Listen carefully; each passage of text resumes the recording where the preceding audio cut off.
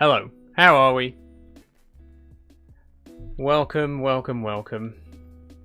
Hi STFC, how you doing? Hi Pappy Chuckle. Hi Ellis Park, how are you? Hope everyone's doing well. We're back for Trucking Tuesday. Can you hear me alright? Sorry I was muted for a second there at the beginning. Hopefully you can hear me. We are back for Trucking Tuesday. We're going to be playing some more Euro Truck Simulator 2 and Snowrunner tonight. So, looking forward to both of those. Can hear you. Nice one, STFC. That's good news. Okay. So, hope you're feeling better now after what happened yesterday. I am, STFC, I am. So, first things first, just to address the elephant in the room. My jumping spider, June, passed away yesterday, which was a bit of a shock, completely out of the blue. He didn't show any sign of being ill or anything like that. It just happened. I mean, he'd eaten recently. I fed him a few days ago. He was drinking all right. Absolutely no idea what happened. I suspect it may have been the heat. You know, it's been very hot lately, and when you're in a little, essentially little greenhouse like that, it does make it very intense. And I tried to keep the enclosure cool as much as I could. I tried not to leave him next to the window when it was too hot outside, but I do think it was probably the heat that killed him, which is devastating, to be honest. I mean, I've had him for less than 6 weeks. It would have been 6 weeks tomorrow since I got him. So very unfortunate. I've never had a spider die so soon after getting it. It's a shame. It is a tremendous shame, but it happens, you know.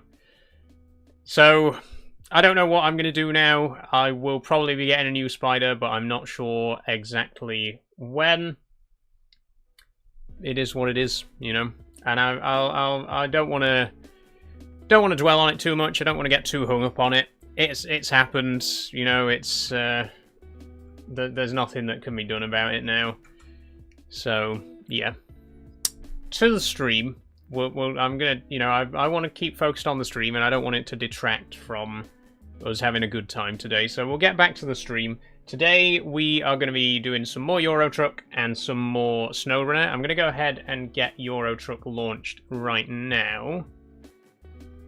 And as you can probably tell by the title of the stream, we are going to try to visit some nuclear power stations.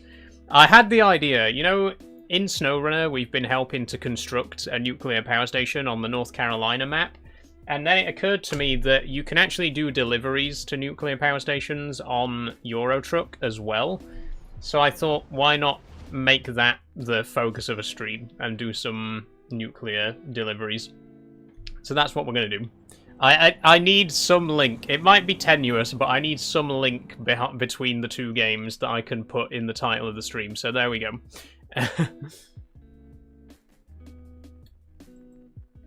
Okay, 1 second. Game should be launched. I'm gonna cut the background music. I'm gonna switch over to the wheel cam. And look at this, the wheel cam's different today. I remembered this time, after the last stream, I mentioned that the hood on both Euro Truck and Snowrunner, the hood is on the bottom left of the screen, which meant that it was completely hidden by my wheel cam. So today, the wheel cam has moved. I have had to make it smaller so that it fits underneath my face cam, which might make the wheel setup a little bit harder to see. I apologize if that's the case and it's difficult to see what's going on down here, but I'm experimenting with it. If it's not perfect, we can try something else next time. I just wanted you to be able to see the in-game hood, because you couldn't last time. Okay, now, I am also going to be hosting a convoy, but it's not going to be a Pro Mods convoy today. I'm going to go through and we're going to remove all the pro mod stuff. Unfortunately, getting a pro mods convoy working is a real pain in the arse, as we discovered last week. It took a lot of work to try and get Mega Rocker into the game last week, and I think it's just easier, especially considering not everyone has all the map DLCs, so not everyone can get pro mods anyway. It's easier if we just stick with our Steam Workshop mods. So we're going to remove all the pro mod stuff. We're going to go back to the original 14 mods from my Steam collection. And we're going to be in France and Romania anyway, because that's where... Okay, hide user on this channel. Sorry, we got a bot in the YouTube chat already. Don't worry, I've dealt with it. So yeah, most of the nuclear power stations on the map are in France, Romania, and Bulgaria, which we don't need pro mods to visit any of those. So yeah, we've turned pro mods off. We're going to carry on with just the usual mods. Hey, Charlie. Message me. Sorry I haven't been around. That's alright, Charlie. I'll speak to you later. Hope you've been okay. Okay, continue.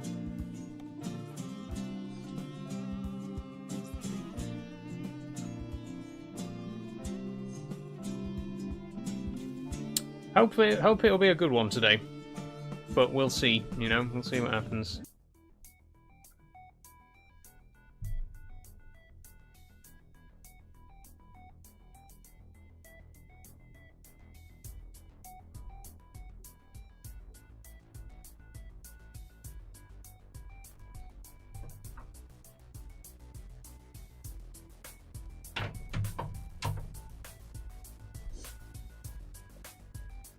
And I'm not sure who's going to join us, but we'll see. Oh, sorry. Misclick there.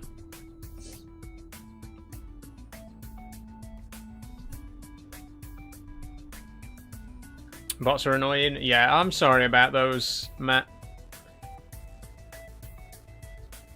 We need a mod bot for YouTube. If anyone knows of a moderation bot that works on YouTube chat, let me know, because I would be interested in getting one. Okay, now I know that there is a power station in Kozloduy, just south of Craiova, so we'll go to Craiova, which is where my main garage is anyway, and we'll go from there. We'll drive down to Kozloduy, and we'll see if there's any jobs available. And in the meantime, I'm going to get started on my drink. I am on the alcoholic beverages again today. I've got Thatcher's Juicy Apple. Matches my dress look. Lovely.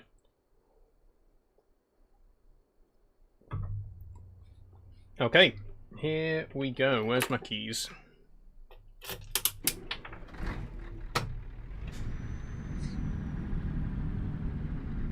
Nightbot. Oh, yes, I've heard about Nightbot. Thank you, Matt.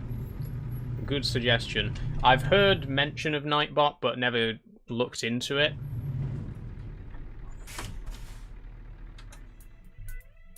Navigation, no. Convoys. Get the convoys sorted as well.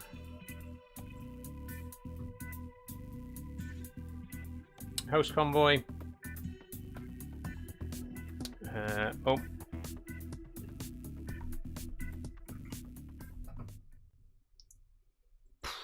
Less than 10 minutes in, by the way. Literally less than 10 minutes since we started the stream. All the details are the same as usual. Didn't know Thatcher had a juicy apple, says Happy Chuckle.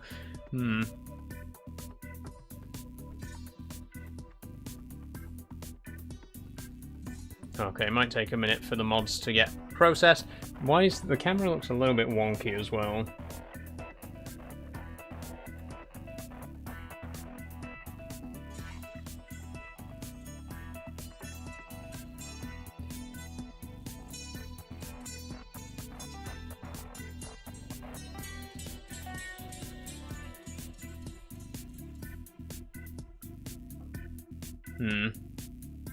I don't want to sit and mess around with it too much, because we'll be here all day trying to get it in the right place.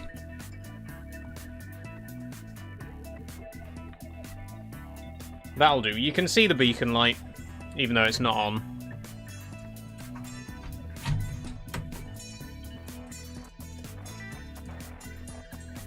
One second. Oh, come on. There we go. There we go. It works. Just loaded up the kick chat and there's already a bot. Yes, they've started early today. We've already had one on YouTube as well, which is a lot of fun.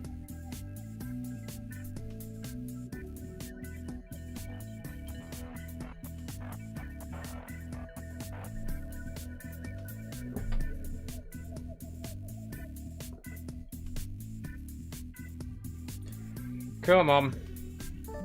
Chop, chop.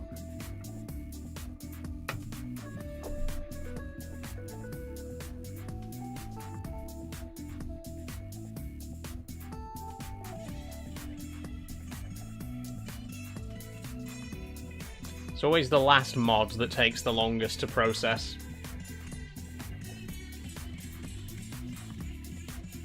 There we go. Okay, convoy sorted. Let's do it. Hello, you lovely lot. How are you doing, Sophie? Welcome, welcome, welcome. We are going to head straight down to Kozloduy, the nuclear power station, and see what jobs they've got available.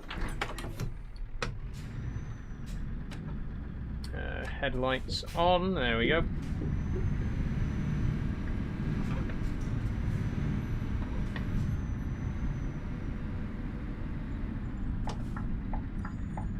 Oh, I need to put the radio on as well.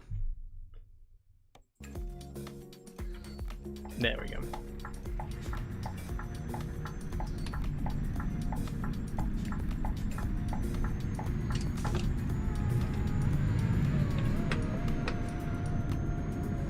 Alternative title: Saul goes to Chernobyl.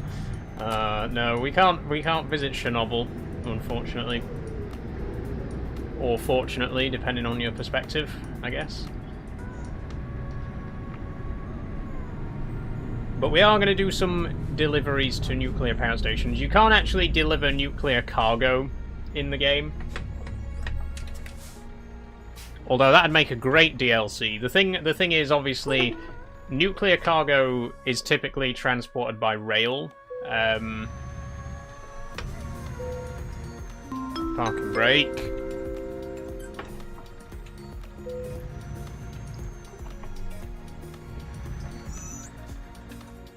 Sorry, parking brake problems. Anyway, yeah, nuclear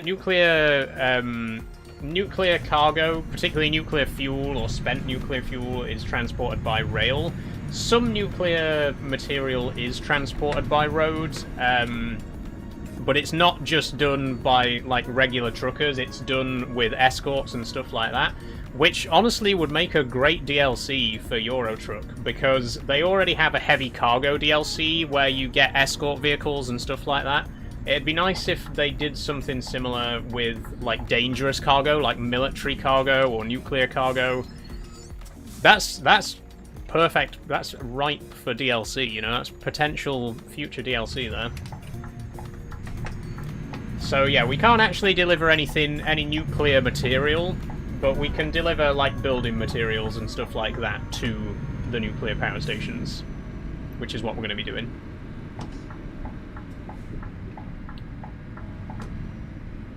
Does the streak work yet? I don't think it does, Sophie. Hey, Scrubby, love the top/dress. Thank you very much. It's such a gorgeous dress.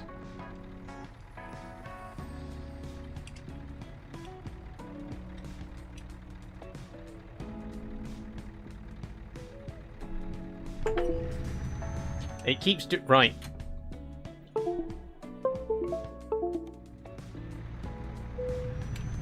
No, the parking brake is not engaged.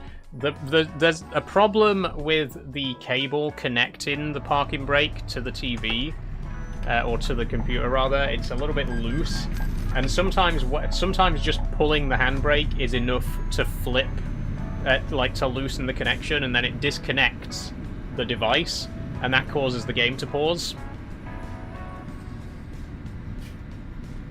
It's very annoying when it happens.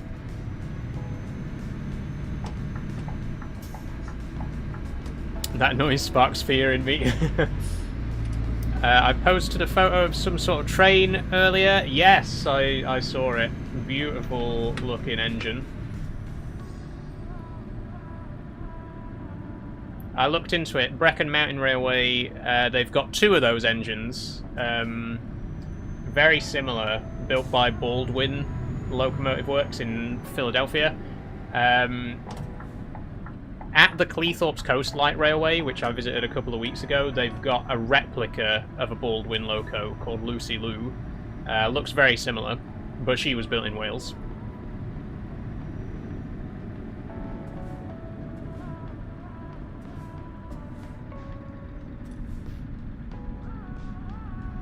Seribot taking my job, says Sophie. Have you seen the follow account, by the way? Seribot has shown up. Seribot has cleared house. 300. We have lost 310 followers because they were all bots. So the 187 followers that I have right now, they're all real people. Everyone else was a bot. That more than half of my followers were bots, and Seribot got rid of them. Thank you very much. That's all I wanted. All I want to do is look at my follow account and know that it's accurate and it actually reflects the number of real human people that are following me. You know what I mean?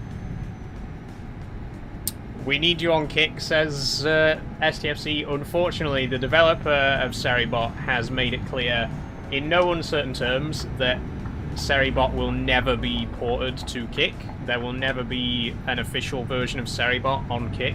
I have been looking to see if there's another bot that we could use on Kick that does a similar thing.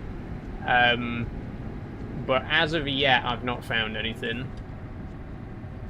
The thing is, there's a lot of bots that are kind of bloated with other features, like, oh, this bot can, you know, do all, it can start fucking hype trains, and it can organize events, and it can do this and this and this. I don't want that. I literally just want a bot that looks at my follower list and deletes anyone that's not a real person. And I haven't yet been able to find one of those for Kick.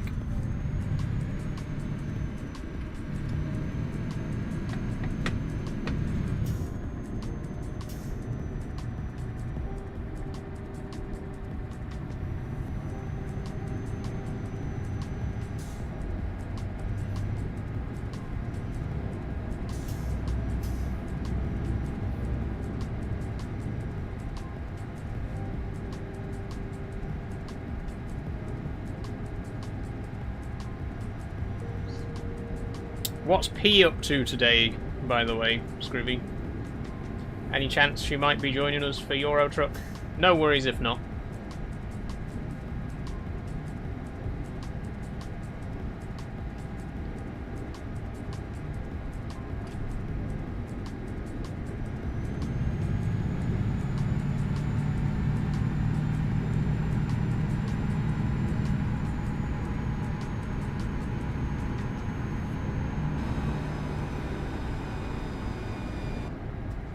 Okay, crossing into Bulgaria.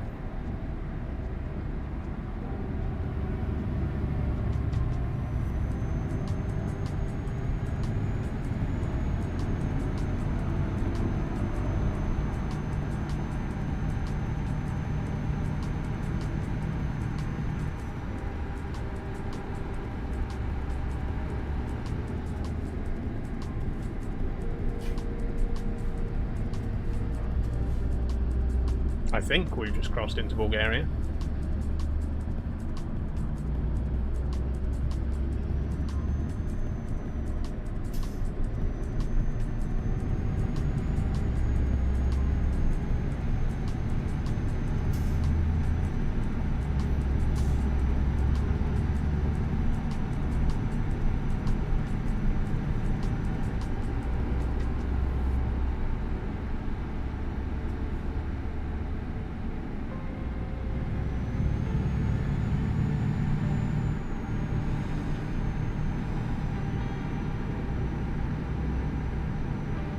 warm again today.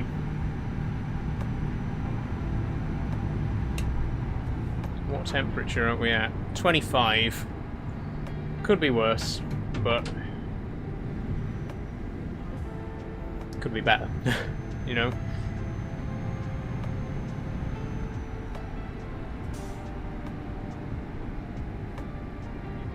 Oh, just to mention as well, by the way, yesterday, obviously, we were supposed to play Mecha Chameleon and Are We There Yet?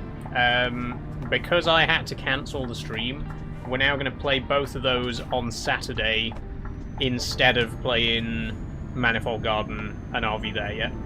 And Lorne's Law, sorry. So the games we were supposed to play on Saturday, we're going to cancel. It's not a perfect situation, but I'd rather have another chance to play Mecha Chameleon and Are We There Yet before I take my break, so that's what we're going to do. So if you wanted to join us yesterday for Mecha Chameleon or Are We There Yet, you will have another chance on Saturday.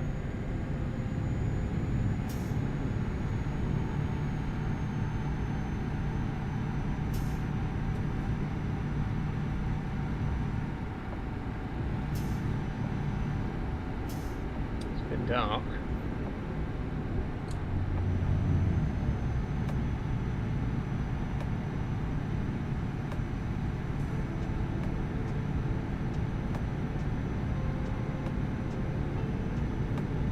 Oh, also, episode 2 of the Retro Corner's out. If you haven't seen it, it's on YouTube and TikTok now. Finally got round to recording it. It's about the new telly and getting it all set up with the RF adapter. In the end, I had to use an RF adapter because the SCART socket on the telly is, as far as I can tell, completely fucked. But I managed to get RF working, so I can actually play on the PS1 now. That's progress, you know. It's a step in the right direction. Jesus Christ, where is this power station? Are we not nearly there yet? Okay, we are nearly there.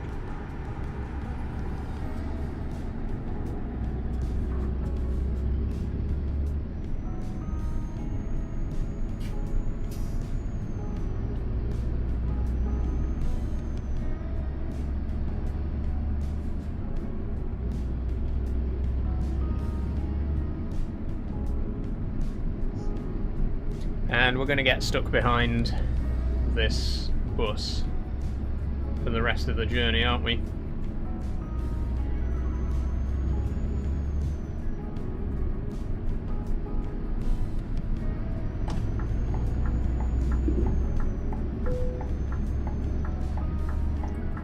Oh, shit. I thought I was being clever there. I mean, I could just overtake it.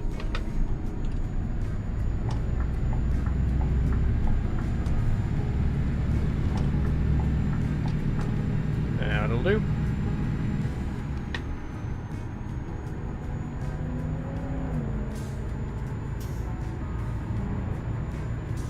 That looks like a power station.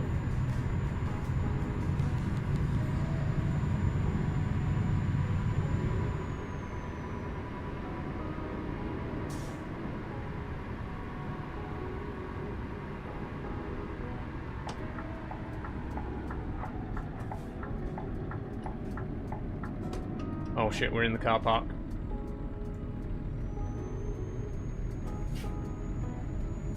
Where's the entrance?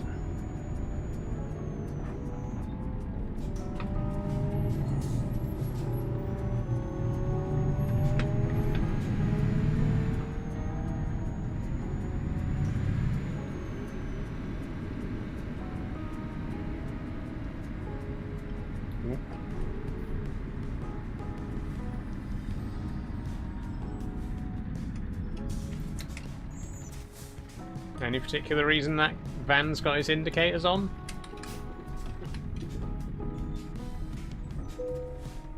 Okay. What have you got for me? Freight market. Kozloduy to Belgrade, a dump truck. Rock Bucket to Warsaw, or an electric mini excavator to Kuvola. Well, we're going to have to do the shortest job. I don't have time today to drive all the way up to Finland, or Poland for that matter, but Serbia we can manage. JCB site dumper, let's take that. And it's the one right in front of me. Lovely.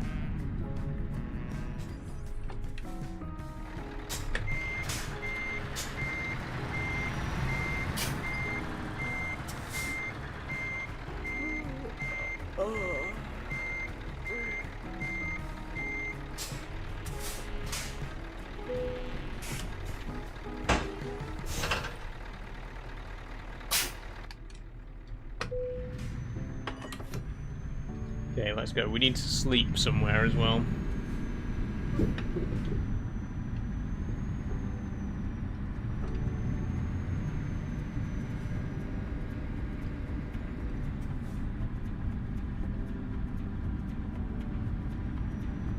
And if I open my hood now, ta-da! It's still partly covered. A tiny bit of it's still covered by the webcam, by the wheel cam. But you can see the route advisor, you can see the job that I'm on and how long it's got left on it. So that's good, I'm happy with that.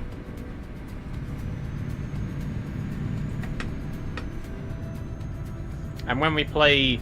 It's going to be more handy for Snowrunner, to be honest, because once we play Snowrunner, the HUD on Snowrunner shows you what gear you're in, it shows you how much fuel you've got left, it shows you... Yes, I know I'm tired. It shows you what bits of the truck are damaged and how much, so it's a really useful HUD, and I think, you know, it's for your benefit, you know, that you'll be able to actually see the HUD, and it won't be behind my wheel cam this time.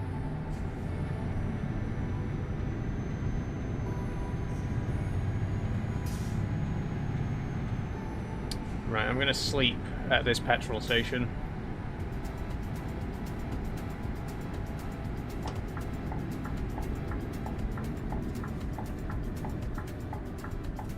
No left turn. Did it anyway.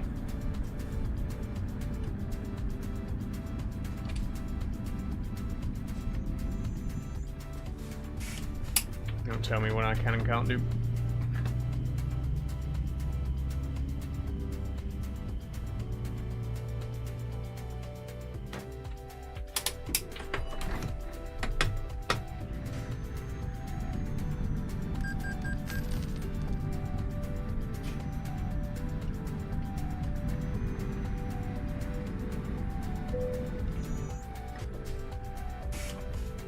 Okay, let's get some sleep.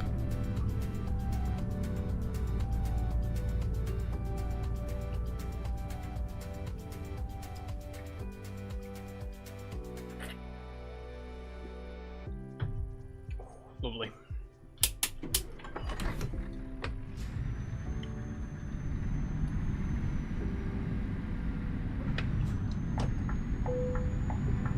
So who have we got watching today, anyway?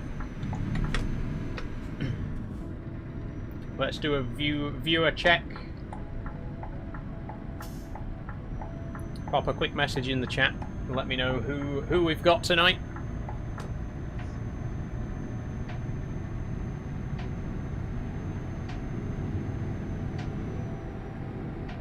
We got STFC, of course. We got Scrivy. We got Dagger. I think we got Pappy. We did have Sophie. She may have popped out for a moment.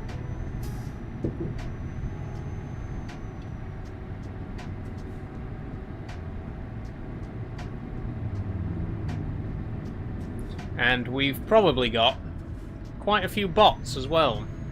I'm just looking at the Kick live stream, which is telling me that we have 180 viewers right now. I'm willing to bet that all but 2 of them are not real people.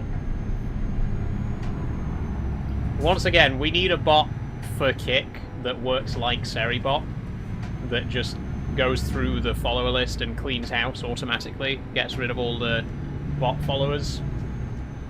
Because I know 180 people aren't watching right now. I know that that's bollocks, you know, I know that's bullshit.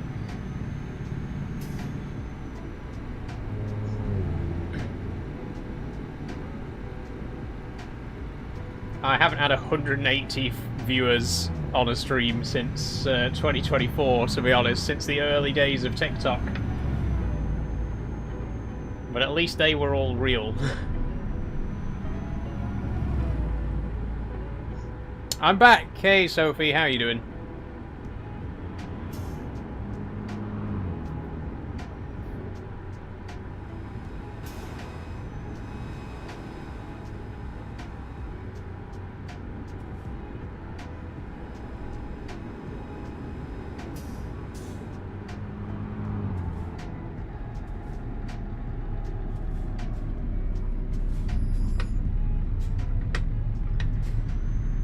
I'm good, just eating a Cornish pasty. Oh, I love a good Cornish pasty.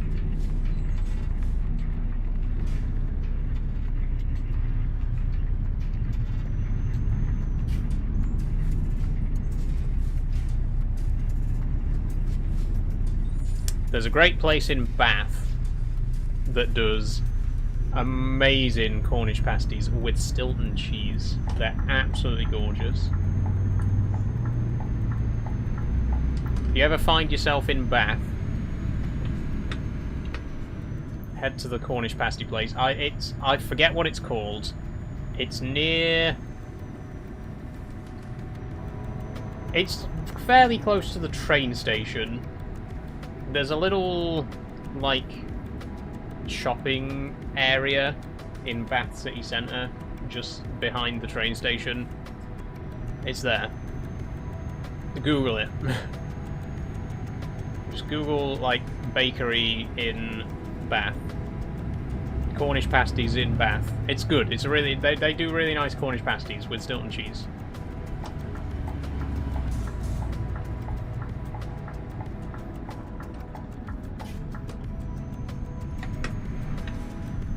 I was in Bath once with secondary school and we examined a road. Ooh, riveting stuff. For history, presumably, because there's a lot of Roman roads and stuff like that in Bath. A lot of Roman history in Bath. I mean, that's why it's called Bath, because it was the site of a Roman... It still is. You can still go to the Roman baths in Bath. I never actually went in the 3 years that I lived there. I never once went to the baths. But they do exist.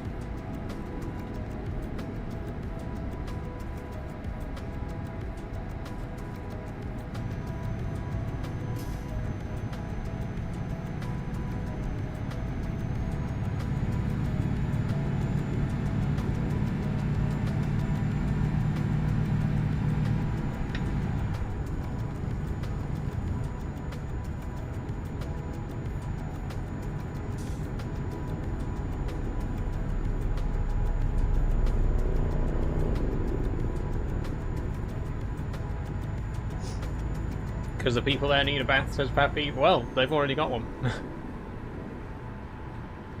Oh, okay, maybe slow it down a bit, Zol. Slow it down a bit. Oh, border control. We're going into Romania. No, we're not. We're going into Serbia.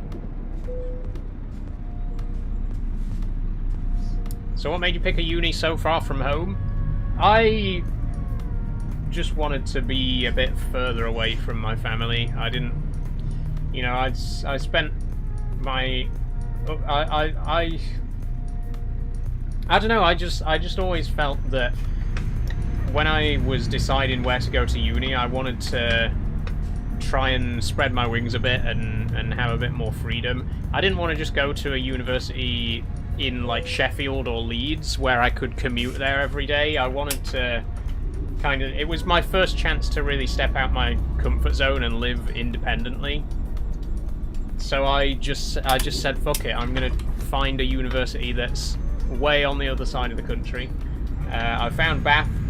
It looked like just an absolutely beautiful city. It is an absolutely beautiful city, and I loved being there. Beautiful, beautiful place. I've always said, you know, if I could afford to live in Bath, I would love to move back down there. It's quite an expensive city to live in. House prices and rent prices down there are quite high. But yeah, I like I say, I just wanted to step outside of my comfort zone a bit. I'd spent 18 years, you know, living at home. This is the wrong toll booth. I'd spent 18 years living at home, and I thought this is my first chance to stand on my own 2 feet. So if I'm going to do it, I'm going to do it properly, and that's how I ended up in Bath, and it was amazing, like genuinely some of the best 3 years of my life. I had an amazing time at university.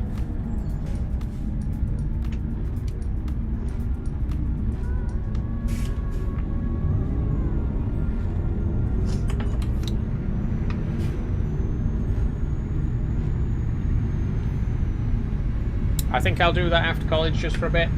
I think that's the thing to do, you know. Again, I didn't want to just go to Sheffield. Sheffield Hallam was one of my choices, but I didn't want to go to a university where I could just live at home, live with my parents, and commute there on the train every day. I wanted to have a bit more independence. And like I say, I just thought if I'm going to do that, I might as well go somewhere really far away. Like, not limit myself, you know. You shouldn't, when you're choosing a university, you should find the best university for the course that you want to do, right? Regardless of where it is in the country. Or indeed in the world, if you feel even more adventurous. But, yeah, it was good.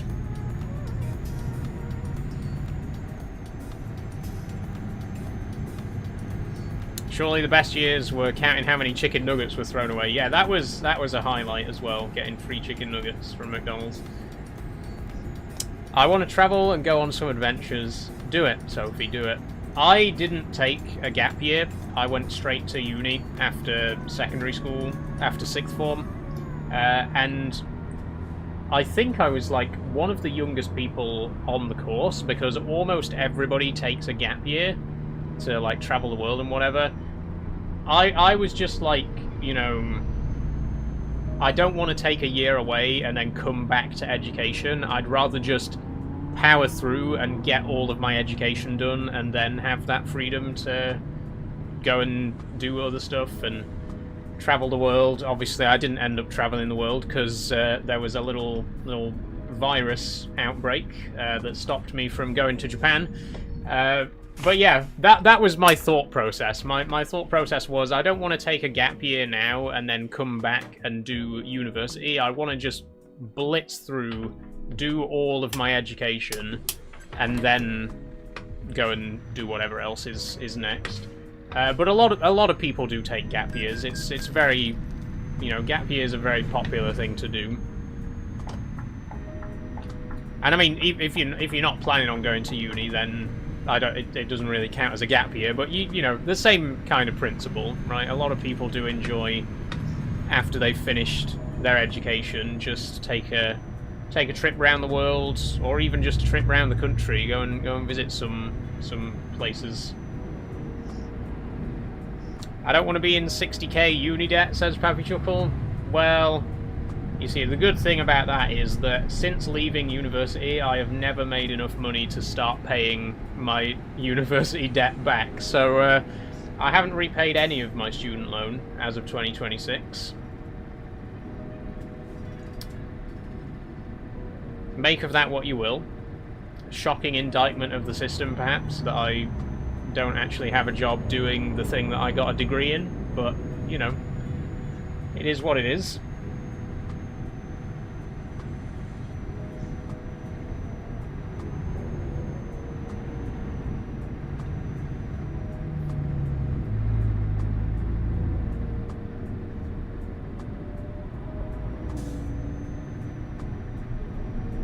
Plus, it's forgiven after 30 years. So if I still haven't got enough money by 2050 to repay my student loan, it gets wiped clean anyway.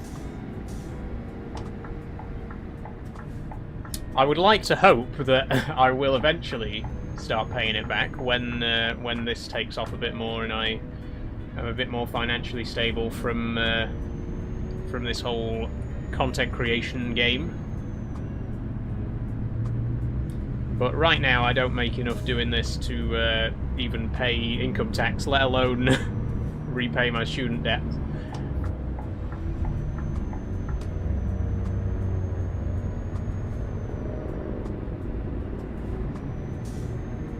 I think some people in America get uni debt taken from their social security payments. Yeah, I think you can do that in some places.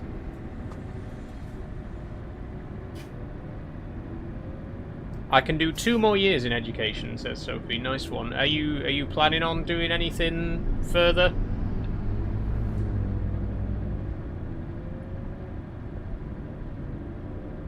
When I left uni, I did...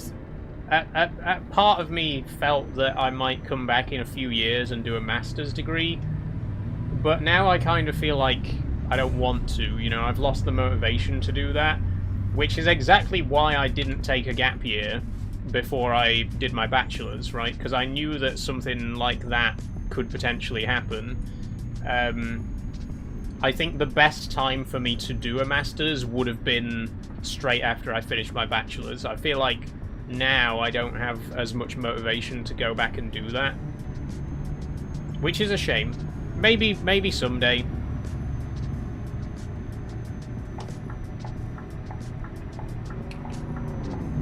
But I'm happy with what I've got.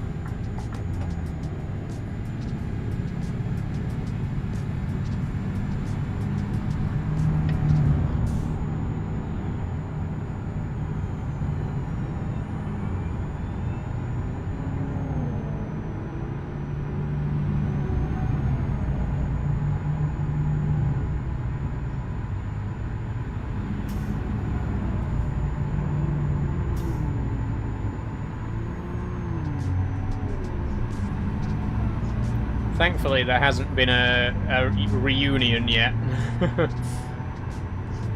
Can you imagine me going to a university reunion? All of my friends are like, yeah, I work for this AAA development studio. Yeah, oh, I've got a PhD in computer science, and there's me, like, I play video games for a living, and also I'm a woman now. I'm about 20 minutes away from Bath via train, and stepping into Bath is like paradise compared to where I live, says STFC. Do you live in Swindon, STFC? I think you might have mentioned in the past living in Swindon. If so, my condolences.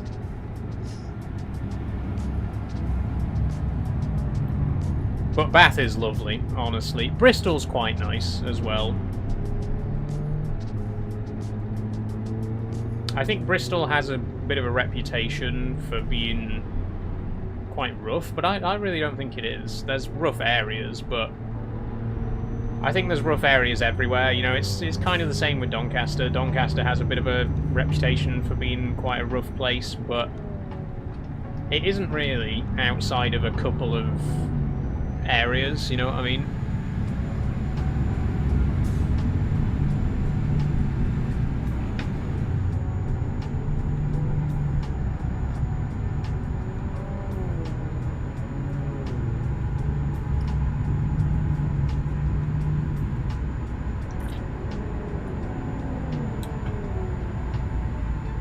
You have a very confusing roundabout, says Sophie. Oh yeah, the magic roundabout's in Swindon, isn't it?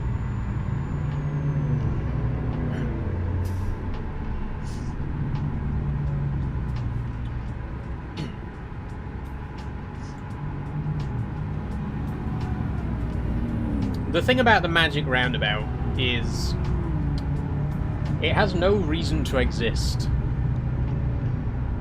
Like, from what I've heard, it's not as complicated of a junction as people make it out to be. It's kind of like a mini ring road with 5 mini roundabouts around it.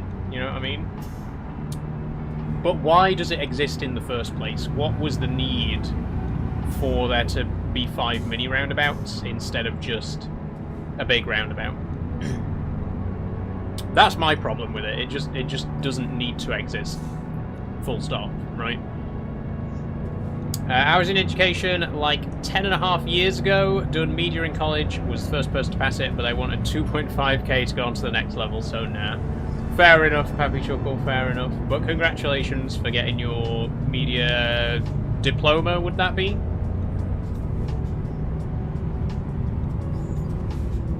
Someone at Highways England had time to kill on a Friday afternoon. Yeah, I mean, it must have been. Or someone at Highways England was incredibly high.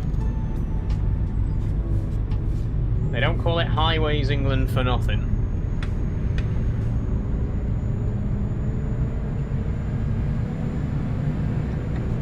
In fact, they don't call it Highways England at all anymore. It's called National Highways now, isn't it?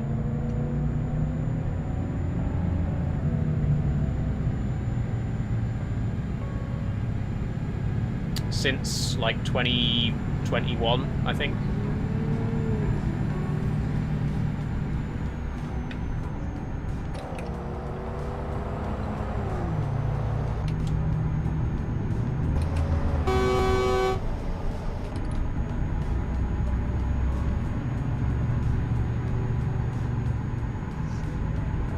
Oh, you know what we should do? We should have a honk.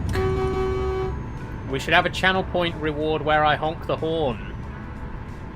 Because I recently discovered that you can turn channel point goals on and off.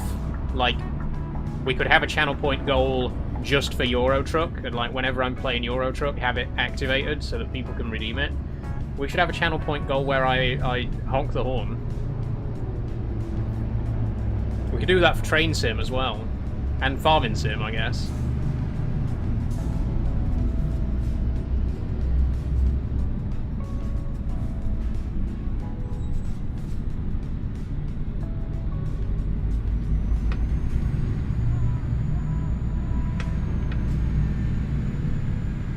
Come on.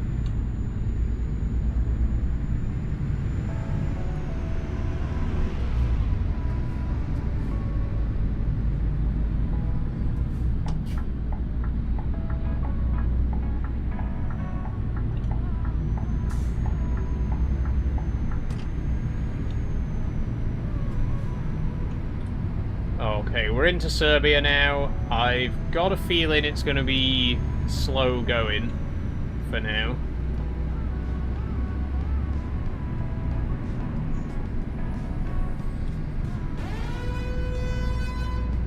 Oh, thanks STFC for the drink up. There we go.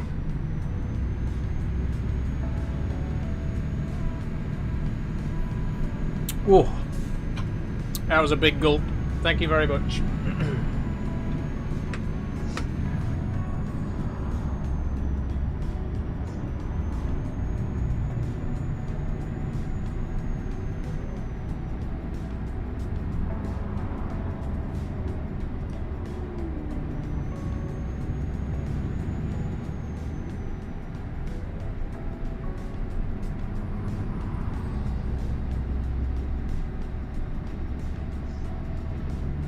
I should be careful with that, actually, because I know that it's against Twitch terms of service to have channel point goals that encourage like heavy drinking, like, oh, I'll drink this much alcohol every time someone redeems it. I think I can get away with it in this case because it's a general drink thing, like whatever I happen to be drinking at the time, I'll take a swig of it. But if it's like specific, if it's a goal specifically about drinking alcohol, that's against terms of service. So I just need to be careful.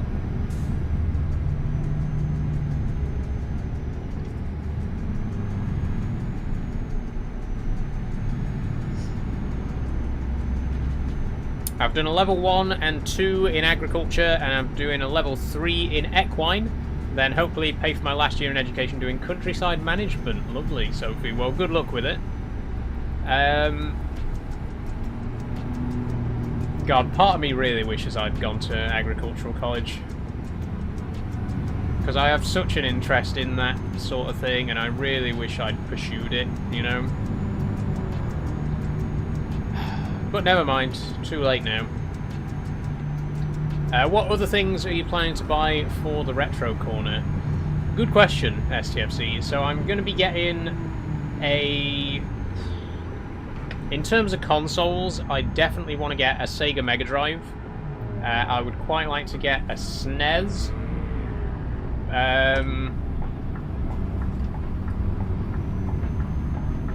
Any other retro console recommendations would be, you know, appreciated. But those are the two that I'm really most interested in. I'd like to see part of me. I want to set reasonable goals, because there's some things that would be really amazing to own, but they're really difficult to get your hands on these days. Like, I would love to get a Betamax player, you know, but you cannot get those. They're so hard to get your hands on, and they're so expensive because of how rare they are these days. But it would be really cool. I'd like to get a cassette player, because, I mean, technically I've got one that goes with the Commodore, but like a music cassette player would be really nice to have. I've already got a record player, so just collecting more records, collecting more videos as well.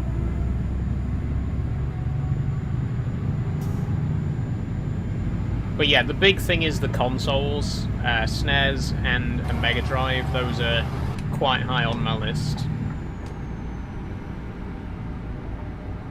Would you have gone to Moulton College? That's a good agricultural one. I never really got far enough to choose anywhere specific. Moulton was one that I looked at. I looked at a few. I can't remember off the top of my head. But like I say, I never got far enough into that process to make a decision on where I wanted to go.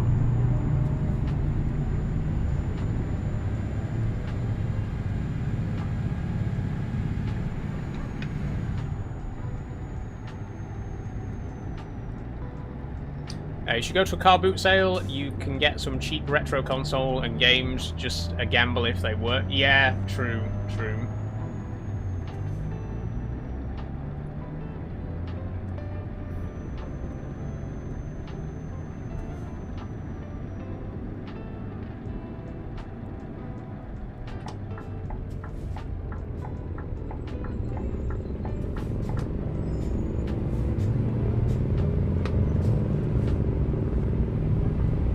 You know what I'm going to do?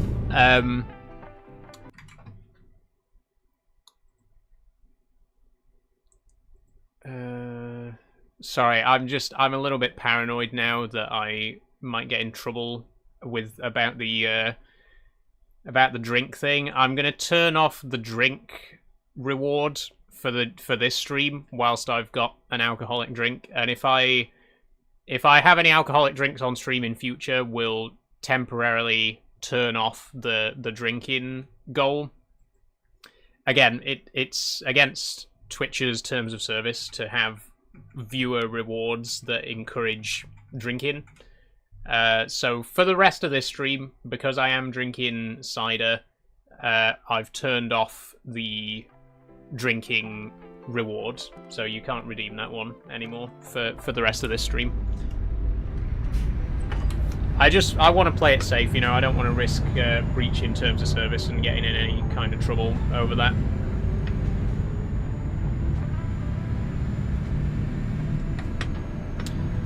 But I do still have my cider, and I will still keep having a sip every now and then.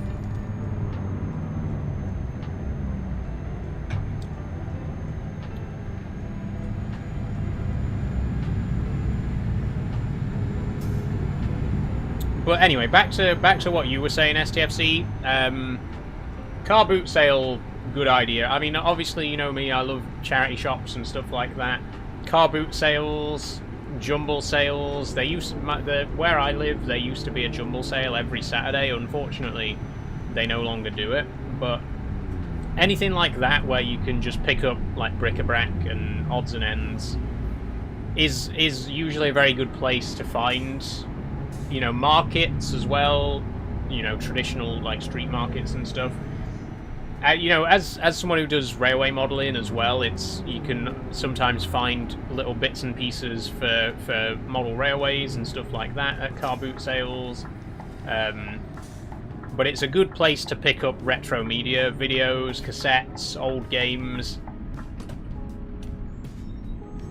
So I do keep my eye out for any car boot sales nearby. Put it in a brown paper bag and don't tell us what drink it is. Good idea, Pappy Chuckle. That's what I would have had to do if I was drinking on TikTok, because you're not allowed to drink alcohol at all on a TikTok stream, which is wild.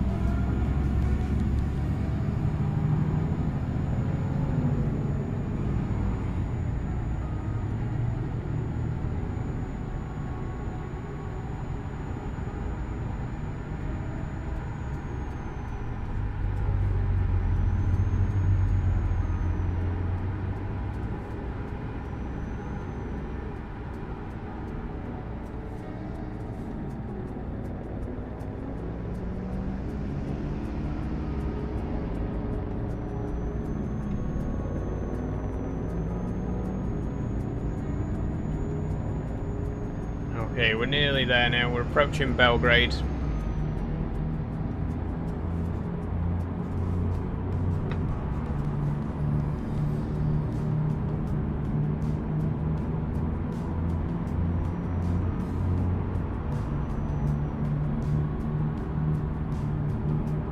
I think I need to be on the right lane.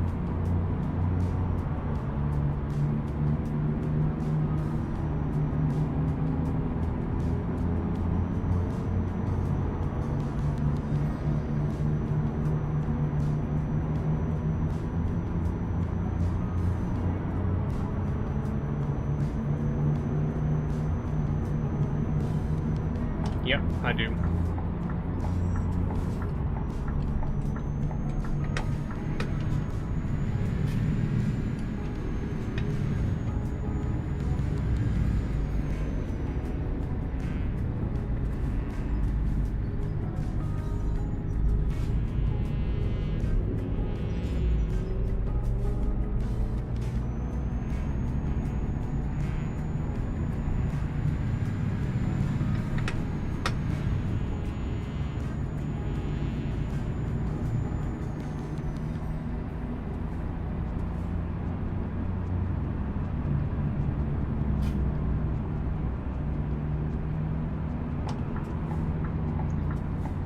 Quiet again today.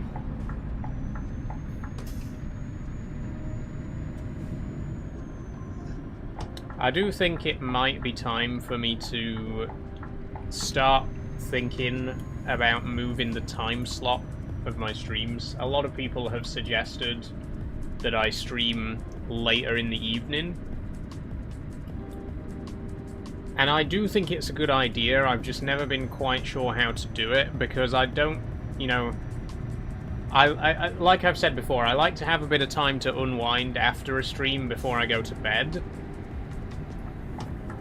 And if I do the streams too late, then I don't really get that, and I won't sleep well if I am staying up too late. And I also have to think about having my dinner, because if I stream from 5 till 8, then I can have... If I stream from 5 till 8 or 5 till 9, then I can have something to eat after the stream. Whereas if I streamed later, I mean...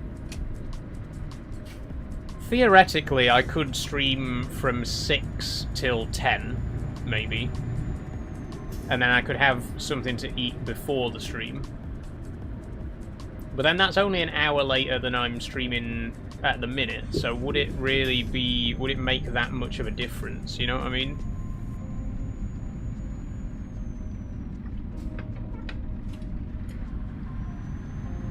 I want to stream at a time that maximizes my potential audience, but I don't know when that is. What is the optimal time?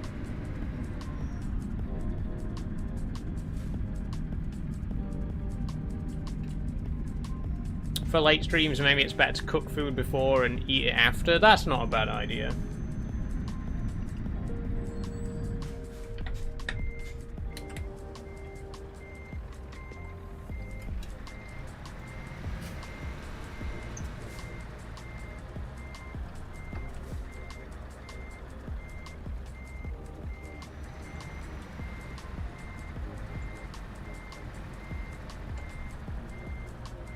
See, I know a lot of people do daytime streams, but I'm like, surely there can't be that much demand for that. Who's watching a live stream at 11 in the morning? Because most people are at work at that time of day, right?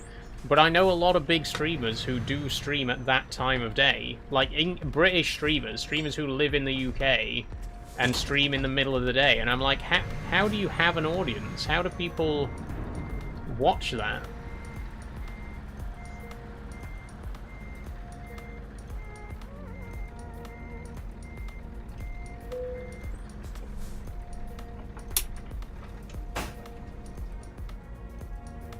I think when you get to a certain size, though, it like just doesn't matter what time you stream because people are always going to be there. But obviously, I'm not in that position yet. And I do have to think about when's the best time to stream to maximize my potential audience, but also respect my existing viewers. Because I know that the time... I know that my current time slot works well for a lot of people, right? And I don't want to just be like, fuck you, I'm going to stream at this time now. So it'd have to be... It would have to be a fairly minor adjustment anyway, which is why I think potentially 6 till 10 could work.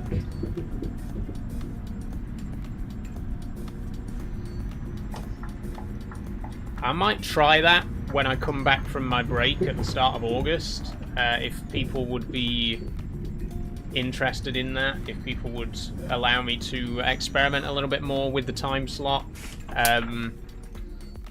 We could look at doing 6 till 10.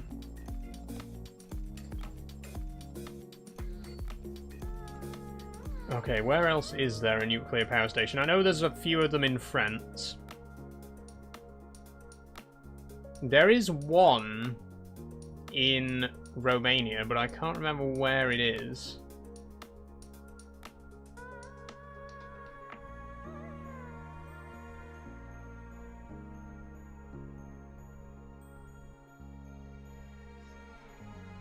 It's Nucleon we're looking for, right? Ah, there's one there. Near Cernavoda. Which we have unlocked, so we can fast travel there. Oh, no we can't. Closest we can get is Bucharest. Well, let's do that.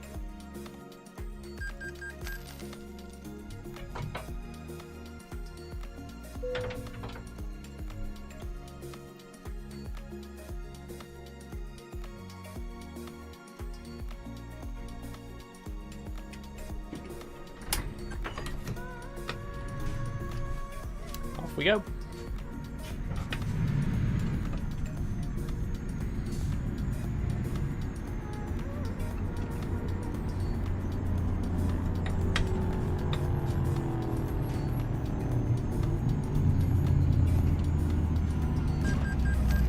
Okay, I didn't see that. Probably should have looked before I pulled out, but... Oh well, what are you going to do?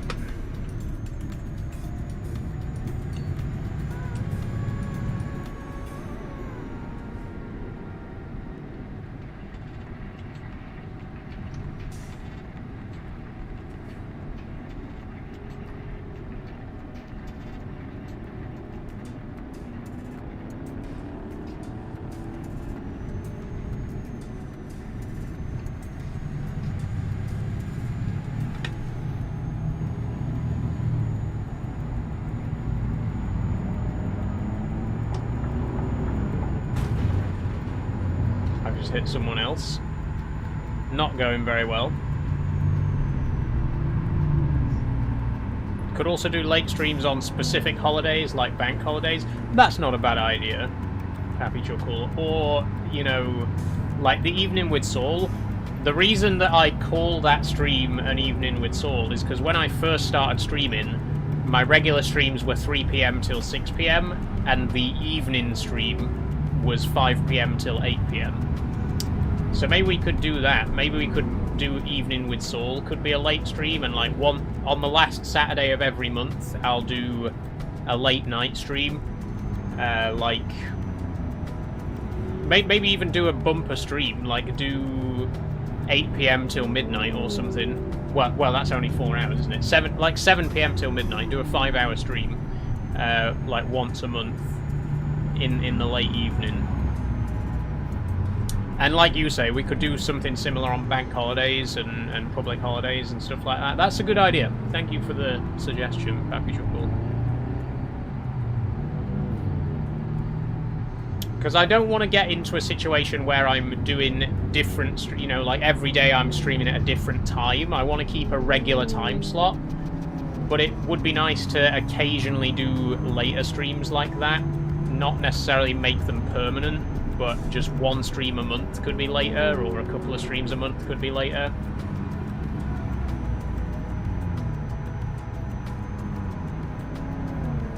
Something worth thinking about. I would suggest giving it a trial run this Saturday, but I've got to be up early on Sunday. I'm off to the Middleton Railway in Leeds.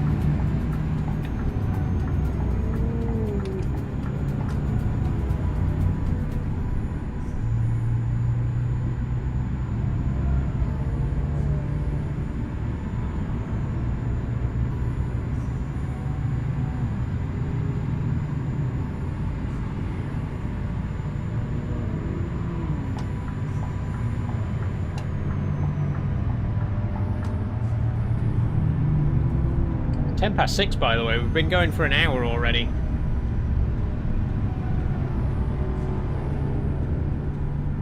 It does fly by.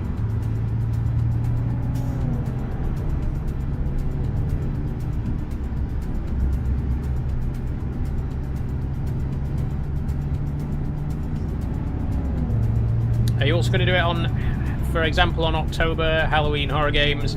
I'd say late ones on days you'd think most people aren't working, or education day after, just so more people can stay up late, like Friday or Saturday. Yeah, I think Saturday's a very good idea, possibly Friday as well.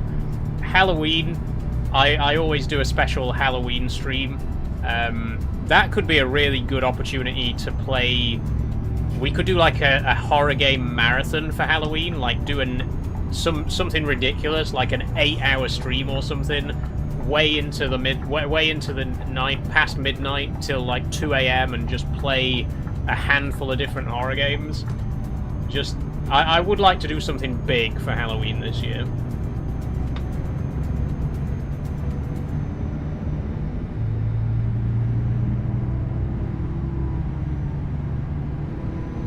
Or potentially have a vote on it. Yeah, maybe, maybe.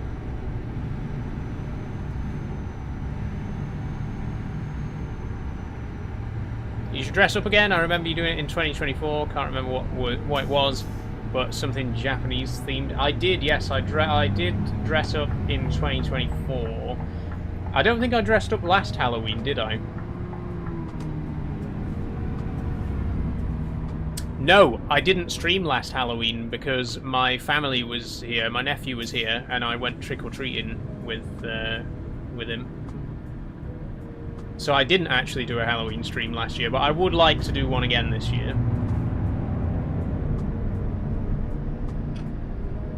And like I say, make a big thing of it, and play a bunch of games and do a late stream.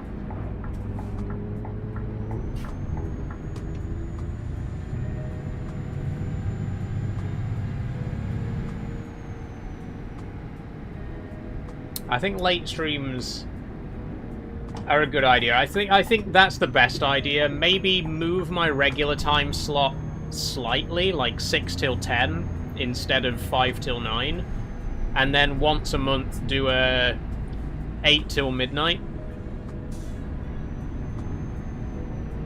That's what I might do. 6 till 10.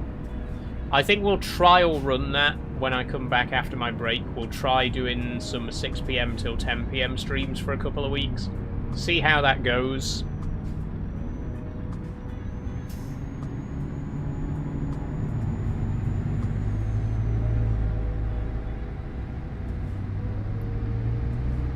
And if I eat before the stream, then I've still got an hour or so to myself after the stream before I go to bed, you know, so I've still got time to relax and unwind a bit after the stream.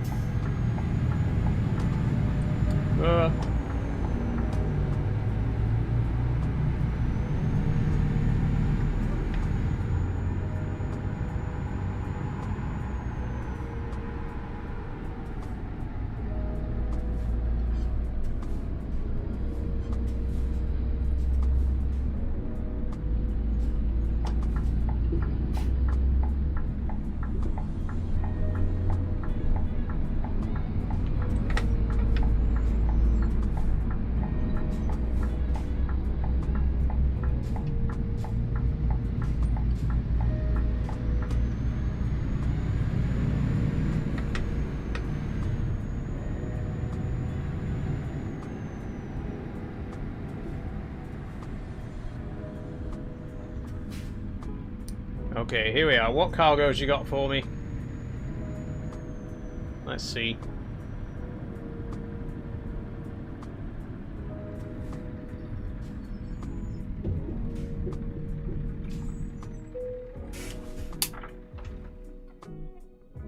Freight market. Wheel loader to Kavala. Articulated hauler to Cluj-Napoca. Electric mini excavator to Skopje, and a site dumper to Calais. Well, we're definitely not going to Calais, are we? 462 miles, 448 miles, 384. This one is the shortest by quite some margin. Select trailer. Ooh. Oh, I didn't know you could do this. We can choose which trailer to take for the job. That's cool.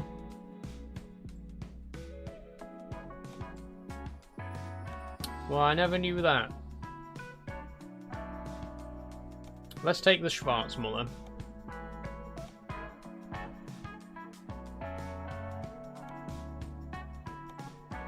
And let's take this job.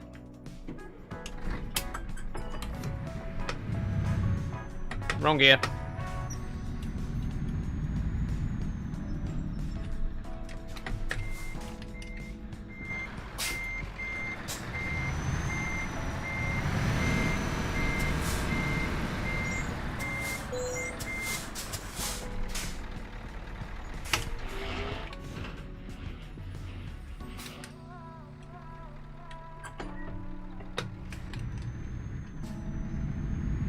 Okay, off we go.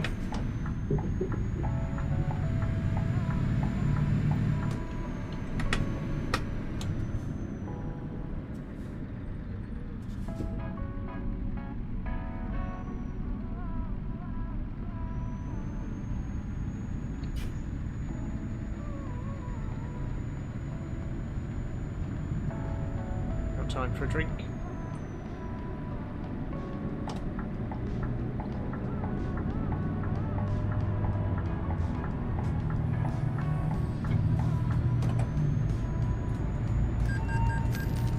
Speeding offence, okay. Oh, it's reset my currency again. It's in krona now. I didn't even notice.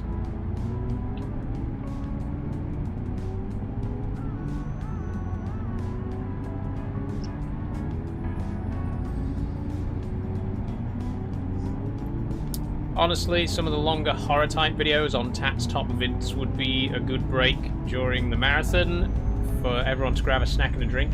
That's not a bad idea. I want to try and do more variety streams as well. Like, I know that a lot of streamers, they don't just play games for the entire stream. They'll take a, you know, they'll have half an hour to go and watch some videos that people recommend, or they'll play some mini games with the audience or whatever else. And I want to do stuff like that. I don't want to just sit here and play whatever game I'm playing for 2 to 4 hours and then end the stream. I like the idea of having a bit more variety and doing other stuff in between, playing games with the audience and watching recommended videos and stuff like that. I want to try and do that more often in future.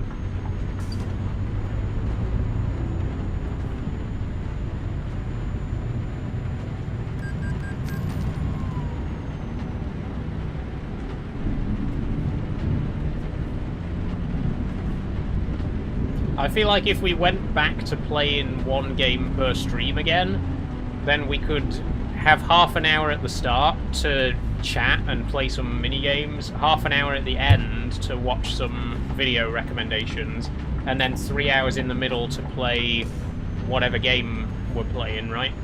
So maybe we will go back to playing one game per stream like we used to.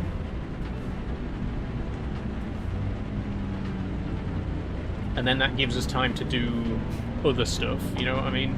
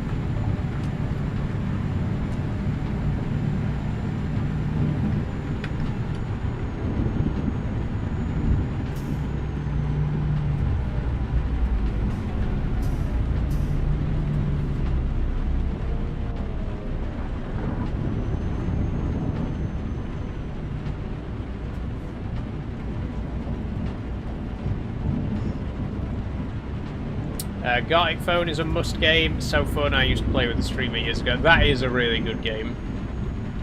Anything like that, or like Scribble, or, you know, any kind of drawing game is always fun. And I was talking about doing a games night as well, where we did a stream just for playing games like that.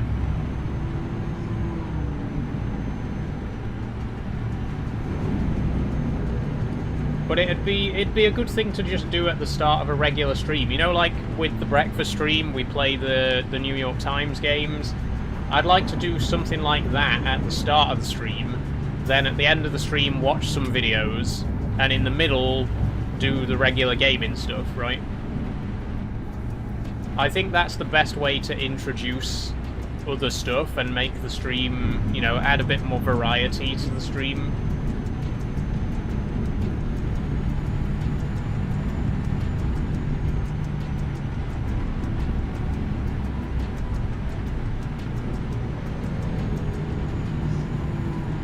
As opposed to just, you know, hi everyone, welcome to the stream, let's go and play Euro Truck for 4 hours and then end the stream. Or let's go and play Euro Truck for 2 hours and then SnowRunner for 2 hours and then end the stream. Right? I feel like that's not a typical format for most streamers. there are other streamers out there who do it like this, but I feel like most streamers go for the variety aspect a bit more. You know, the game will be part of the stream, but they won't spend the whole stream just playing whatever game it is. They'll throw in other stuff. They'll throw in mini games. They'll throw in watch-alongs, and that's what I want to try and do. I want to give you a bit more.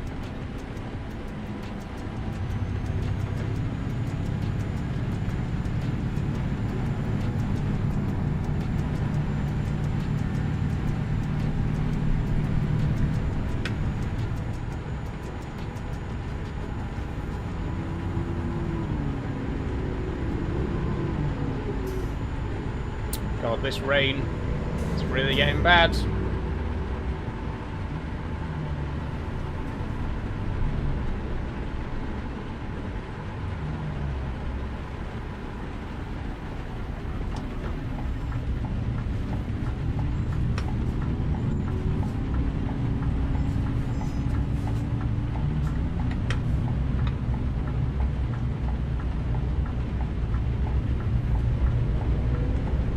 What are we waiting for here?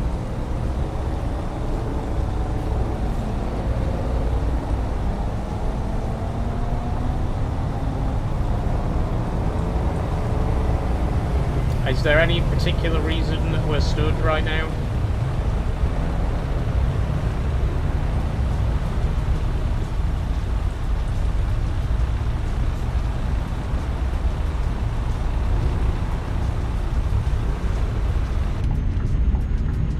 Jesus, I'm not waiting anymore.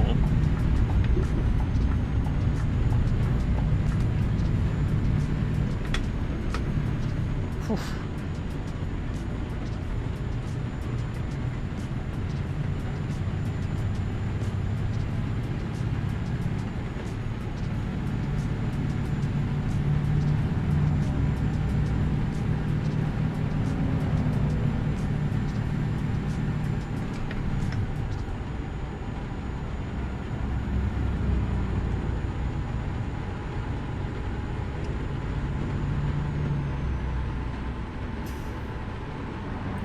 Oh, whoa, whoa, whoa, whoa. No, careful.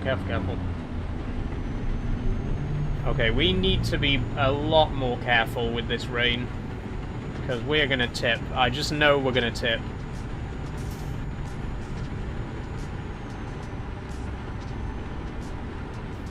Oh, it shows inside ETS2. I've not felt rain for about a year. I know.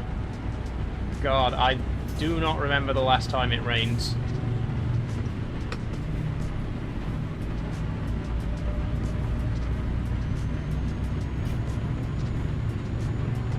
I hate it. I just absolutely hate the weather at the minute.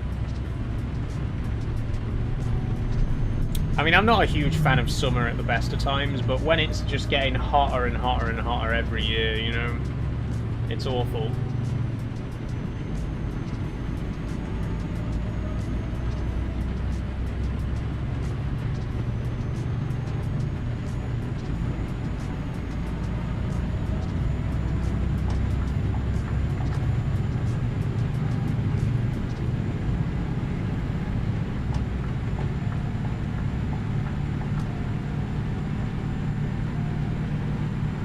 It's very dark, though. It makes the game very dark with the realistic, brutal graphics and weather mod. Oh, there's a speed bump.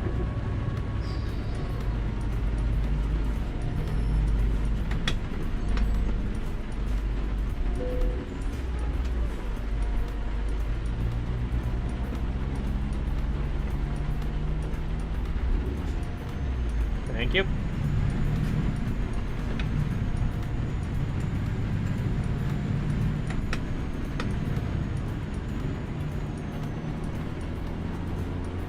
I wonder why it's so quiet today. There's nothing on, is there?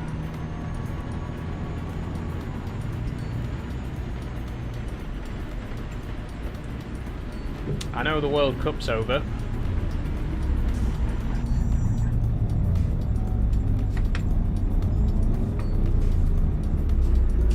But is there something else happening today, or is it just general busyness.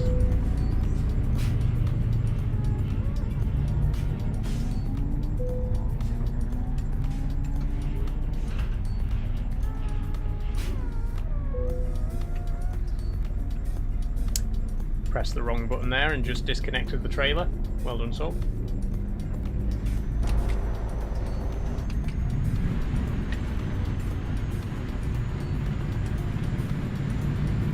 Okay, I'm good for sleep.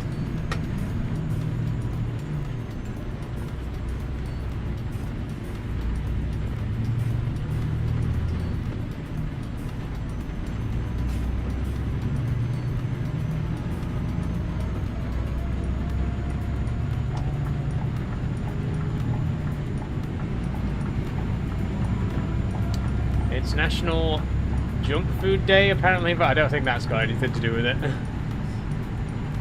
No, probably not.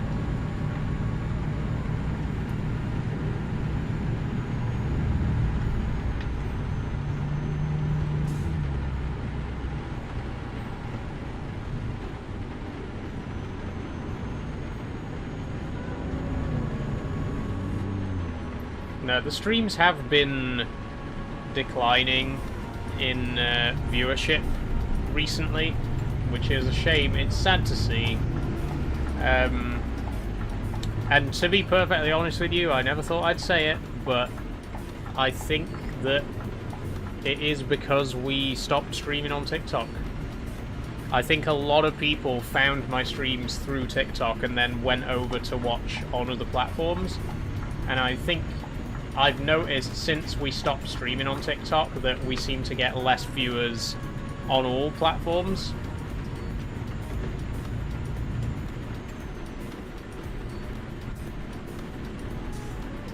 The thing is, if I want to go back to TikTok, first of all, I need to get a proper Wi-Fi booster because my current internet is terrible, and using TikTok Studio just makes things even worse.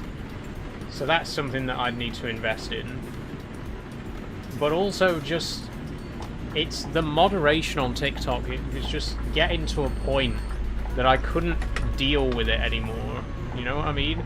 If I did stream on TikTok again, it'd have to be one of those things where I just completely ignore any reports or any... You know, basically just ignore the chat completely. But if I do that, then what's the point in streaming there? Right?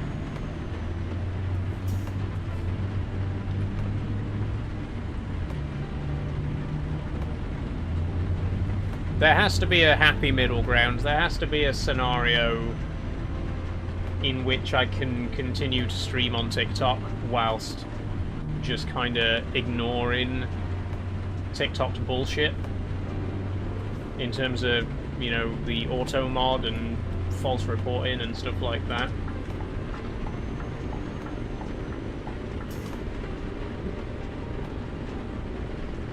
Gartic Phone's quite vulnerable for trolling, by the way. We'd make it so that, you know, only viewers could, only like regulars could participate or whatever.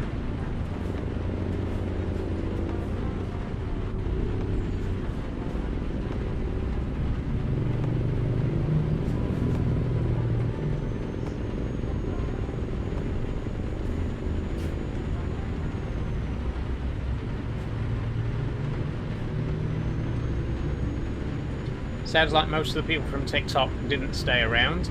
The thing is, like, most of my regular viewers are people who started on TikTok, and they aren't necessarily here for every single stream, but a lot of my regular viewers now are people who joined through TikTok. I just think when people find me on TikTok, they don't want to then have to click through and go and follow me somewhere else, you know what I mean?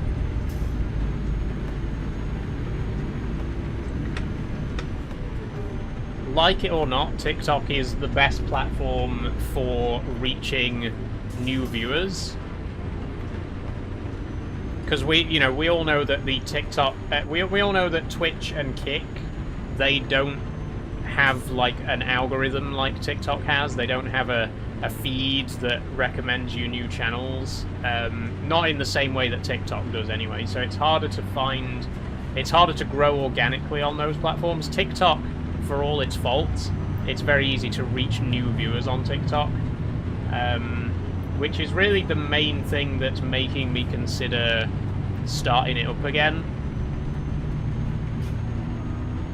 Even if just to then encourage people to go and follow me on other platforms. You know, I really just want to stream on TikTok so that I can tell people to go and watch me on those other platforms, right?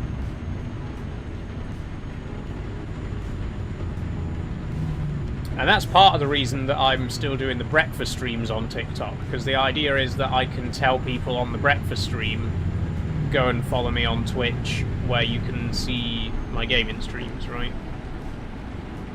But that doesn't work well enough. It doesn't bring in enough new viewers.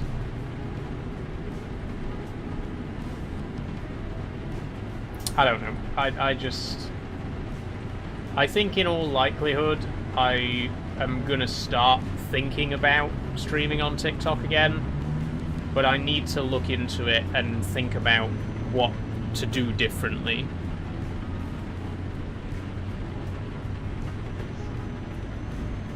No wonder TikTok doesn't like you saying Twitch, because even they know it's better to get new people on TikTok and tell them to go somewhere else. Yeah, honestly.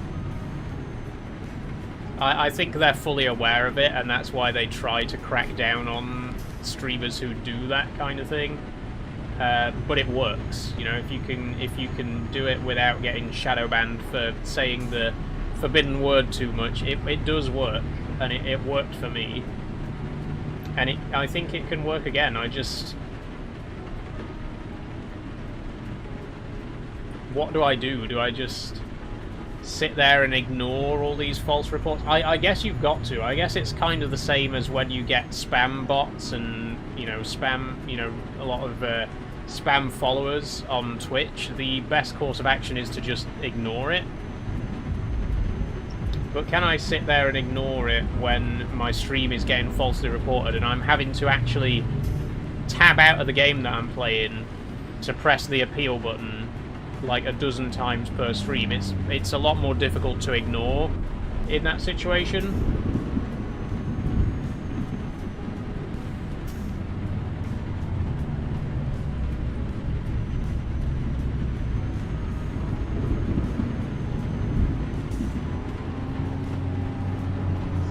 I mean, I did think about doing my companion streams, you know. Can't the reports eventually get your account banned? In theory, yes.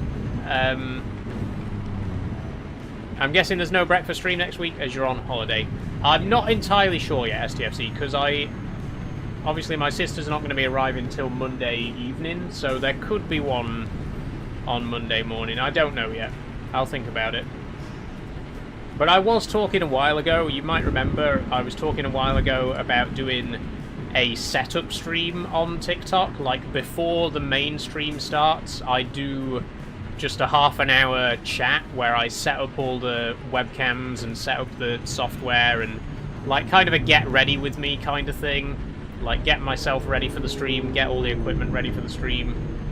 If I did that on TikTok, that might be a good way to then encourage people, you know, at the end of that stream, I'd be like, right, you can go over and watch the gaming stream starting right now over on the platform that I'm not allowed to name, and kick on YouTube. I think that could work, because ultimately it fulfills the same purpose of, you know, finding new people on TikTok and then getting them to go and watch me on other platforms. If I do like a half-an-hour setup stream where I'm like, okay, I'm just going to set up the webcam, I'm just going to set up the microphone, and now I'm going to end this stream and start my gaming stream over on Twitch, which you can go and watch. That's the kind of thing that I was thinking about, like a setup, a get ready with me, something like that, a pre-stream, if you like. Welcome back, Sophie, welcome back. I think that could work. it's something to think about. The only problem then is if I'm going to be streaming for 4 hours and I'm going to be starting at 6 o'clock, I then have to start at 5:30 so that I can do the pre-stream, which means I have to be ready even earlier in the day, and I'm finishing even later in the day. You know what I mean? Some people do that on YouTube and then tell people to watch the rest on Rumble. Yeah, it's basically the same thing. That's the kind of thing that I mean, Pappy Chuckle. Like, do the pre-stream on TikTok, and then be like, if you want to go and watch the official stream, head over to my YouTube channel, or head over to my Kick channel. That's what I think that'd be a good way to give the TikTok viewers something to watch, and also reach a new audience, because again, like I was saying earlier, like it or not, TikTok is the best platform for getting new viewers. So if I can pull in a load of new viewers without having to do the actual gaming streams on TikTok, because that's a nightmare, I think that could work. Do a half-an-hour setup stream, and then at the end, just say to everyone, right, the real stream's starting now, go over to this platform to watch it. That'd be quite cool. It's fun to see the behind the scenes of what you're watching. Yeah, I think people would enjoy that. I do. We might trial run it. There's a lot of new concepts that I'm going to be trial running when we come back in August. I'm going to try and move the streams to later in the day, do 6 PM till 10 PM. I'm going to try and do this pre-stream idea.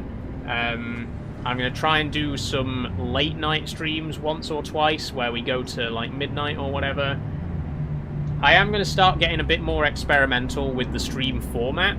And like I was saying earlier, doing a bit more variety, playing mini-games, doing watch-alongs, reactions.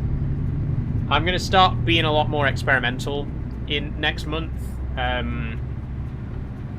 Whilst also still delivering like a regular stream at a regular time slot, but within that framework trying to experiment and see if we can find new ways of getting more engagement and attracting new viewers, essentially.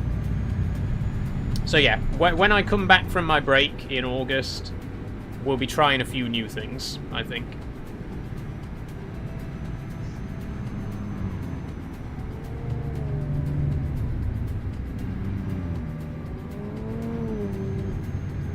Anyone got any racehorse names yet? Said Sophie.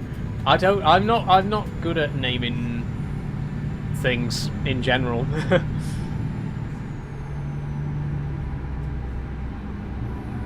But racehorses do have some interesting names, don't they? They do tend to have quite unusual names.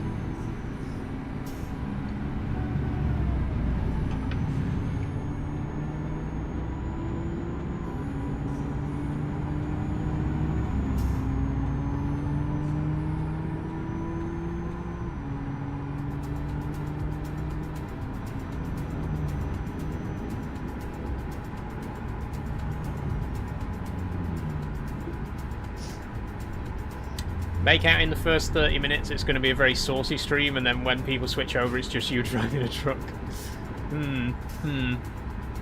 Not a bad idea.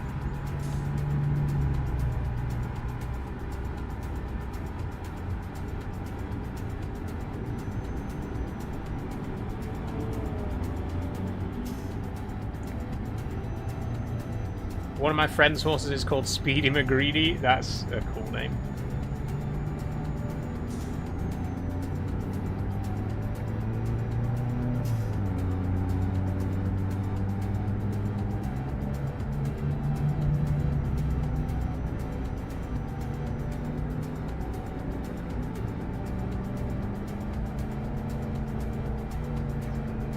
That's another thing as well. If I did the pre-stream on my phone, because it's the pre-stream would be on TikTok only, so I could do it from the TikTok mobile app. If I did the pre-stream on my phone, then I could actually set up the main stream on my computer, and I could start the main stream as soon as the TikTok stream ends. Like, I could literally say to people, right, the real stream is starting now, and then end the TikTok stream. You know what I mean? Like, I could start up the main stream and then say goodbye to the TikTok viewers, like, okay, the main stream's live now, go check it out. I'm going to end this stream here. It's something to think about. I'm always thinking about ways to entice new viewers in, attract new audiences, and I do genuinely think TikTok is the best way to do that. I just don't want to do my main streams on TikTok for obvious reasons. But we'll when I come back from my break in August, we'll trial and error. You know, we'll see what sticks. We'll try some things, see what works and what doesn't.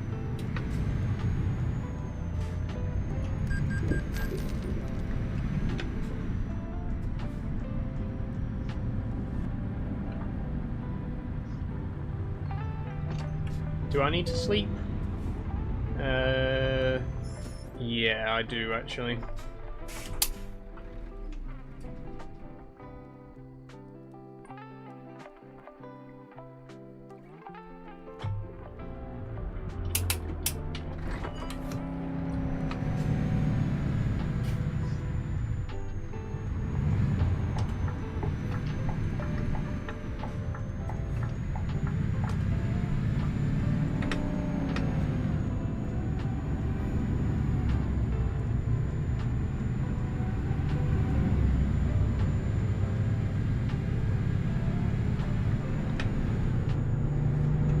Whereabouts are we, by the way? We've only got 15 minutes. I'll finish this delivery, so it may run over a little bit.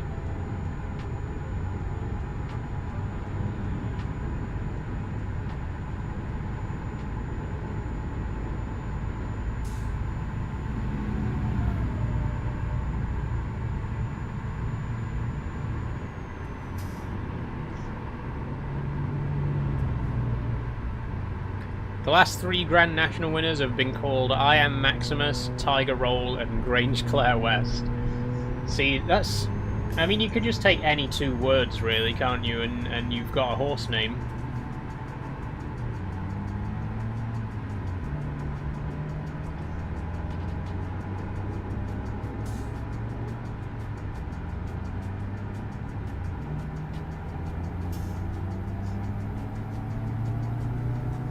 I don't know, maybe you could call it Unpeeled Kiwi, Sophie. Felt like we just started TFC. It has gone, it's flown by, hasn't it? Surprisingly, the quieter streams do tend to feel like they go quicker. You'd think it'd be the opposite. You'd think that the quieter streams would drag more, but they really seem to fly by.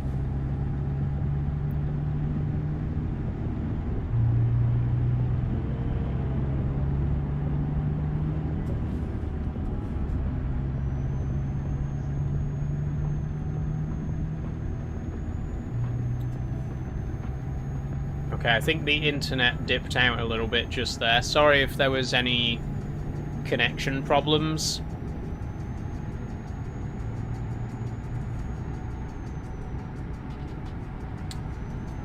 I think there was, wasn't there?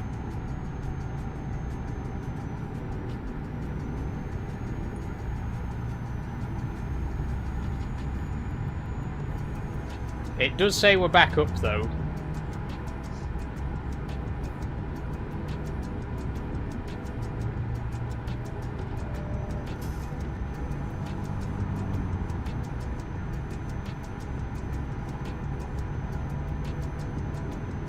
Yeah, okay. Sorry about that, folks. There was a dip in the connection there.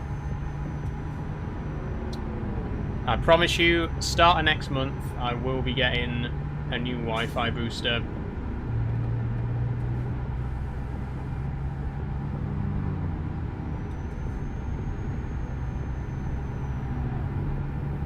And Seribot's here. Hey, Seribot. Yeah, I think that's because the connection dipped down, so it...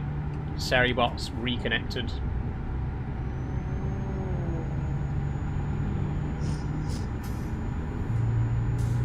Never saw it cut out, says Pappy. Oh, that's weird. It said on OBS, there was a little pop-up on OBS that says disconnected, attempting to reconnect in 3, 2, 1. But if it never registered on your end, then fair enough.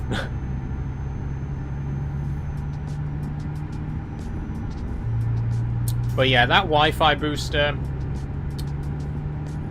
I'm going to try and get a good quality one. Like you say, I was talking about it last week. I got a cheap one, which didn't end up working. It's my own. It's my own fault. You always run the risk when you buy something cheap like that. It could work, it might not. In this case, it didn't. But I am going to go ahead and get a slightly better quality one. I'm going to set my budget at like £30 and see if I can get something decent for that.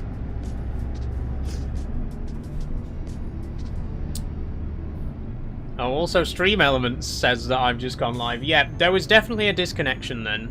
Something happened. It's weird that it didn't register for the viewers, because the bots clearly noticed it. Stream Elements and Seribot both detected the loss of connection. It's weird that nobody else picked up on it. Like, from your perspective, it just... nothing happens. That's very, very odd. Hello, Sophie. How are you doing? Did you see if Truly's in your area? I did. Unfortunately, it isn't. And I tried the other one as well. I forgot what the other one was that you recommended, Pappy Chuckle, but neither of them were available. So I'm not sure which provider I'm going to be switching to, but there are another 4 months now on my EE contract, and I am 100% going to be switching once it's over.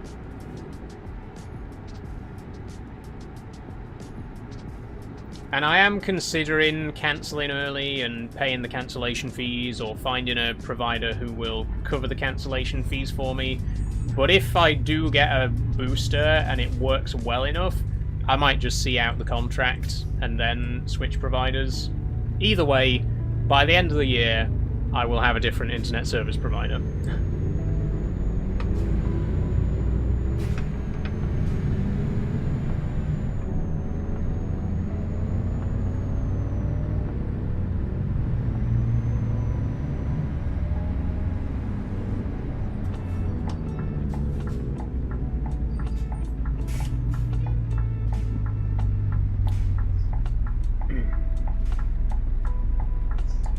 Do you have that many options, or any that offer full fibre?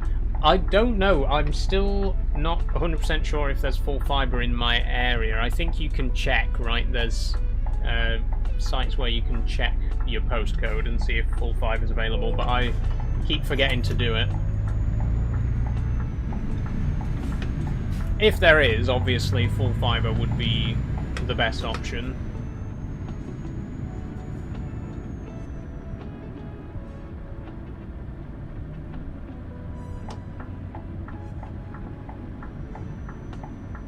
But before we had EE, I had a smart eSIM. And it was genuinely better than EE is right now. What annoys me the most is it was fine. Like, EE was good until a couple of months ago, where I had these connection issues, and they just haven't done anything about it. I reported it several times. Nothing was done, no change was made. They straight up lied to my face and said that the issue had been resolved, when I know for a fact that it wasn't, because they never sent out an engineer. They said they were going to send out an engineer, then on the day that the engineer was supposed to come out, I sent them a message and they said, actually, the engineer's going to be here next week. And then the next week, same thing happened. I sent them a message, they said the engineer's going to be there next week. And that happened 3 times. 3 weeks in a row, they said the engineer will be there next week. And then eventually, I rang them up, and I said to them, look, you've told me 3 times that an engineer would come out, and there hasn't been one. My internet isn't working properly. And the woman on the phone was like, can I just check your postcode, my love? And she put the postcode into the machine, and she was like, it says here that your connection's fine. Okay. I don't care. I don't care what it says there. I'm the customer, and I'm telling... Not to sound like an entitled customer, but I'm telling you that on my end, it's not working fine. So you're straight up just lying to me. Literally sat there on the phone and said to me, well, I don't see a connection problem on my end, so it must have been resolved. Like, no. I'm telling you for a fact it has not been resolved, and I'm still having those connection issues. And they still haven't done anything about it nearly 2 months after the initial problem was reported. So, frankly, I don't care how good their internet was before the problem happened. The fact that the problem did happen and they did nothing about it and their customer service was absolutely shocking, that's what's made me give up on them. Like, when they were working fine. But a good internet service provider is one that can respond to problems, you know what I mean? Like, you could provide the best quality internet connection in the world, but unless you have a good system in place to help customers when they have connection problems, you're going to be a terrible provider. And that's unfortunately what happened with EE. I've just lost all faith in them. I've lost any trust that I had in them because they didn't fix my problem, and they have essentially denied that the problem even exists. And I still have connection problems.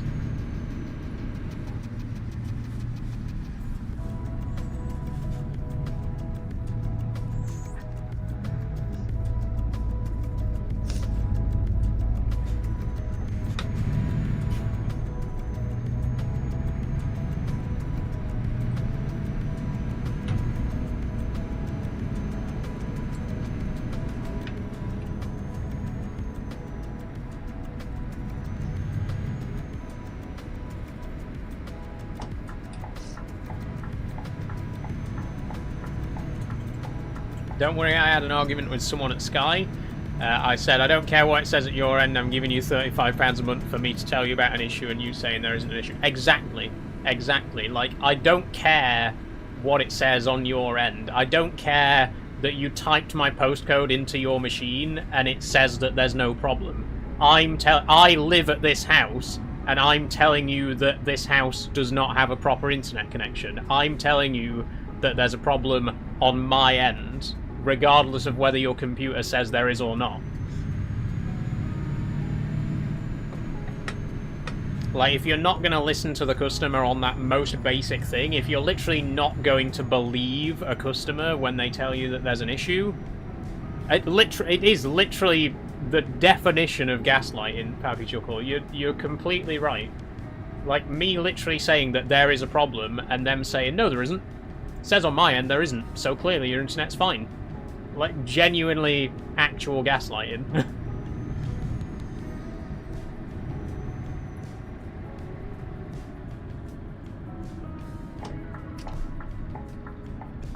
What the hell is this junction? What was that?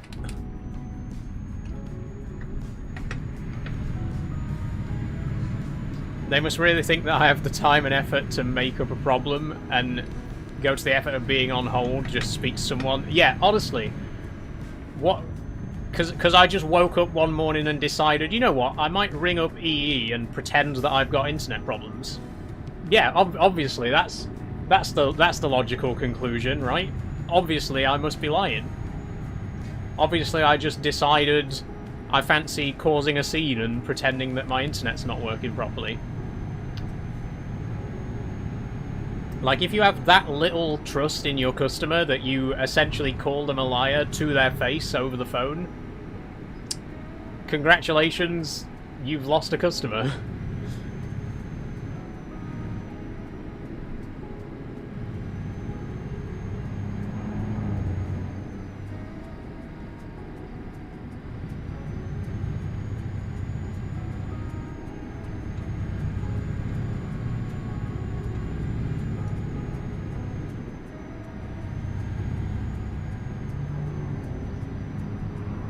You can go to USwitch now and see your options. Would be cool to see what options you get on screen, on stream. Obviously don't show on screen because of your address. That's not a bad idea, Pappy Chuckle. Yeah, maybe before we play Snowrunner, I might do a quick check Like I say, obviously I won't share my screen or anything, because I don't want to show my postcode, but it's not a bad idea. We could do a quick check and see what options are available.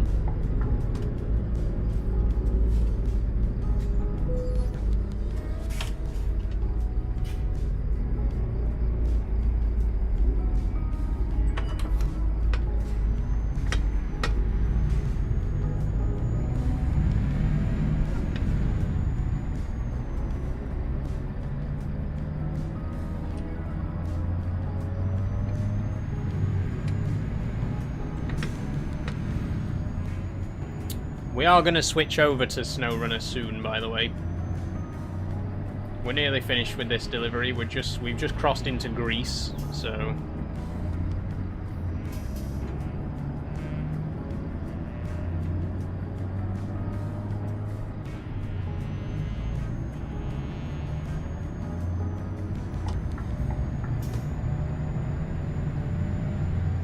It'll ask postcode and door number and what your current provider is and how, if you're still in contract, and then you'll get a list. Right. Okay. I'll check it out. I'll check it out.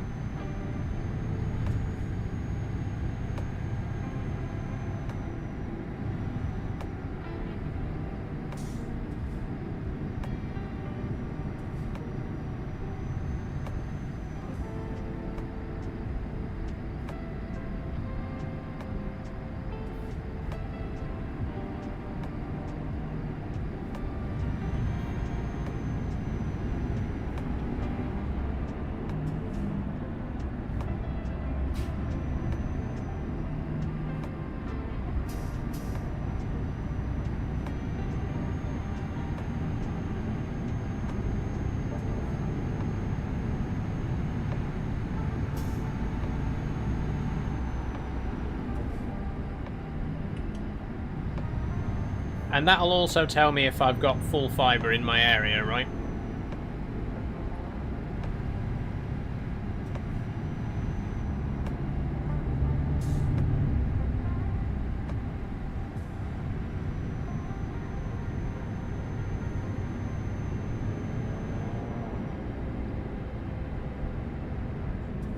Hopefully you have full fibre options and not just DSL. Yeah, so it will it will let me know if full fiber's available. That's good.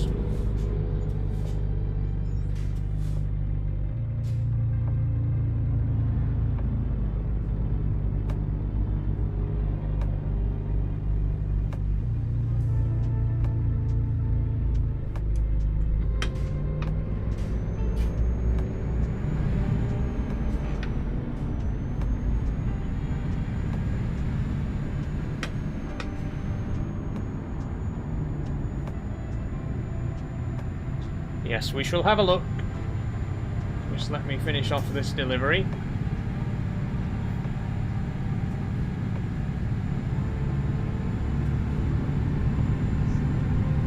Shame no one joined us for the convoy today, but never mind. It's been a good drive.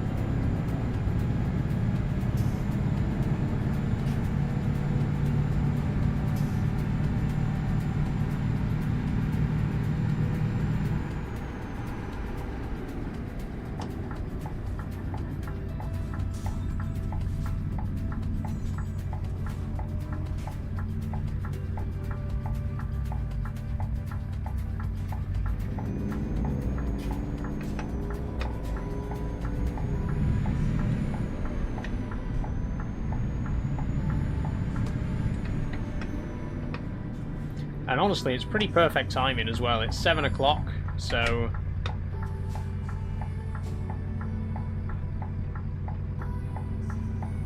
exactly the right time for us to be switching over to SnowRunner. But like I say, we will do a U-switch check before we go.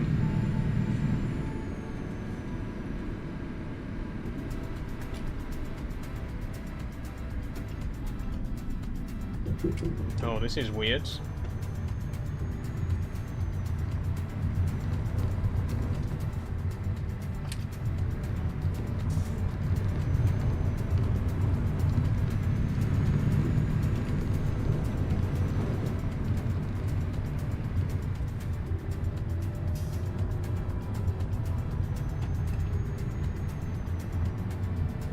Oh, it's gotten all foggy. Cool. Right, this is the place.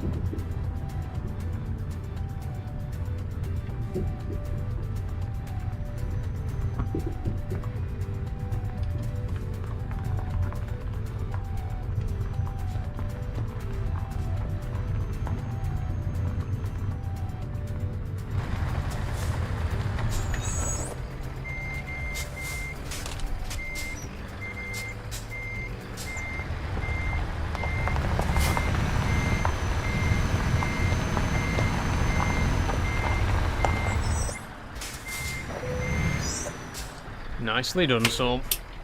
Nicely done. Excellent. Okay, that is all we got time for Euro Truck today. It's been a good one, so we've done 2 drives. If we just take a quick look at the world map. We did Kozloduy to Belgrade. And we've just done Constanta to... Oh no, Cernovoda to Kavala. 2 good jobs, not a bad stream. We will switch over to SnowRunner. But before I do that, there is something else that I am going to do, which is I'm gonna go and do this U-switch thing. I'm going to take a quick look and see what my options are. Which obviously I'm not going to show on stream because I don't want you to see where I live. But let's do a quick check. Let's find out.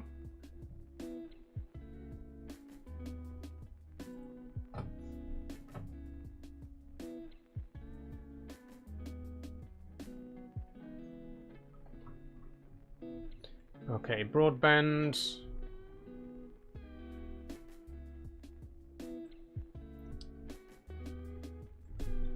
Okay. Putting in my postcode.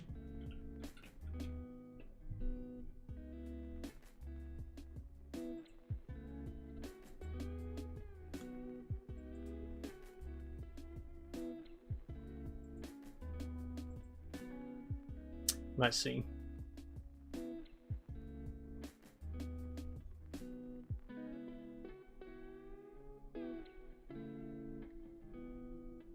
There is fiber. Okay, I do have fiber in my area. That's good news.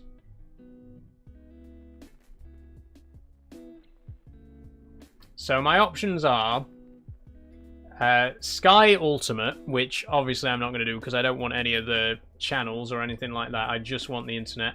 Vodafone is £24 a month.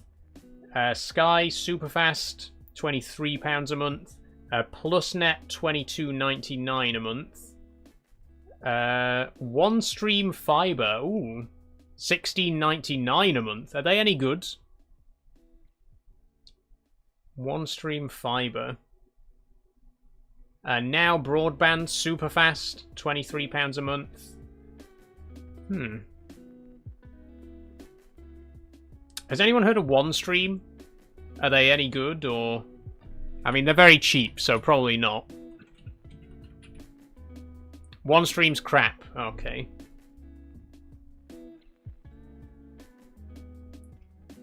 Hypothetically, if I knocked on every house door in Doncaster, I would eventually knock on the right door. That is true. That is true. Sky, you can get broadband separately, just like Virgin. Yeah, Sky do £23 a month.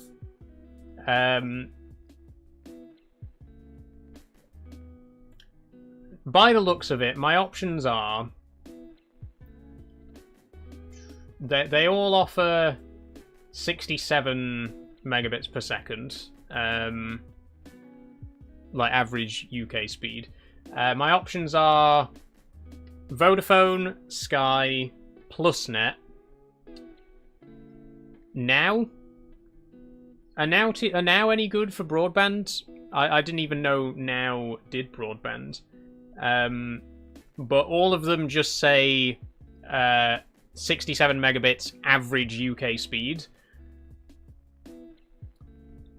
And they're all roughly the same price. Now's £23, Sky's £23, PlusNet's £22.99, Vodafone's £24. They're all roughly the same price. Are you getting SnowRunner up and running? We will be in just a minute, Matt. So there are options. I just...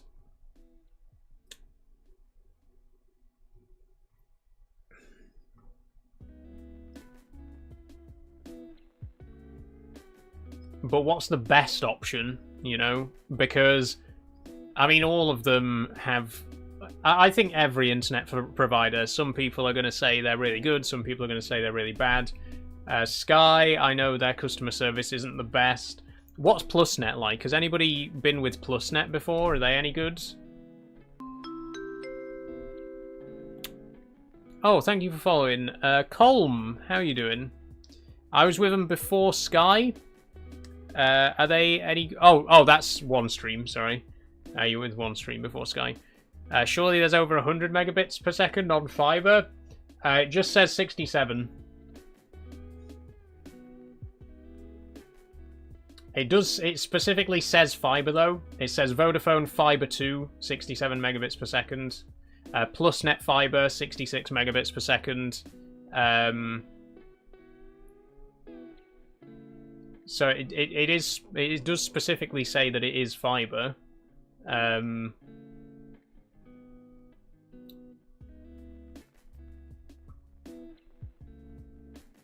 So yeah, it seems like my options are Sky, Vodafone, Now, and PlusNet. Out of those four, what would you guys say is the best option?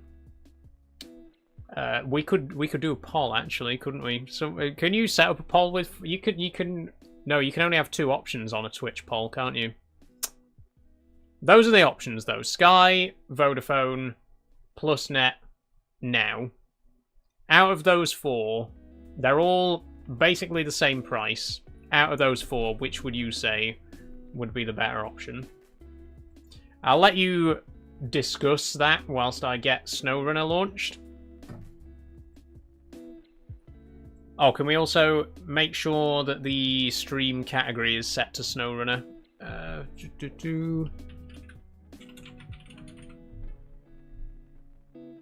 Hi, I'm back. What's happening? We're just discussing internet service providers, STFC.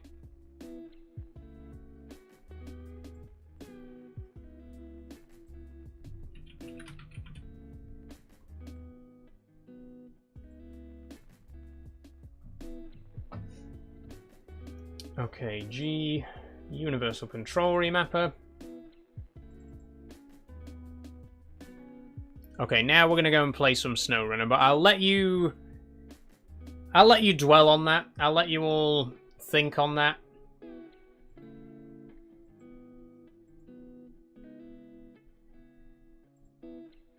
Call it market research.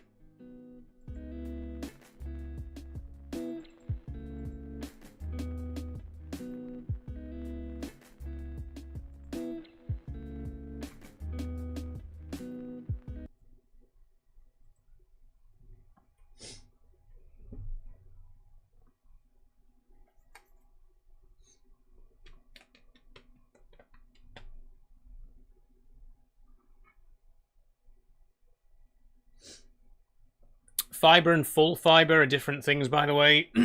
Could be that low because they're using local What is happening to my voice right now? Could be that low because they're using local telephone lines. Right. So it looks like I don't have full fiber then in that case. Just regular fiber, which is not as good. I mean, 67 megabits is still better than what I get with EE, because I get like 50, 55-ish on a good day.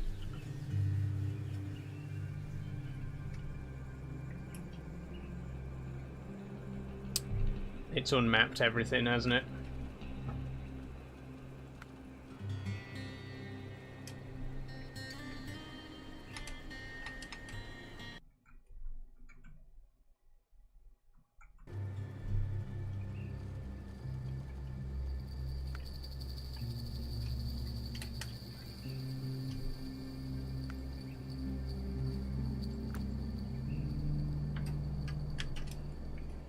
Ah, there we go.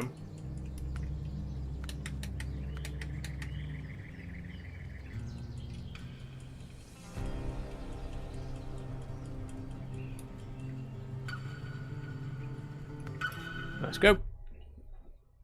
Why does Twitch count Saul as a viewer? I don't know. Maybe it's because I'm watching the preview on, or maybe it's because I've got my Twitch dashboard open. I don't know. Fiber is copper, full fiber is glass. Right, right.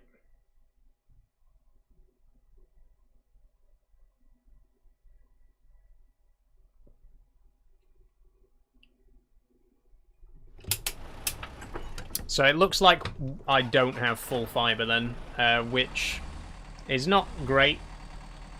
But there's still, I mean, I get 13 times that speed for £11 more. Well, that's nice. But looks like it's not an option for me, unfortunately. There's still some good options there. I just don't know which is the better option. They're all basically the same price, and they all offer basically the same speeds. So it's just, I guess it ultimately comes down to which company has the best customer service out of Sky, Now, Vodafone, and PlusNet. And if you have any experience with any of those, please do let me know, because I genuinely need to think about which one is going to be the best option for me.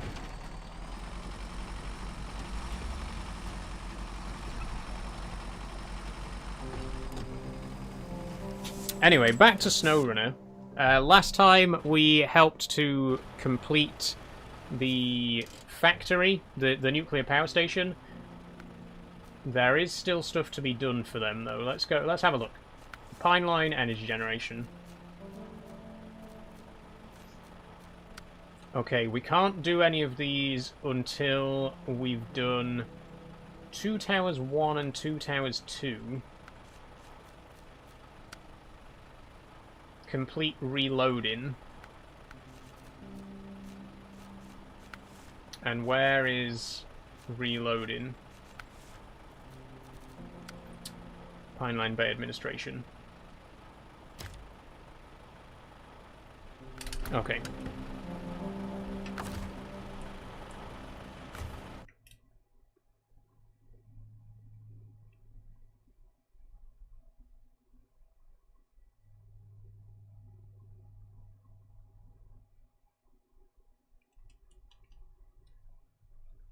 Okay, map.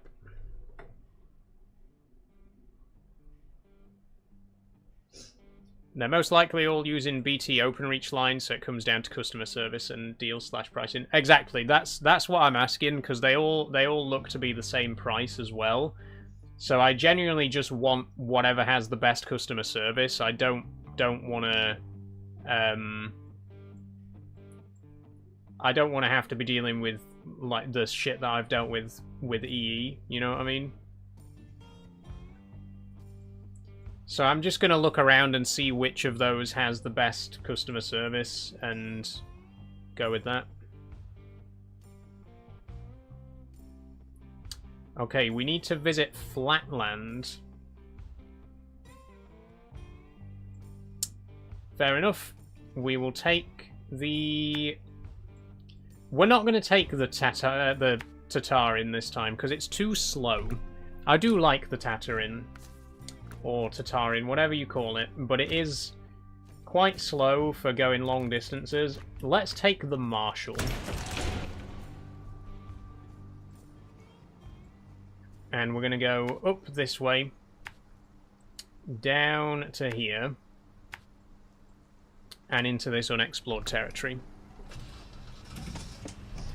I need to change mine over too, but my issue is I'm with Sky for everything. There we go.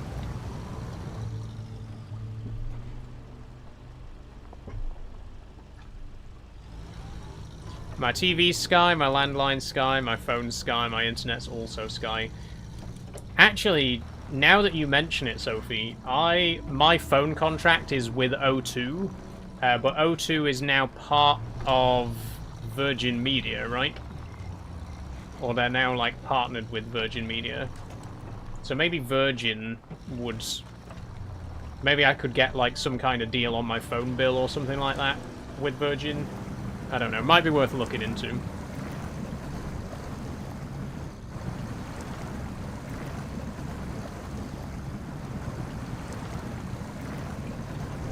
Virgin wasn't on the list, though, was it? Virgin wasn't one of my options.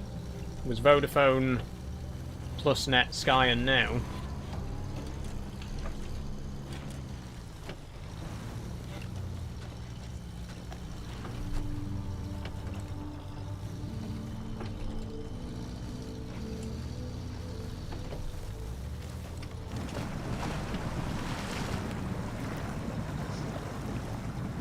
Now is just a subsidiary of Sky, and the only thing is they all use different modems, so some might be that better than others. True, true. Alternative title, Saul makes a deal with a Virgin.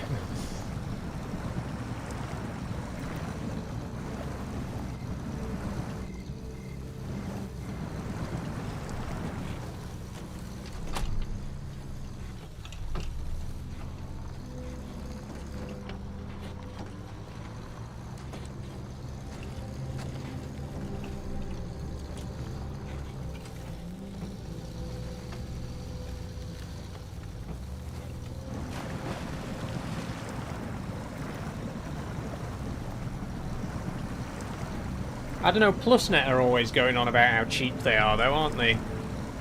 And PlusNet was actually $22.99 a month, which made it the cheapest option by a penny. So, I'm just saying. Vodafone was the most expensive. Vodafone was £24 a month. The other two were 23. But I guess, ultimately, those are just rough estimates, right? It depends what package you go for in the end. Those aren't, like, the exact prices that you're going to end up paying. But, like, isn't PlusNet, like, known for being a cheap option? Like, they kind of market themselves as a budget-friendly alternative to other broadband providers? I don't know. What's everyone's opinions on Twiglets, says Sophie. Take them or leave them, really. They're okay. I wouldn't go out of my way to buy them, per se. But if there's Twiglets at the function, I will partake.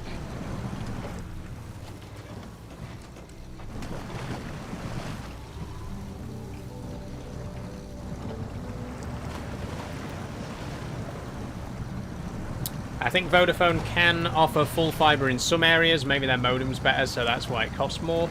Good point, good point. Now that I have looked into it and I've got the motivation circulating in my brain, I will look more into it and I will seriously start to think about what I'm gonna do. I still think I'm probably going to see out my contract. I know some of them might offer early cancellation, help covering cancellation fees and stuff like that, but what I'm hoping is that if I get a better Wi-Fi booster and it actually works, I'm going to stick with EE until the contract ends and then switch, just because it's less hassle than early cancellation. But I will genuinely look into all of those options and try and weigh up and see what's going to be the best thing to do going forward.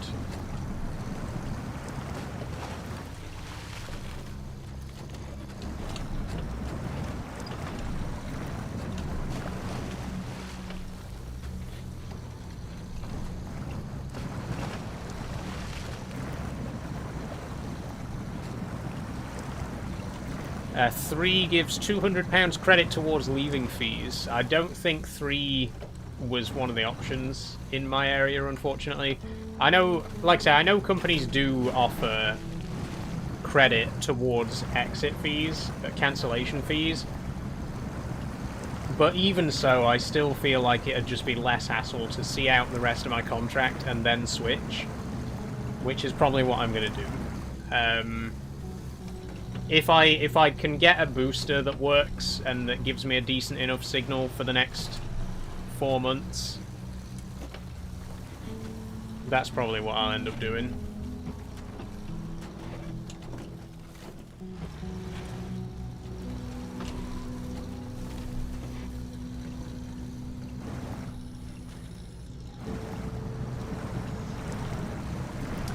And if the worst comes to the worst, I do still have my smart eSIM cards tucked away in a drawer.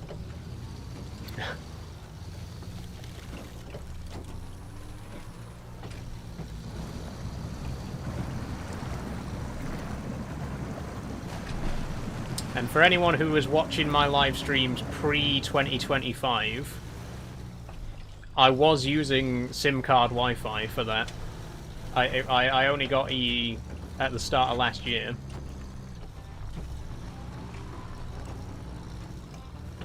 TP-Link make good boosters? Yeah, I think Pappy Chuckle suggested TP-Link as well.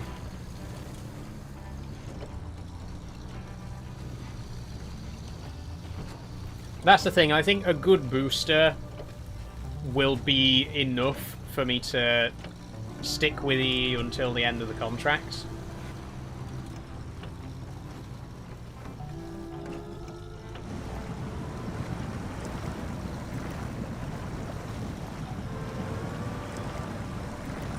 I'd say where they're all using BT lines, it's probably just deciding on price and modem quality. Full fibre was a thing in the UK in 2010, but got bigger in 2017. Yeah, that's what I'll do. I'll take a closer look at all of them and just see which offers the best package in the, you know, in the finer details, like the quality of the modem, and price will obviously play a big factor into it. I'm not just going to go whichever one's cheapest, but yeah, we'll look into it. Hi, I'm back for real this time. Hope I didn't miss much. You're good, STFC, you're good. Apparently they're still expanding full fibre into 2027, so you never know. I could still end up with full fibre sometime down the line.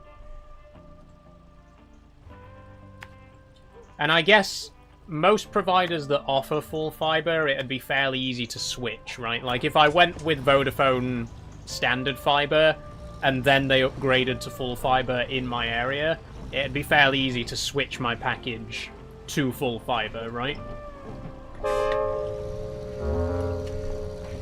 Oh, thank you, Scrivy, for gifting a sub. That's very kind of you. So I wouldn't have to worry about, like, getting a regular fibre package and then next year they upgrade my connection, you know, they upgrade the cables in my area so that I can get full fibre. I would be able to quite easily switch from regular fibre to full fibre if I was with a provider that happens to offer both. You know what I mean? Also, welcome back to the stream, by the way, Scribby. I've hit a wall now today. Oh. In what sense? I presume you don't mean physically. I'm dying to go to bed. Oh, you a bit burnt out, Scrivy? I know the feeling. I know the feeling.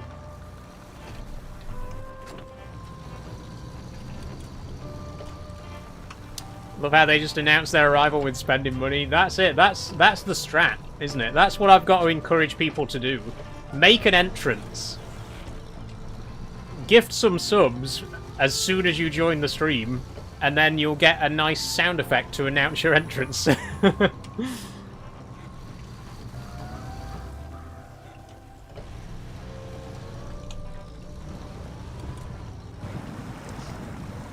Waiting for Pete to come back from cricket. Didn't go because I played golf today. Oh yeah, you did go golfing, didn't you? It'll be changing packages, but of course they'd need to put in a new line to your home, a new modem that can use the higher speeds. Yeah, yeah.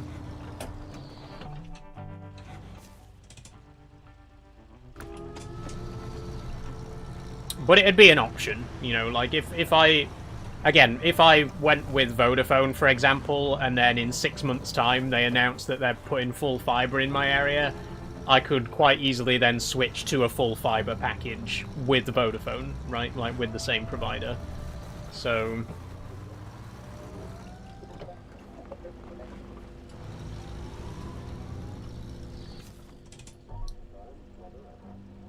Okay, I appear to have found an electrical substation.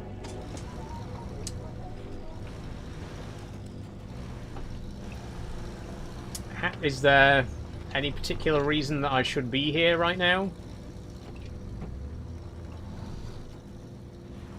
Sorry I wasn't in the breakfast stream yesterday, I slept in. That's okay, Sophie. It was quite a good breakfast stream, actually.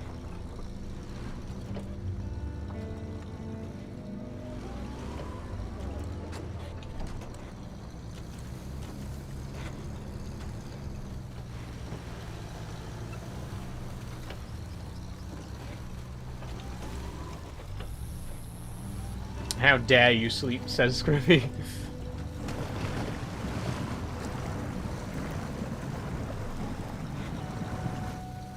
How dare you miss a single crumb of Ashbridge Industries content.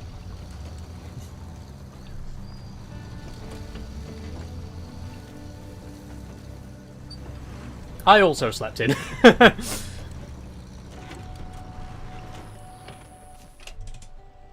Fair enough. Fair enough. Oh no, there's a river.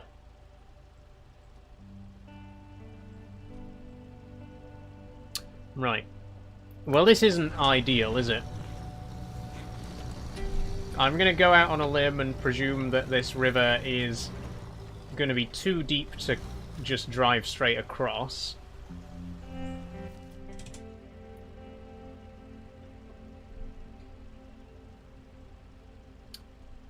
So how do we get there? Unless there's another bridge hidden in the fog somewhere. Oh, no, you... There's no way. There's no way that it wants us to go all the way around through Oviro Hills to Flatland, right? That can't be it. There's got to be a way across here.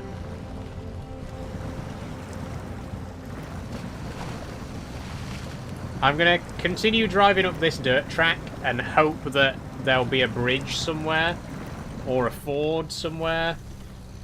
There's got to be some way across.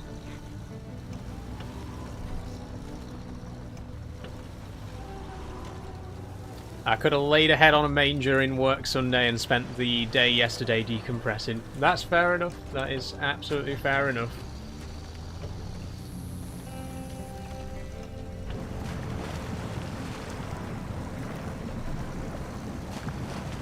You missed out on a great connections. I figured out the purple connections before I clicked it. You know the purple category is always some random bullshit? Like, oh, words that start with the names of different birds or some bollocks like that. Well, yesterday it was words beginning with types of alcohol. So there was sake, there was port, there was ale, and there was beer. No, mead, sorry. I forget what the words were, but the point is they all started with different types of alcohol, and I actually figured it out. I actually got the purple connection before I clicked on it. And purple's always the one that trips me up. I think purple's the one that trips most people up, you know? Because it's the deliberately fucky one.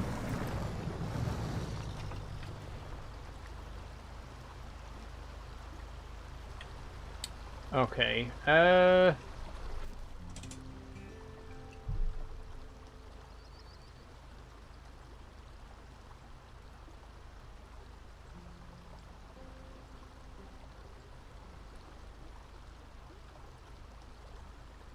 I'll be honest, I'm not really seeing how we're going to get across here. Presumably this water is quite deep. Shall we take a test dive? Okay, yeah, look how quickly that rolls off.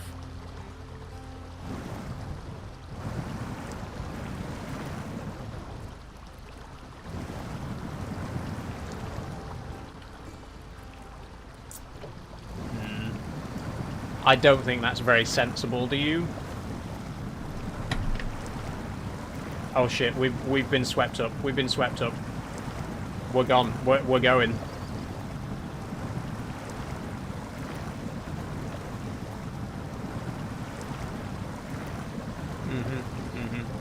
Well.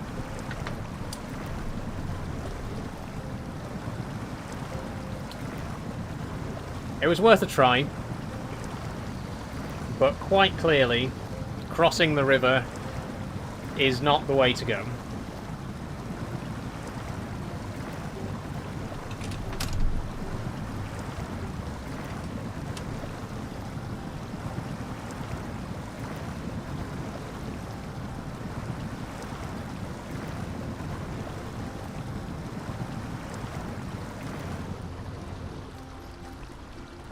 I mean, maybe we could just float. I don't think any of the tyres are touching the bottom of the river right now. Maybe the current will just take us across.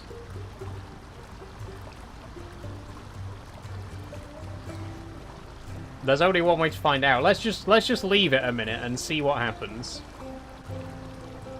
It'll either take us to the opposite bank, or it'll just pull us along this bank. Either way, we're moving. It's going to take us somewhere. Oh no, dangerous water level. Oh shit. Okay, this plan might not actually work in practice.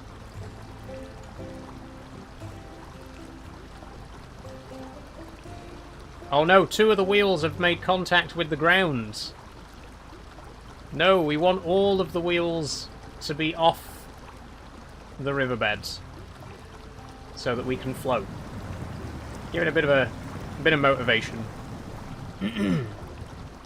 There we go, we're fully floating now. No wheels are in contact with the seabeds, or the riverbeds.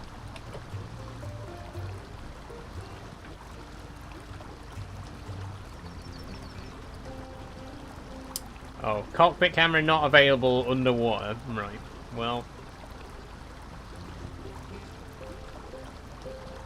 We are moving. We are moving.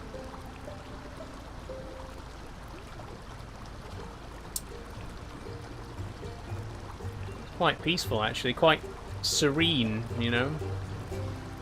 You know the Top Gear special in Bolivia? Oh, yes, yes.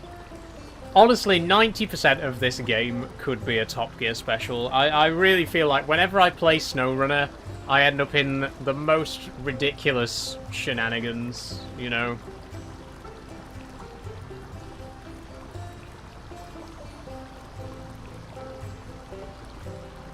Subnautica 3, says Scrimmy. Hmm. Yes, they call this the Sea Marshal. Now, I can't help but notice we are drifting downriver, but we don't seem to be drifting across the river, you know? I doubt whether we're going to end up at the opposite bank like this. And we are also listing a bit. Listing is a nautical term, but I feel like it applies here.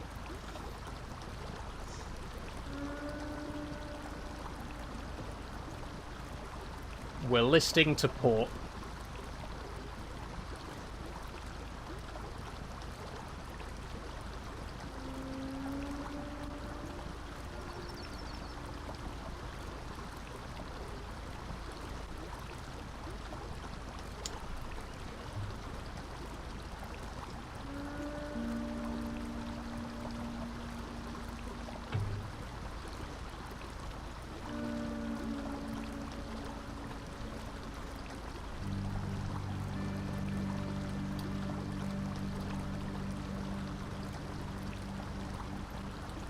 We've moved quite far.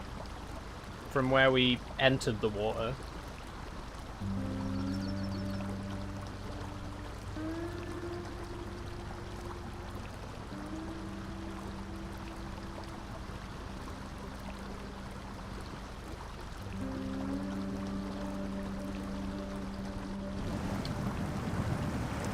Will hitting the power do anything? We're just treading water, right? So it's not going to actually give us any kind of boost.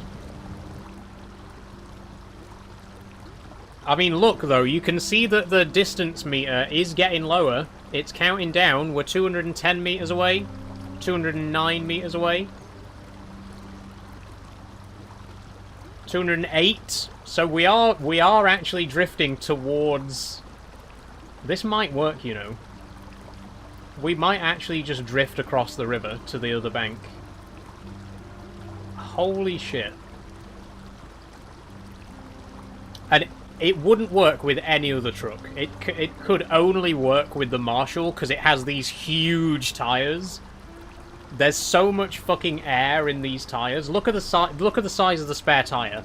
These tires are so pumped up that it can literally just float on water. I think this is going to work. I think if we wait enough, if we wait long enough, we will drift all the way to the opposite bank.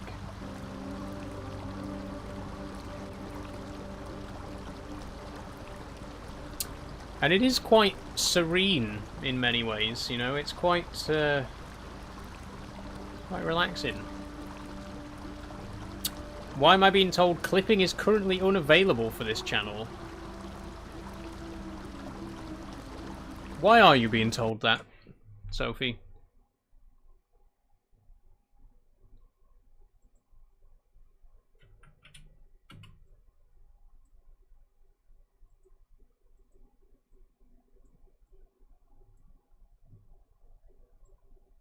Hold on a second.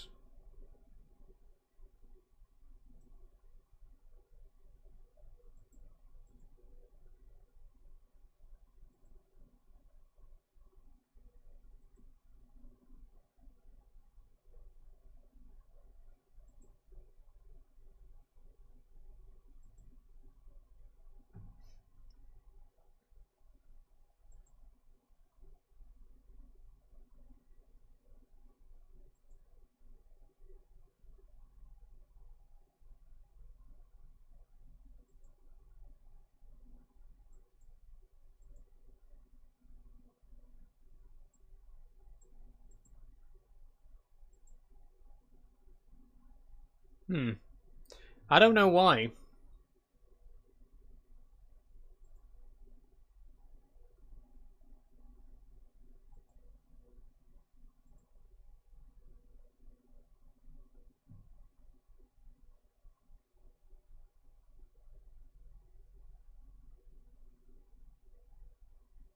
Is it saying it for you too? I haven't tried it. I was just looking to see if there was any kind of strike or anything like that, but I'm not seeing anything.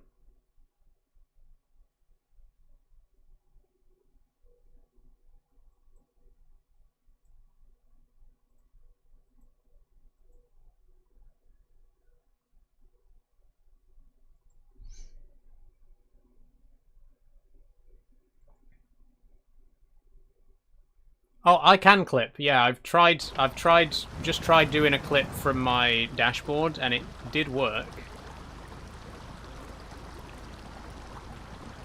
Working for me, I believe, says STFC. Not sure why it's not working for you, Sophie.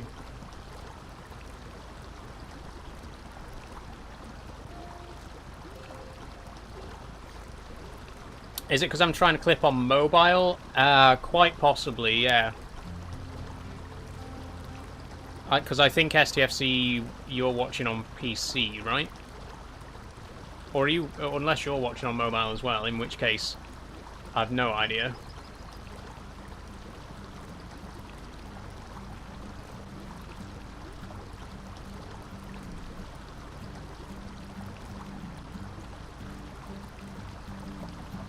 iPad, ah.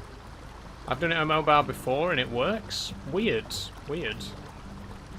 Fine, you've convinced me. I'll reinstall SnowRunner. Nice one, Colm. You enjoy it.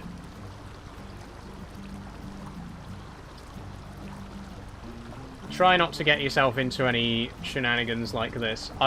Wait. We've just gotten further away. It said 190 and now it says 191. Have we started drifting back in the opposite direction? We have. Look. Look at the background. Look what's happening. Everything's moving that way, which means we're moving that way.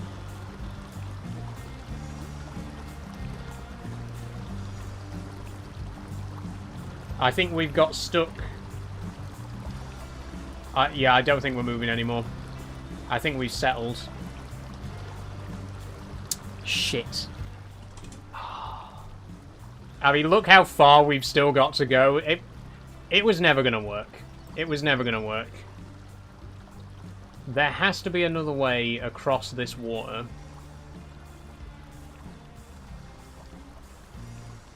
But how? We don't know how to fix the bridge. There's no mission to fix the bridge or anything like that.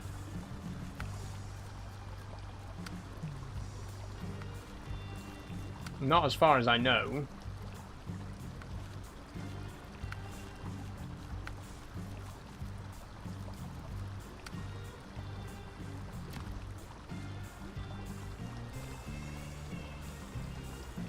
What if we go...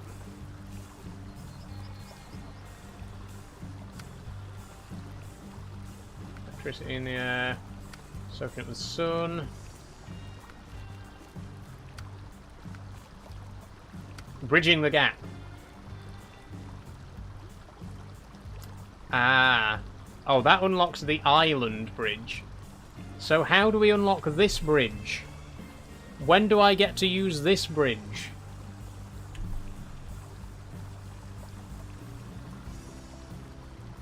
I'm quite confused.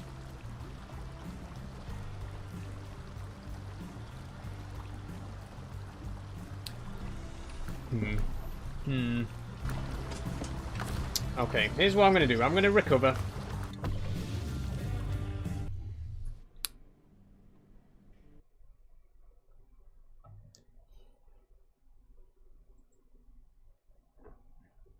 And this time, I'm going to try and drive to the reactive zone.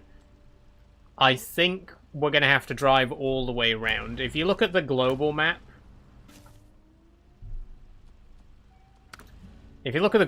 you can see that there's a square of connections between the different areas. I think what it wants us to do is go through the reactive zone into Oviro Hills and then to Flatland, because there doesn't seem to be any way to get at it from the north until that bridge is available, and that bridge is not available right now. And I don't know when that bridge is going to become available. So let's try this a different way, shall we? Let's go.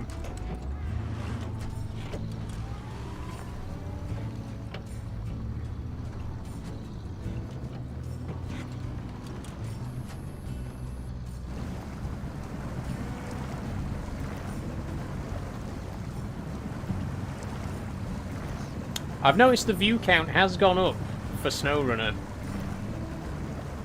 I've noticed that in previous streams as well. I do think SnowRunner actually has a bigger audience than Euro Truck.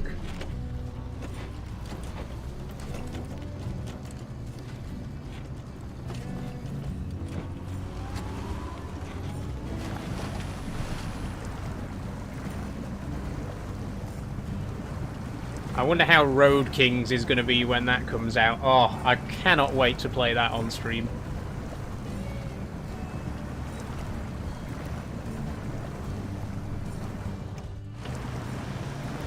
I'm hopefully going to get the Year 4 and 5 season passes for this next month as well. So we can... There's even more SnowRunner. There's so much SnowRunner. You know, this is... I feel like it has become a permanent part of the channel now. It's become a staple, you know.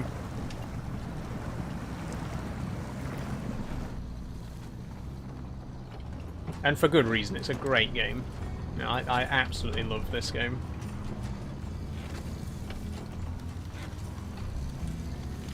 And it's multiplayer. Yes, it is also multiplayer, STFC. We've never actually had anyone join us for SnowRunner, but this is a multiplayer game if anyone is interested in joining.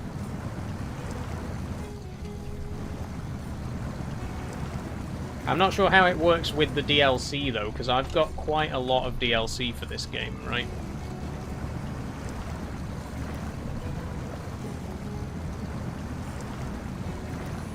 What the fuck is this emote? Says Sophie. What the fuck is that emote?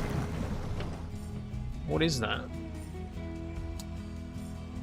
Okay. Sure. I meant Road Kings, but yeah. Oh, it's Road King. Yeah, Road Kings is going to be multiplayer as well. Yeah.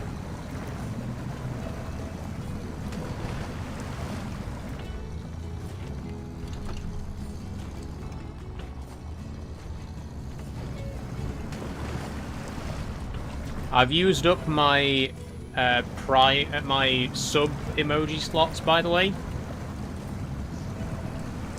So if you want me to have more sub-only emotes, I need more subs.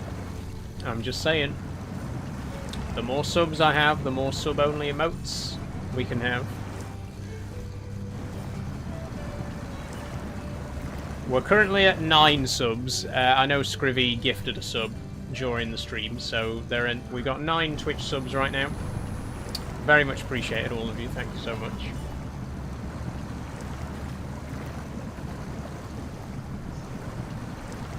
And I've said before, my current long-term goal is 20 recurring subs. If I can get 20 recurring subs, then that's a guaranteed payout every month.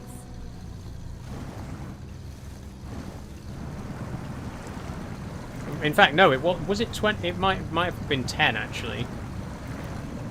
So to get a payout, you need to earn $50 to get a payout, right? Now, my subscriptions are £5 a month, however much that works out to in dollars. And Twitch takes 50%. So for every £5, for every subscription, I make £2.50. So to get $50 or £50, I know the exchange isn't the same, but roughly, I'd need to make £100 worth of subs a month, which should be 20 people, right? 100 divided by 5, 20. So if I had 20 recurring subs, that would be enough for me to get a payout every single month. So that's my current goal on Twitch, is to get 20 recurring subs. Gifted subs are great. I love gifted subs, and I appreciate everyone who sends, who gifts subs to other people, because that is a potential, someone who could potentially decide to renew and become a recurring sub. But if I can get to 20 recurring subs, that's a guaranteed payout every month, and that would be, I'd be very happy with that. That would, provide me with a lot more security to keep doing this, and keep growing on Twitch. So if you enjoy my content, please do consider becoming a sub. It costs £5 a month. You get access to custom emotes, and VIP access in the Discord server, and that's about it. But it's for a good cause, me. So do consider it, and thank you to my existing subs. Very much appreciated. And you can become a Patreon too if you want. That's only £1 a month, so that's even cheaper.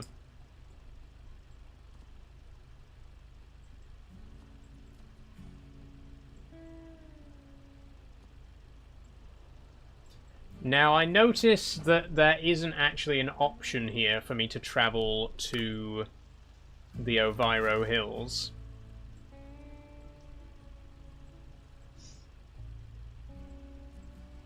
So clearly this is not the right way to go. I'm really confused. I'm really confused about how I'm supposed to get to the other side of the river.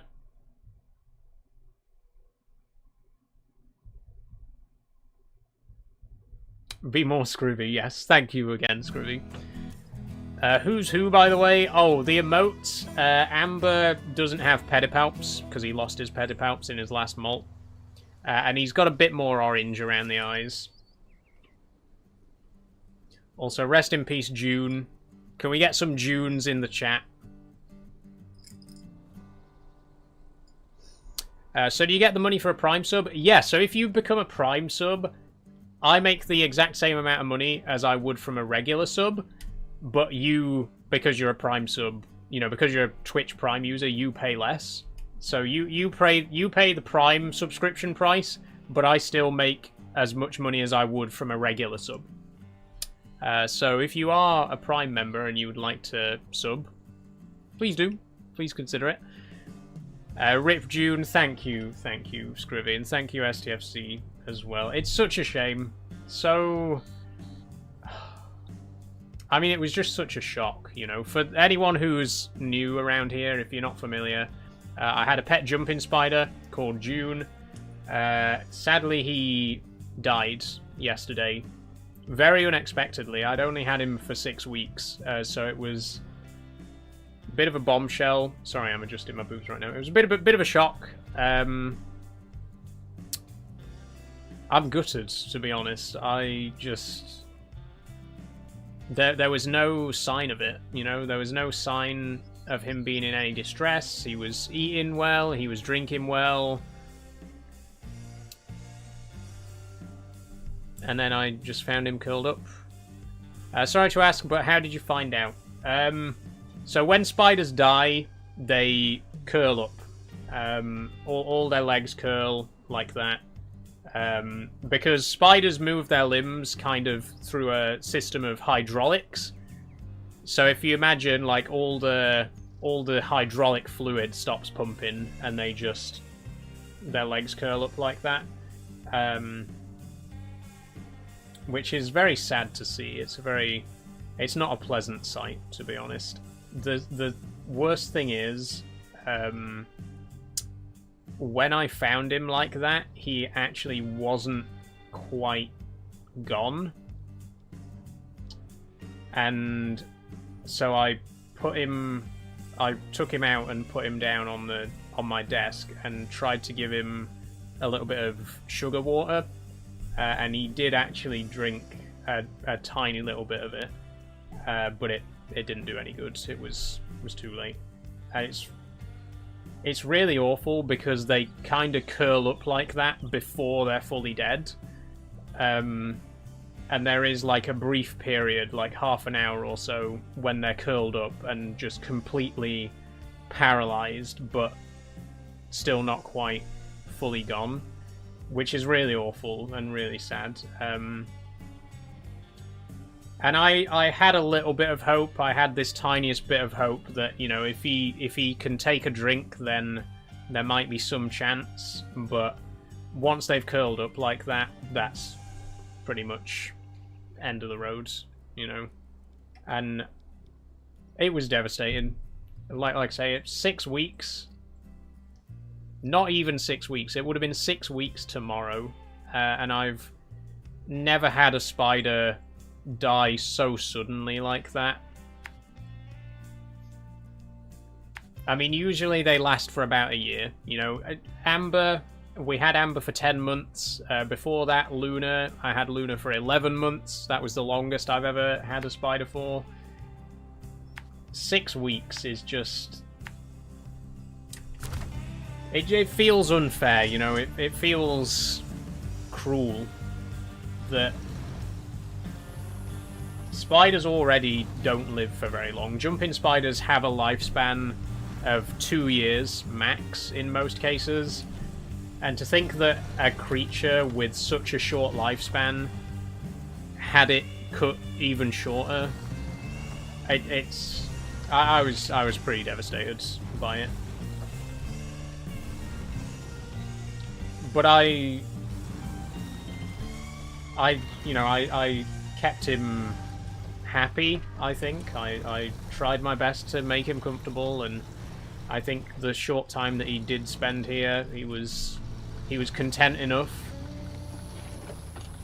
You know, I've shown you videos and pictures of him, and you've seen he was happy enough. It just happened, and I don't know why. I suspect probably it was the heat, because this heat wave, you know, these last couple of heat waves that we've had have been absolutely unbearable, and I did my best to keep things cool for him, but I think that was it in the end. I think it was the heat that killed him. Which, the fact that this is a spider that's native to Mexico and Central America, and he most likely died because of the heat, that's insane. That is so insane that it was hot enough here in this country to kill off a spider that lives near the equator. But I do think it was probably the heat that killed him.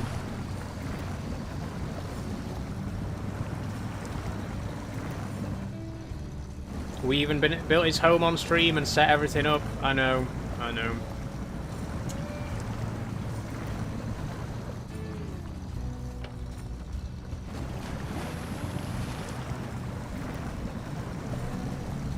I mean, like I say, it was just gutting, just completely gutting.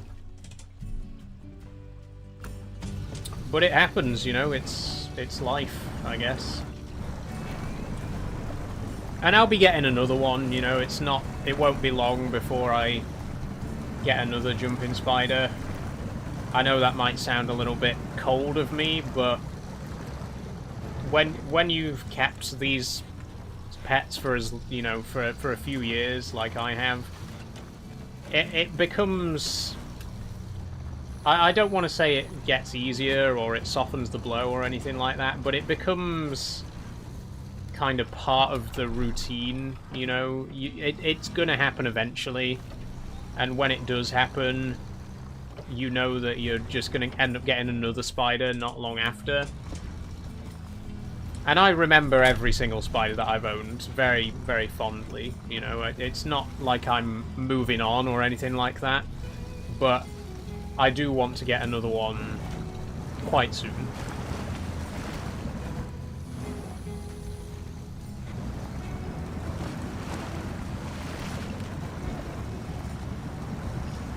I remember when I lost my first horse when I was 10.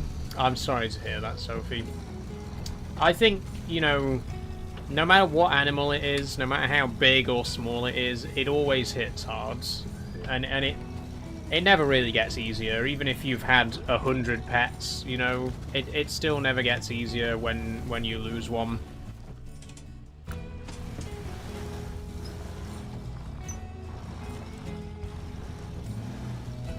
It was like my first horse. My granddad bought it for me. Oh,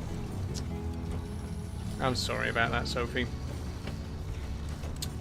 Play Grounded as tribute to the Lost Spiders. That's honestly a really good game suggestion, Pappy Chuckle. I think a couple of people have recommended Grounded before. Would be a really fun multiplayer game to play for sure. And it does have giant spiders in it.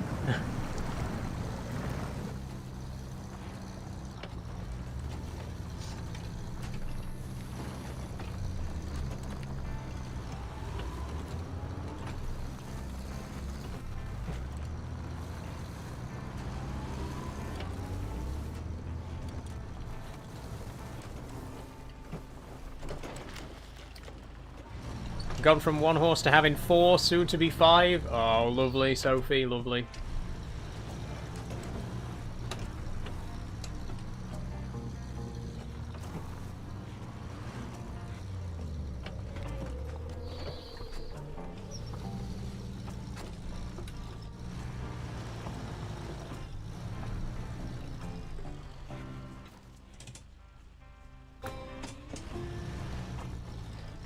Grounded 1 is good, 2 is just awfully optimized, you need frame gen to enjoy it.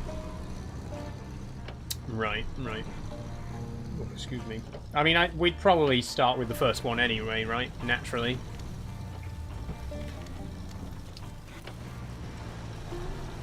Is that a ferry? That's a ferry, can we ride that?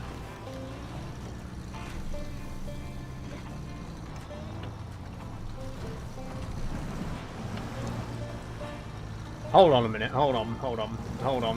Wait. This is completely useless, isn't it? Because even if we can get across the river here, it's going to take us to this side of the bridge. We need to be on this side of the...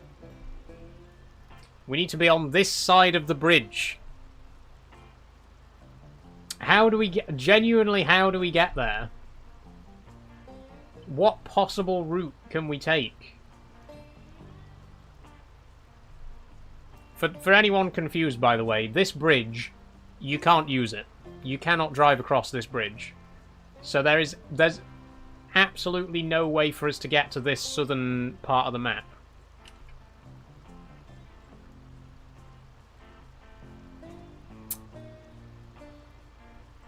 What's this? Hang on. Gateway to... Is that a ferry?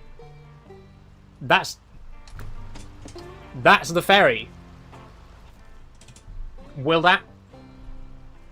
I think that ferry will take us down to the southern island.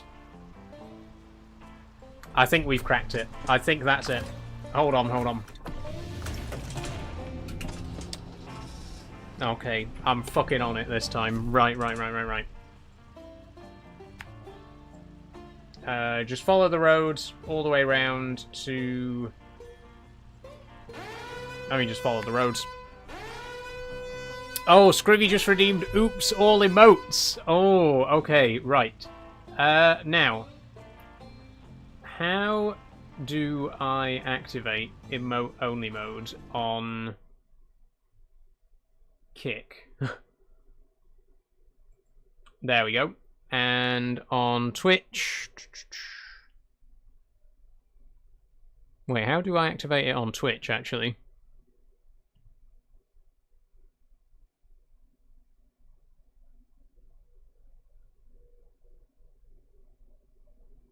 Oh, STFC did it. Thank you, STFC. I think I've activated it on Kick as well.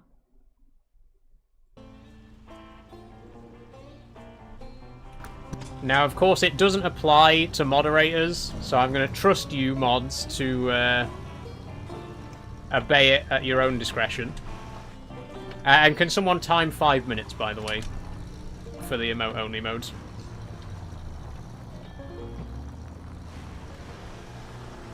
Pappy Chuckle says, I've only done a bit of one, never got to complete it as it was early access days. I think it'd be fun to check out. Also, Colm says, I had a pet snake for 12 years and 2 gerbils, all of which died during turn time when I was at uni in a different city. That is a shame. That is a shame. I'm presuming you, like, left them with family to look after, which is unfortunate.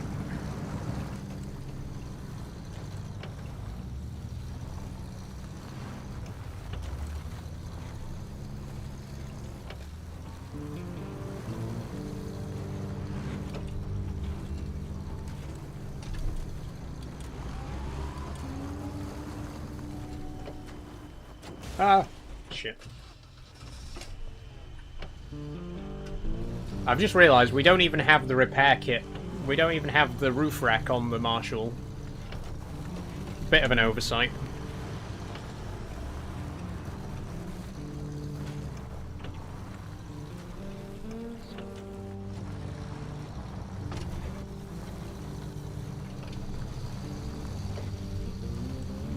We need more animated emotes as well, right? Currently, we've only got 2 animated emotes. One of them's the alarm, and the other one is me falling off a unicycle. We need more animated emotes.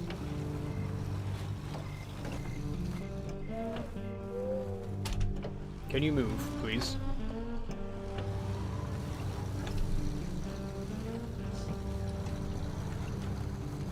This is what I like to see. It's been a while since anyone redeemed the emote-only modes, but it's good to see. It's good to see. Oh my god, I really need to keep my eyes on the road. The Marshall, by the way, it does tend to have a mind of its own. You've got to keep a close eye on what it's doing, because it does like to wander. Like, look at that. Look at it. It's literally drifting.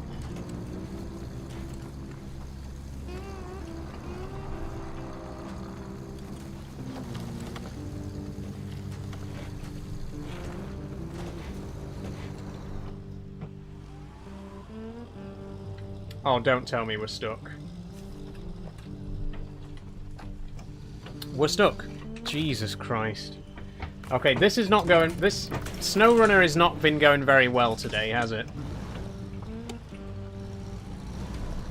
It was all going so well when we were playing Euro Truck.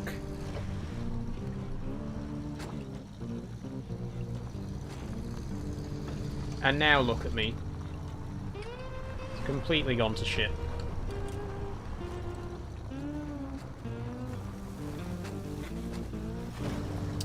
God, you guys are loving this emote-only mode, right? I should warn you that it has a 15-minute cooldown before anyone decides to activate it again.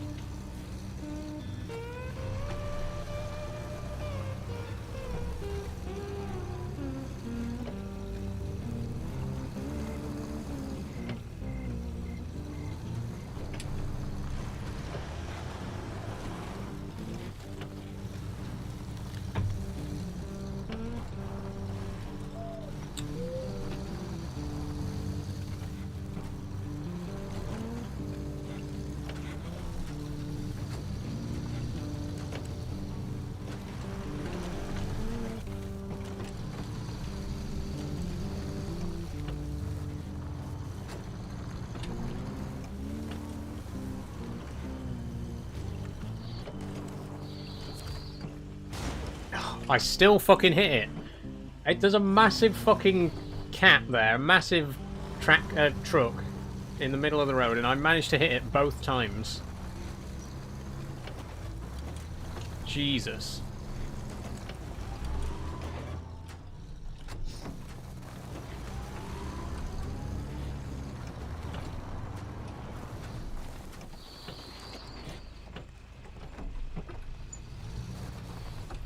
I'm glad you're all having a good time. The only thing is, I don't know if there's an emote-only mode on YouTube. But it doesn't matter, because nobody watches my streams on YouTube anyway. They're literally just there for posterity. They're just there so that the VODs are preserved. And even then it doesn't work. My fucking... Sci-Fi Sunday stream, 20 minutes of the stream got cut off. 20 minutes. Literally the end of Portal 2 is completely absent from the YouTube VOD. But I've downloaded the Twitch version, which has the actual end of the stream in it. I'll just sit on it for now and decide when to post it to YouTube. Anytime a VOD does get clipped badly on YouTube and we lose, like, the end of the VOD or anything like that, I do preserve the Twitch version of the VOD.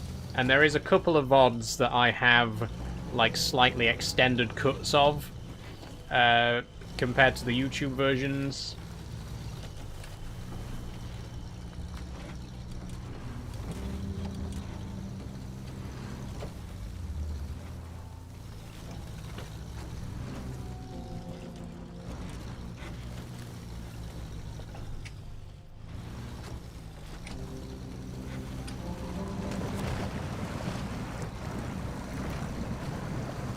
Oh, right. Who's done that, then? Who's done that? Who came up with that one?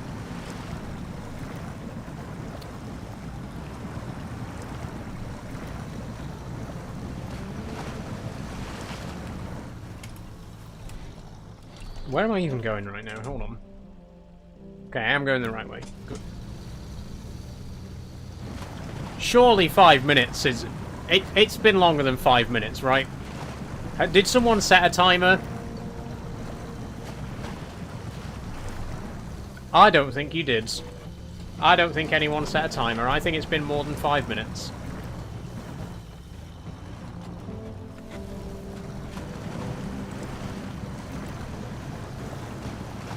Yes, says STFC. You did set a timer. Okay. And it's still not up. This is the longest 5 minutes of my life. You sure you didn't set it to 5 hours, STFC?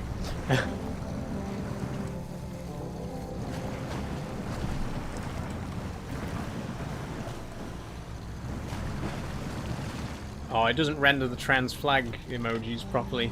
I put the alarm emoji about 30 seconds ago. Oh, right. Sorry, STFC. You should have said. You should have said.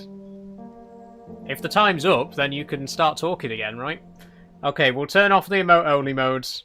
Do the honours for me, STFC, because I genuinely can't find the button to do it on Twitch. I've turned it off on Kick.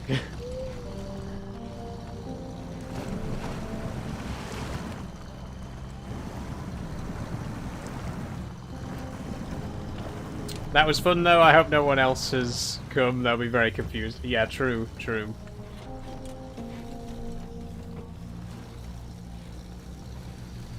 Can you make sure you turn it off for me, STFC, on the Twitch stream? Thank you.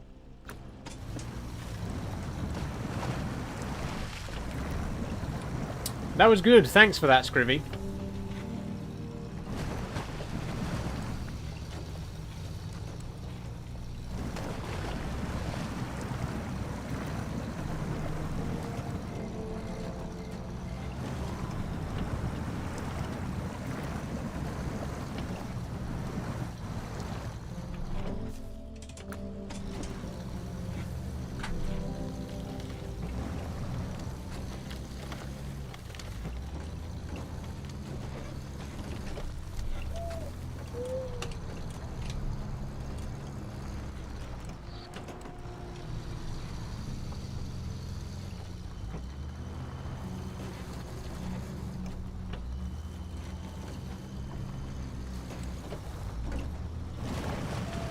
Whoop, whoop, whoop.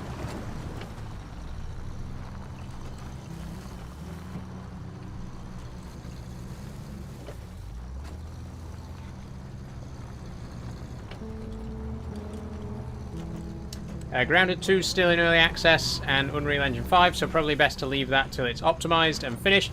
Would be cool to complete the first one in a group. Yeah. Oh, shit. It would be really good to play. I think it would be a lot of fun to play. Fuck! I'm gonna have to drive all this way again. Maybe the Marshal's not a good choice for this. It's too unpredictable. It just seems to have a mind of its own and go where it wants to go. Oh, for fuck's sake, we were so close then as well. I've spent literally the entire time that I've been playing SnowRunner today, I've just been trying to get from here to here. Now, I've spent the entire stream trying to get to this gateway. Fuck's sake. Right, actually, before I go...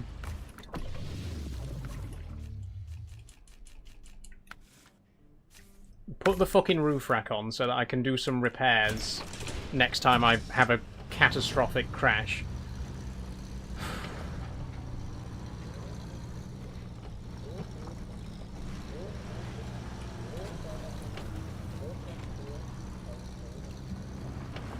Why does the trans flag come up like this? Says Sophie. It doesn't. It's not being rendered properly. I think it's. I think it might be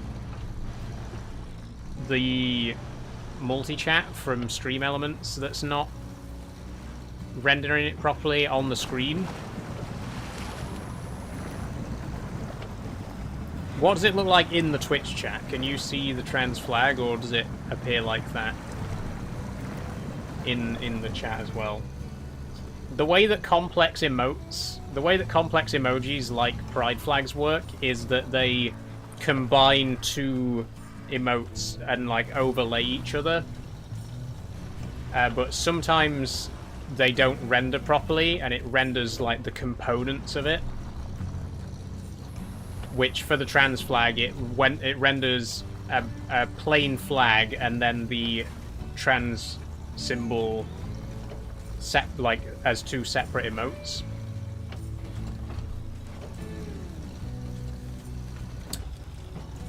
it's a whole kettle of fish. You know, if you're interested in how emojis actually work and how they're rendered, it's really interesting how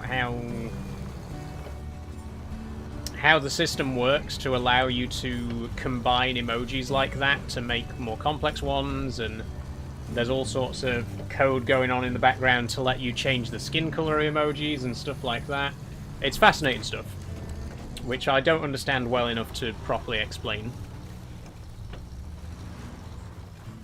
But basically the way that the trans flag emoji is rendered is that the computer renders the white flag and the trans symbol in the same space, and the computer understands that as being the trans flag. It's complicated.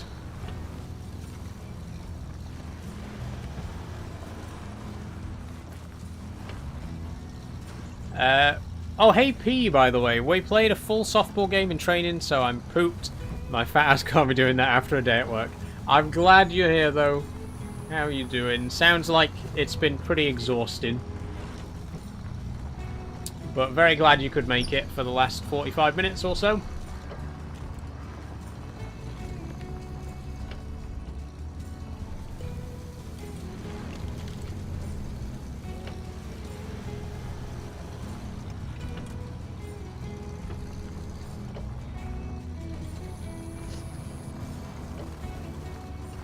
How's the trucking been going? Not bad, not bad.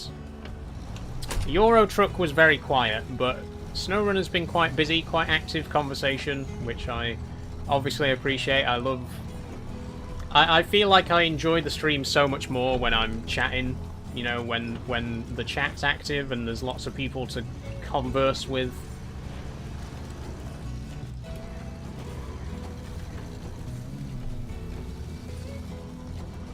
Definitely not as fat as my belly, says Pappy Chuckle. True, true. I got hit in the unmentionables playing cricket on Sunday. Oof. Oh dear, Sophie. Sorry to hear that.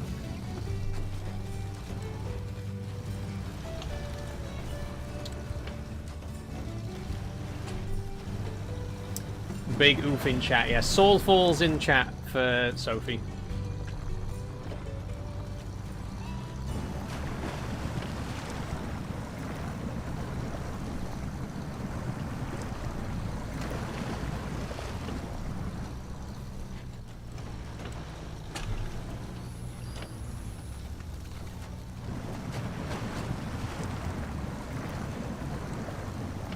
Anyway, we were talking earlier. I think we've got a few of the regulars here now, so I should mention. We were talking earlier about experimenting a little bit with the format of streams going forward. Maybe trying to start the stream slightly later, doing like 6 PM till 10 PM instead of 5 till 9. Maybe doing some pre-streams on TikTok where I like do a half an hour stream on TikTok whilst I'm setting up the main stream. Introducing a bit more variety to the streams with maybe some mini games at the start and some like watch along kind of stuff at the end. And then occasionally, maybe like once a month or so, doing late night streams where we go to midnight and, you know, stuff like that. So I think what we're going to do is, I was going to wait until August and like experiment with some of those things, but since I'm taking a break next week, maybe this week is the perfect time to test some of that stuff, right? So what I might do on Thursday for Factorio is I might start the stream at 6 PM instead, and we'll do it till 10 PM. And I'll do a pre-stream on TikTok as well to like set up. How does that sound? I wanna experiment with it. I wanna try it out and see how it goes down. So if I started at 5:30 on TikTok and did a get ready with me kind of stream, then at 6 o'clock we start the main stream on YouTube, Twitch, and Purple, and do it for 4 hours and finish at 10 o'clock-ish. If we give it a try on Thursday and see how it goes down, it could potentially become a regular thing. Sounds good, sounds good. I sometimes mod for abs, depending on who's around, but I'll definitely be around for the first part. Thank you, P, thank you. Definitely think experimenting sounds like a good idea. Yeah, I think it's quite clear that I think the current time slot isn't working brilliantly, and I have noticed that the streams tend to pick up later into the evening, you know, like the spike in viewership tends to be from like 7 o'clock onwards, and I don't want to be streaming too late into the night because I like to, you know, I go to bed early. I'm normally in bed by 11 o'clock most nights, but I think 6 p.m. till 10 p.m. it's only slightly later than what we do already, so it's not too much of a change for my regular viewers, but because we're going slightly later at night and we're finishing at 10 p.m. instead, there's a bigger opportunity for viewers later in the evening, you know what I mean? And I think the pre-stream on TikTok is a great idea. I really have high hopes for that, because I don't want to do the gaming streams on TikTok, but TikTok is the best place to attract new viewers. So if I do a pre-stream on TikTok, set up all the webcams and set up all the microphone and everything, and then say to everyone, right, now the real stream's starting, go over to Twitch if you want to see it. That's what I think we're gonna... That's how I think we're gonna handle it going forwards.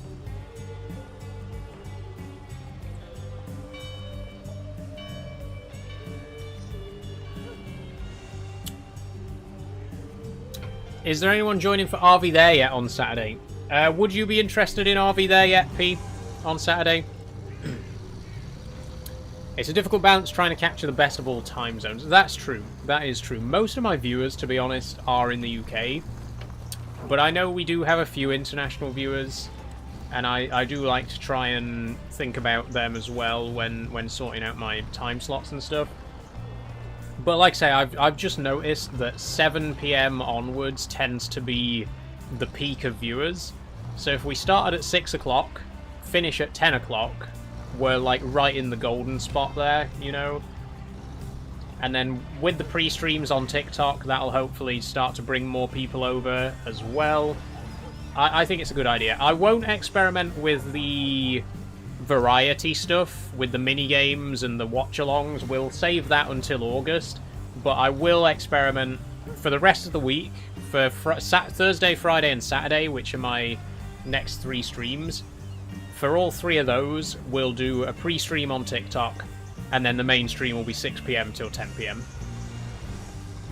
So if anyone does want to join for RV There Yet on Saturday, we'll do Mecha Chameleon from 6 till 8, and then we'll do RV There Yet from 8 till 10.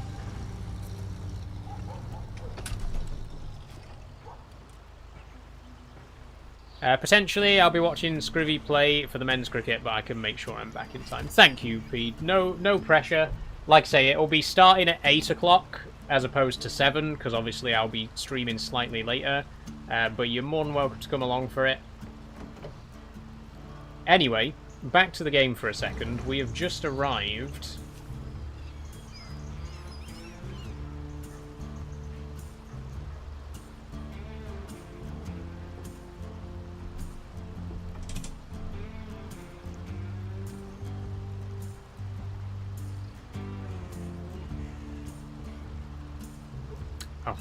Okay.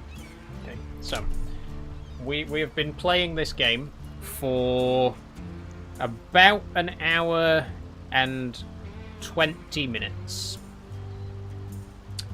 And in that time, we have spent every single moment of that trying to get from here, the garage, to here, the gateway to Flatlands. The entire time that we have been playing SnowRunner this evening has been us trying to get from there to there.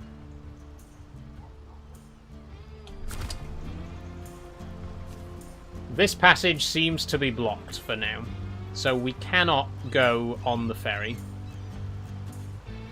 There is, quite literally, no way whatsoever for us to get to this part of the map right now. What do I have to do? What do I have to do for this ferry to be available? What do I have to do for this bridge to be usable? How do I get to this part of the map? Because right now, it is literally impossible. There is no way whatsoever that I can get to this part of the map. And I've just spent almost an hour and a half trying to do it.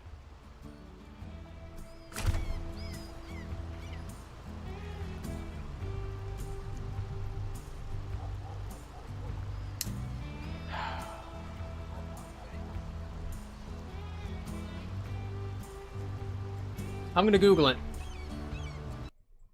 Google, you better fucking tell me right now. Pineline Bay.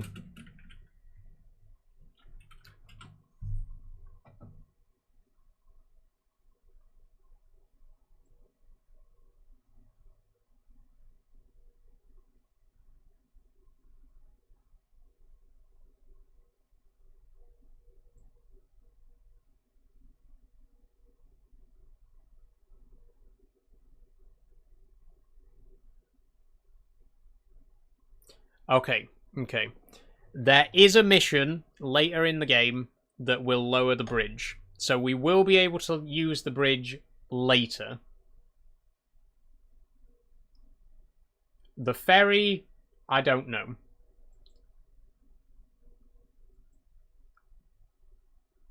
I'm going to look on Map Runner. I usually avoid using Map Runner because I like to just explore the map for myself.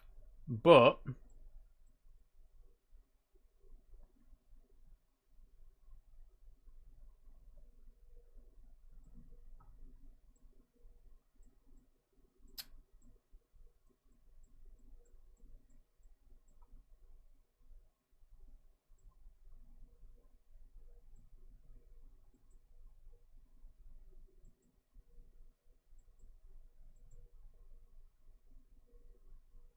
westbound ferry. Okay, 1 second. Whoa, what?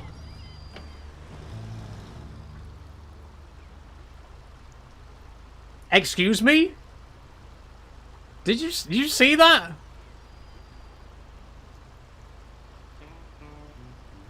I was touching nothing. My feet weren't on the pedals. My hands weren't on the wheel. This truck has just tried to kill me. This truck has just tried to drown me, everybody. Back the fuck up. What are you playing at? That my truck just tried to drive itself into the river.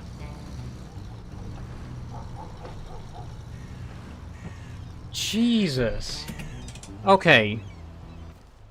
Right, we need to look for a quest called Eastbound Ferry.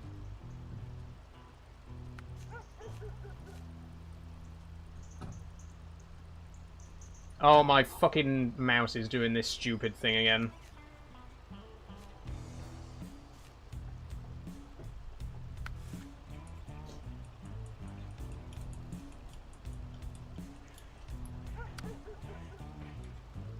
Complete bridging the gap.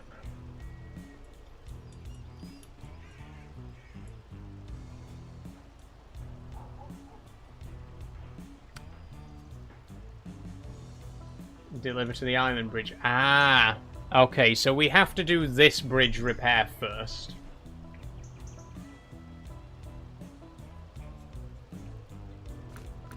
Okay.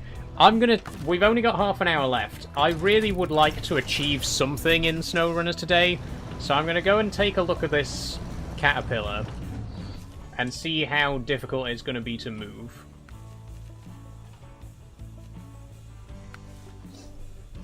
If you could be any superhero, who would you be, says Sophie.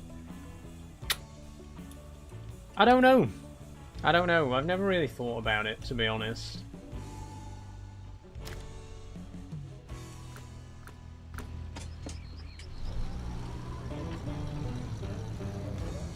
I think Deadpool's pretty cool, you know. I like that he has the healing factor. I guess Wolverine has healing factor as well, right? Can just continuously regenerate from no matter how much of his body's destroyed. That's pretty cool.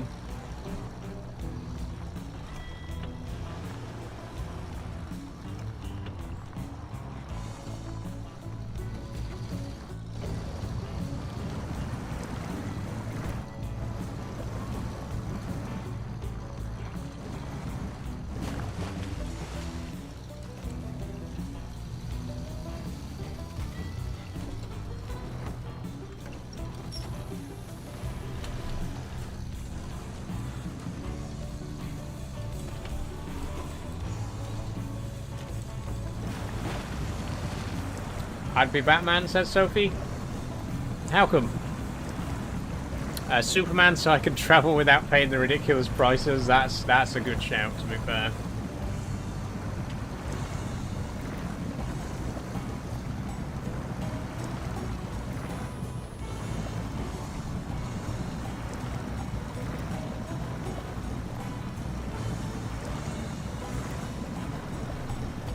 Cool, reclusive millionaire sounds perfect. Yeah.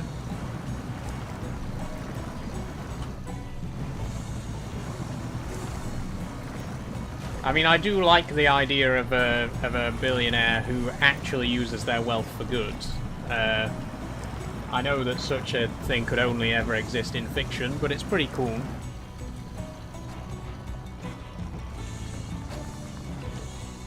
I want to live in a cave. Well, that's valid too.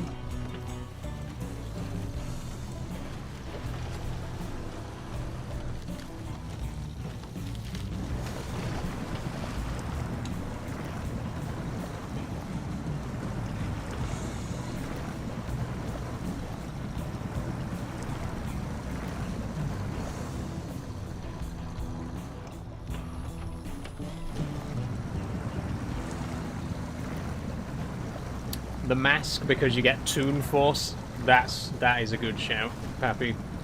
Anyone seen the Lego Batman movie? Yes, yes, very good.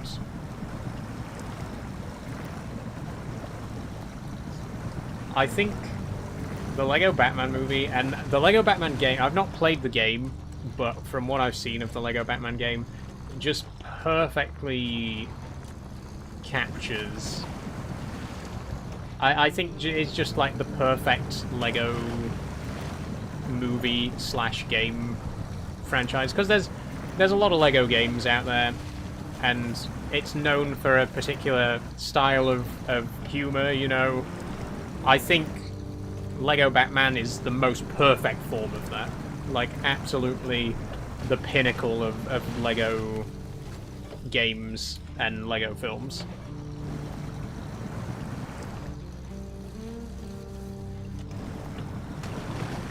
And I've said in the past, I would like to play some of the Lego games on stream at some point.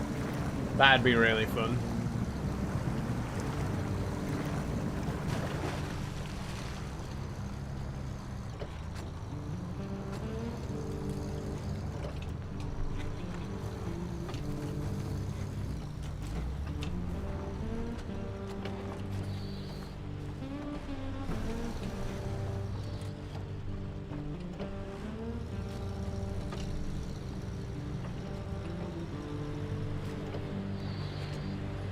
Okay, there is the Caterpillar 770G. Is it a high hitch or a low hitch? I can't tell.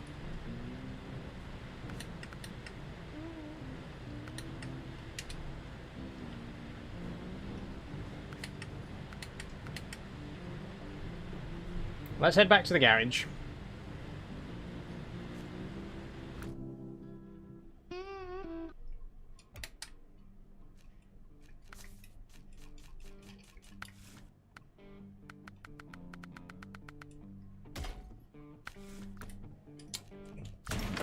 Let's try the high saddle first.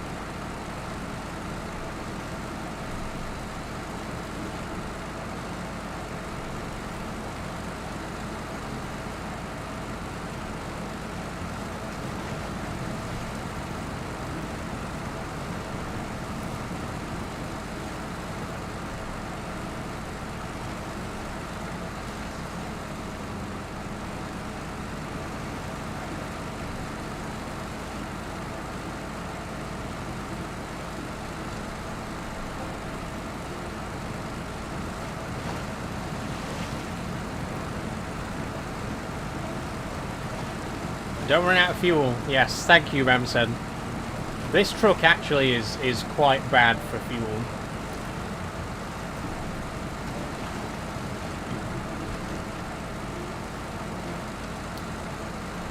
On Steam for LEGO games, you can do remote play to simulate split screen online for ones that don't have native online co-op. That's cool. That's cool.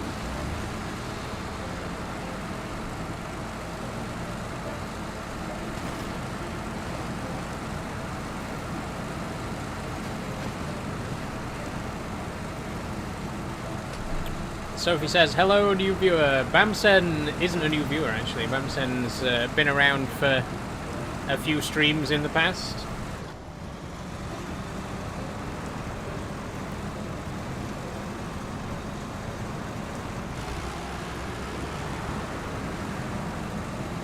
How are you doing, Bamsen? Good to see you again. Bamsen has been following Ashenak for 3 months and 2 hours. Wow. 3 months ago today. Well, good to have you here again, Bamsen.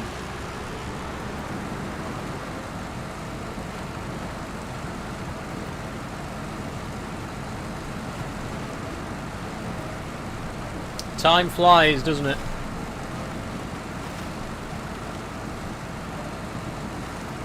I can't believe I've been affiliated for that long. I really can't. Sophie's been following for 3 months, 10 days, and 1 hour. Not bad, not bad.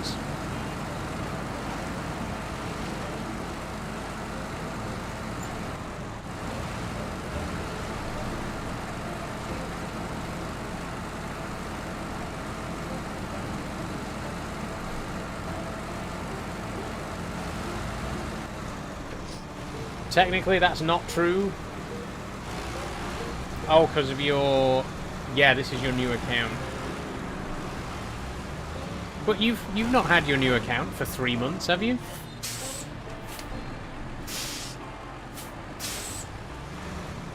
I didn't realise you'd had your new account for that long, Sophie.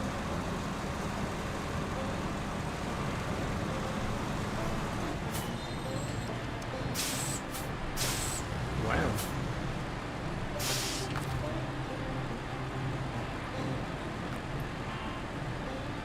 Saddle high. We need the low saddle. I fucking knew it. The game, it needs to tell you which kind of saddle you need. It really annoys me that it doesn't tell you whether you need a high or low saddle until you've driven all the way out to the trailer, and it turns out that it needs a low one.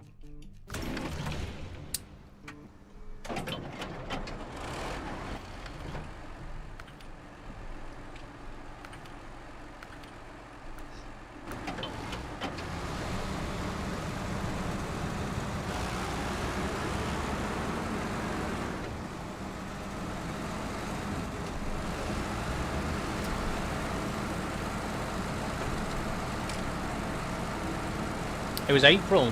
Wow. I wonder who my oldest follower is then. I think it's probably STFC. Out of the regulars, I think STFC's probably been following the longest.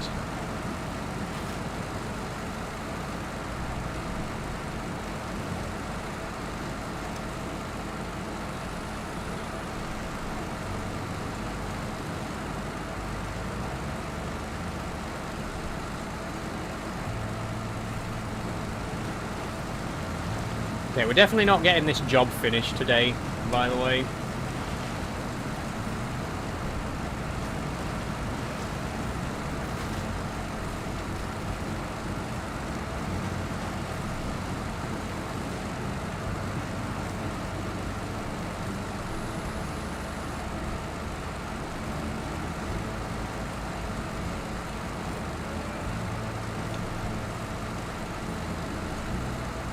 I think you spelled it wrong, Sophie.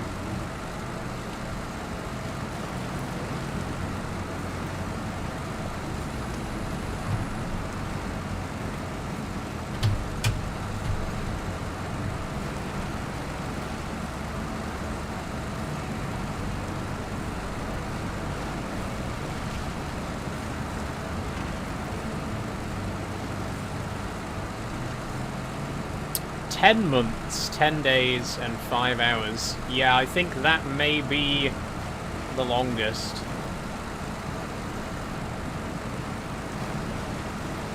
No stream tomorrow? No, Matt. Next stream's Thursday.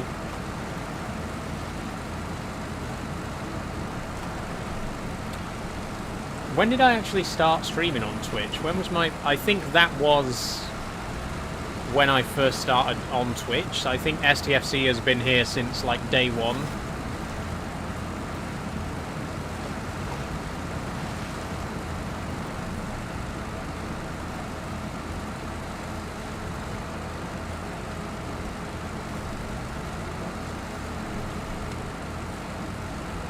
What's P's or Max? I think Max was a little bit before you, Sophie. P... I don't know, because P has been watching for a while.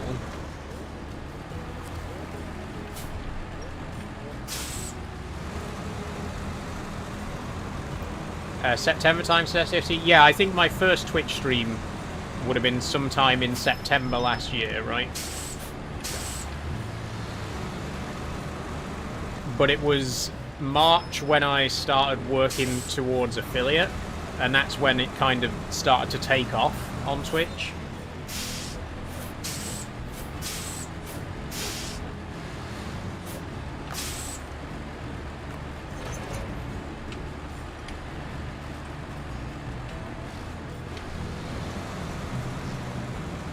And I started streaming on YouTube in January of last year.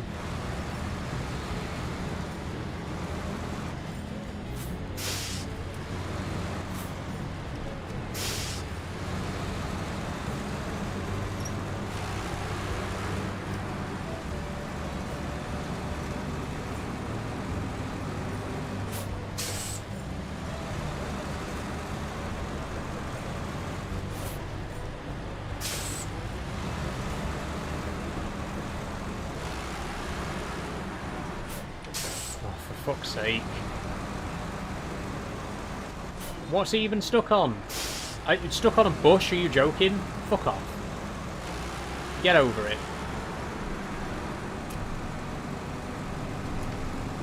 You serious right now?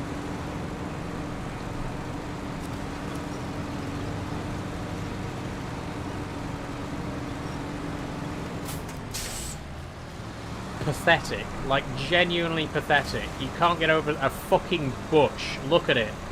Look at the size of it. You can't get over that?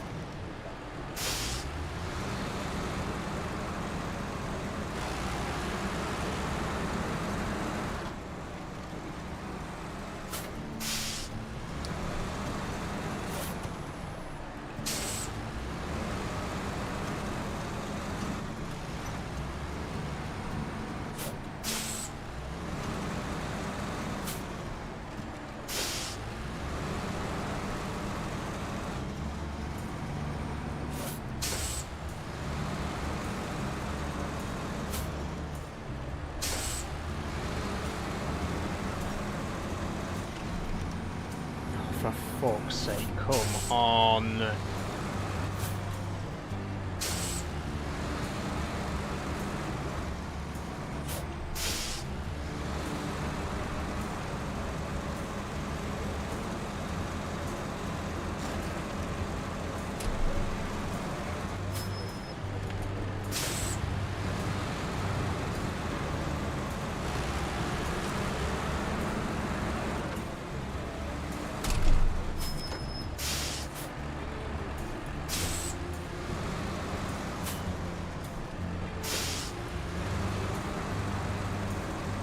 I think I watched on TikTok for 2 months, then after the great gambling accident I started on here, yeah.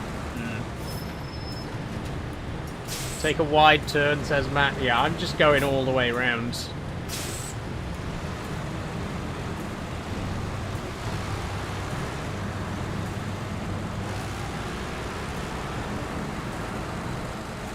There. Happy now?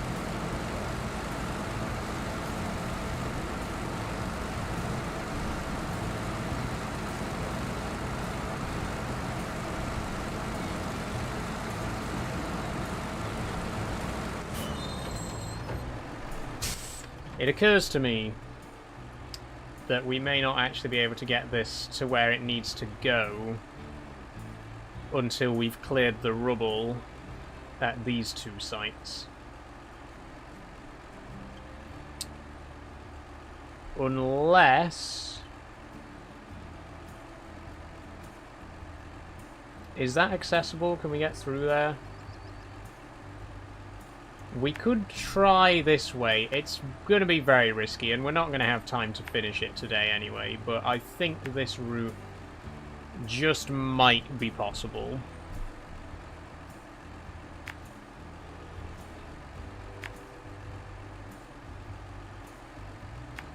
Right, can you... my mouse is doing this fucking stupid thing again. Oh, Jesus. I have a trans question, says Sophie. What's the best way of getting... best way of taking HRT? Because at the minute I'm using patches. Is there a better, more effective way? The most effective way is injections. Because it's literally putting it directly into your bloodstream. It'll get you the fastest results, but I think it depends what, you know, it depends what works best for you. If you don't mind needles and you want fast results, then you know, injections are the best option. But for me personally, I'm not a big fan of needles. And I'm also not good at swallowing pills. When I say not good, I mean I physically cannot swallow pills of any kind. I genuinely have never been able to do it. I've never understood why. I can't even take a paracetamol. I genuinely just can't physically swallow pills. So I wouldn't be able to take estrogen in that way. I think when I get on HRT, I'm going to do patches. I think patches will be the best option for me personally. But if you're okay with pills, pills are good. If you are comfortable with needles, injections are the fastest acting, I believe. There's also gel. You can get like jelly that you rub on your skin. I don't know how effective that is, but I imagine it's... I imagine it's probably more or less the same as a patch, right? Because it's applying it through the skin. But I think when I do eventually get onto HRT, I'll probably go either patches or gel. Like I say, I can't swallow pills, and I'm not a big fan of needles, so...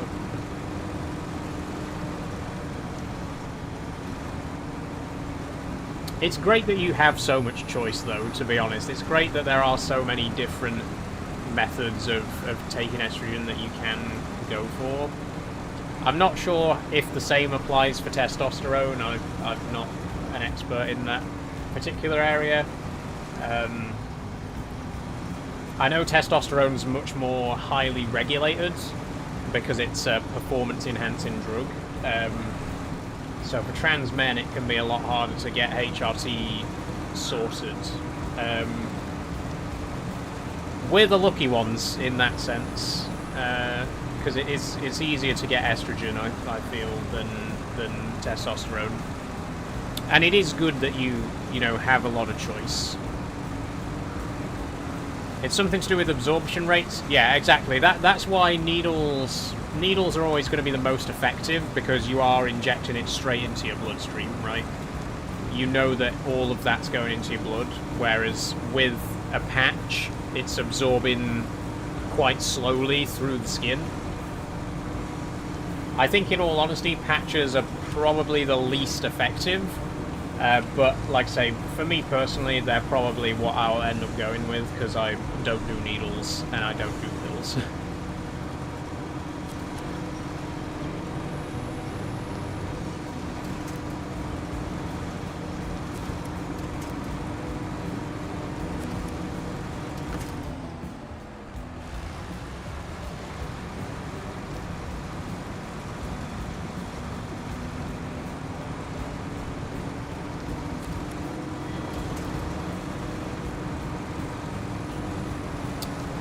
Get my levels checked next Tuesday. Nice one, Sophie. Hope it goes well for you.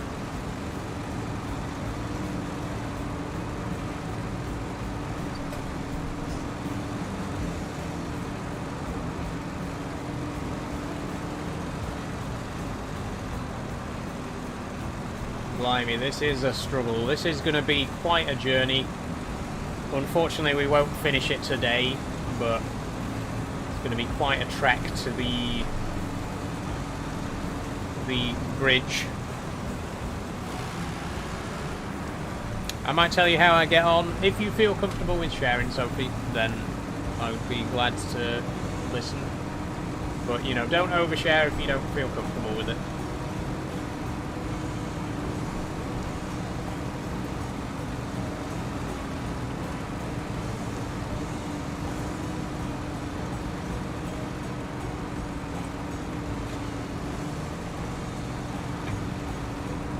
I thought it might be good so you get an idea of what to expect when you start HRT. I mean, I already have a pretty good idea of what to expect. I've done a lot of looking into it, you know, I've done a lot of research into it.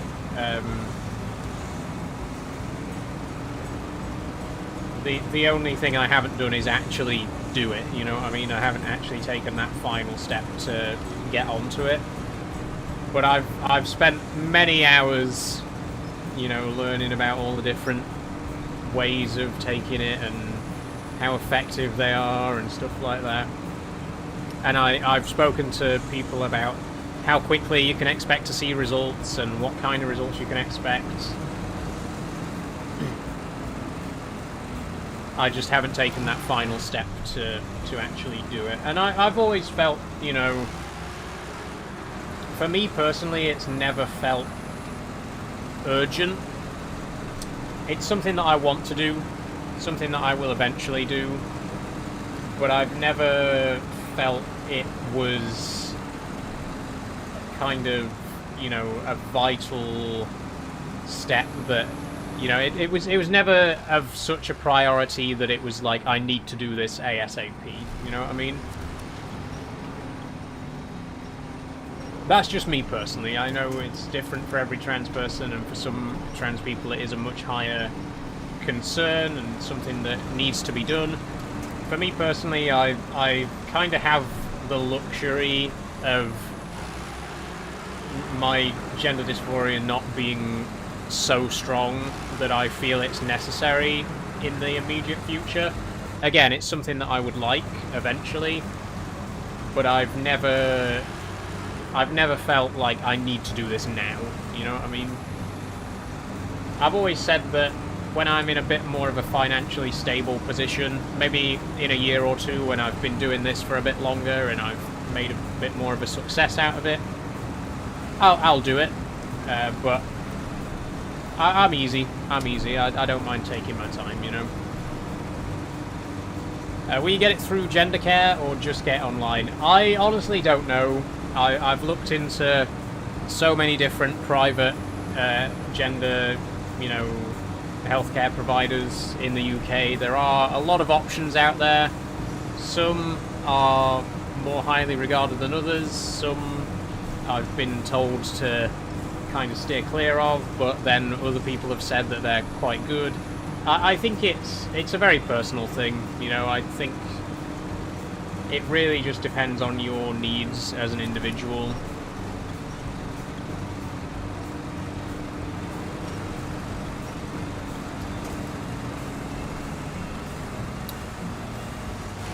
The biggest one is Gender GP, but they suck as a company. Yeah, I've heard bad things about Gender GP.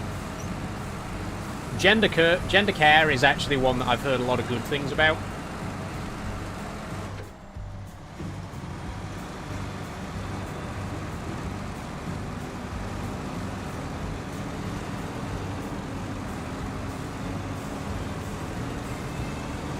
But I mean, gender affirming care for trans people in the UK, it's the Wild West, you know, because the NHS is so ineffectual when it comes to trans healthcare, and it's only going to get worse with the CAS report and the Levy report.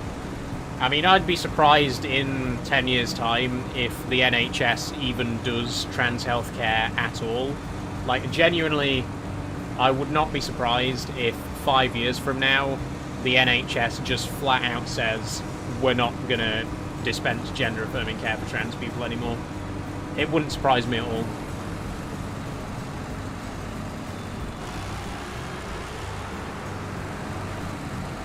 Gender cares who I use, I can't fault them. That's good, that's good. And I know their headquarters are in London, which means if I had to go to any physical appointments, it's just down the line from me, you know. I can get a train from Doncaster to King's Cross, no problem. So it's not a million miles away, it's not difficult for me to get there. Those are the one... Gender care is the one that I've really considered the most promising option for me personally. But again, it all depends. There's other things that I want to sort out first. You know, I still need to get my passport sorted.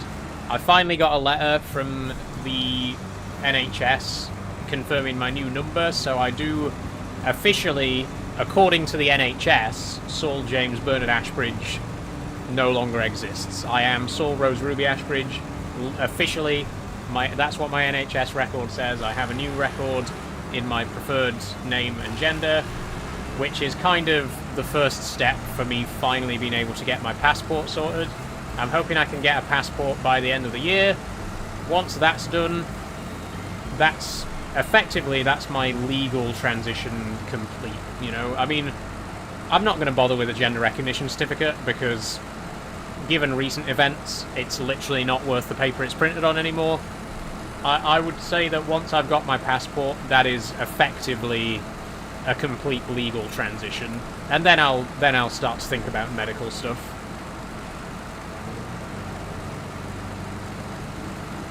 I have an appointment once or twice a month, so just stay in a hotel. That's fair enough. That's fair enough.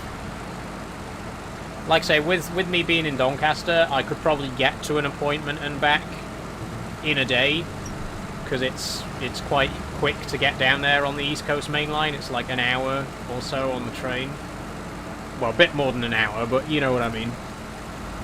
It's not a really long way.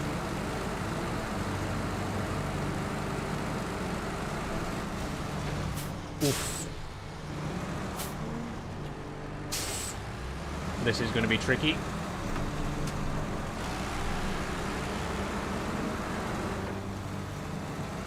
That's it.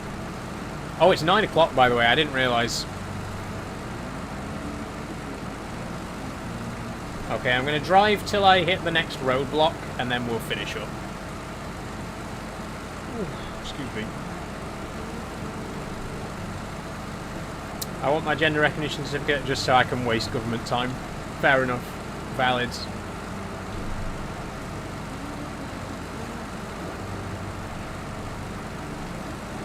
I just don't want to waste my own time, though, you know what I mean? I've wasted enough of my own time trying to get my passport sorted. What a fucking joke that turned out to be.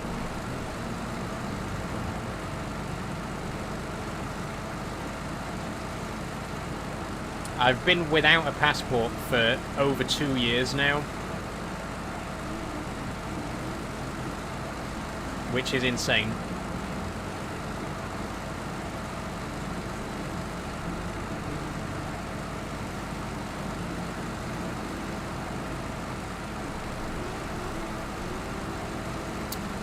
Really enjoyed the stream today. Went really quick as usual. It did, STFC. I'm glad you enjoyed it, though.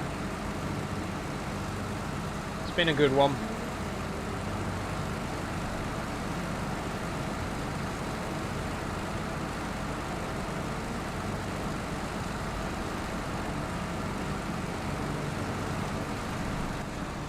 I'm guessing you have an ID? Yes, I've got my provisional driver's license. I got that last year because it was taking so long to get my passport sorted.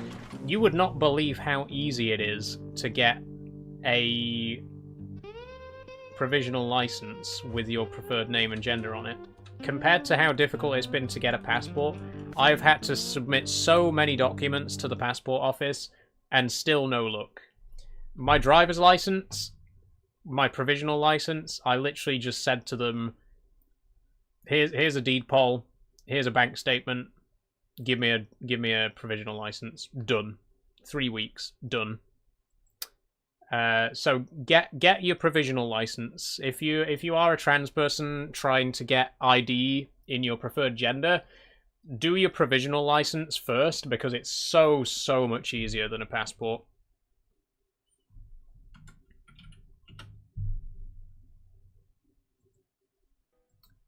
Okay, there we go.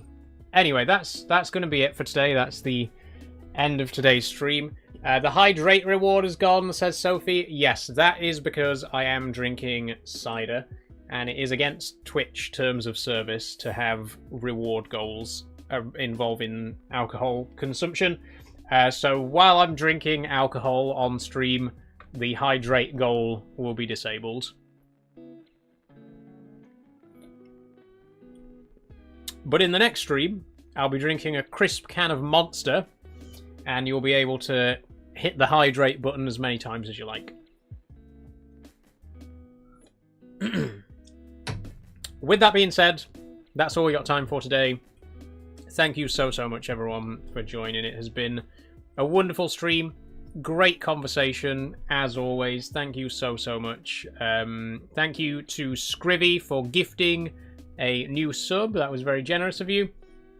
Thank you to everyone who has been here today. Thank you everyone who's been watching over on Kick. Thank you everyone who's been watching on YouTube. Thank you, of course, to the Twitch viewers. I really do hope you've had a fantastic time. The next stream is going to be Factorio Thursday, and we are going to start to experiment a little bit. So on Thursday, the stream will start at 6 PM and it will run until 10 PM. There will also be a pre-stream on TikTok at 5:30. So if you come along to TikTok at 5:30, we'll do a little pre-stream, a little bit of a chat. I'll get all the equipment set up ready for the main stream, and then at 6 o'clock, we'll end the TikTok stream and move over to the gaming stream, which will be on TikTok, be on Twitch, Kick, and YouTube as usual. So yeah, join me on TikTok for the pre-stream, 5:30. Join me here on Twitch, YouTube, and Kick for the main stream, 6 PM till 10 PM. We'll be doing 2 hours of Factorio and 2 hours of Satisfactory.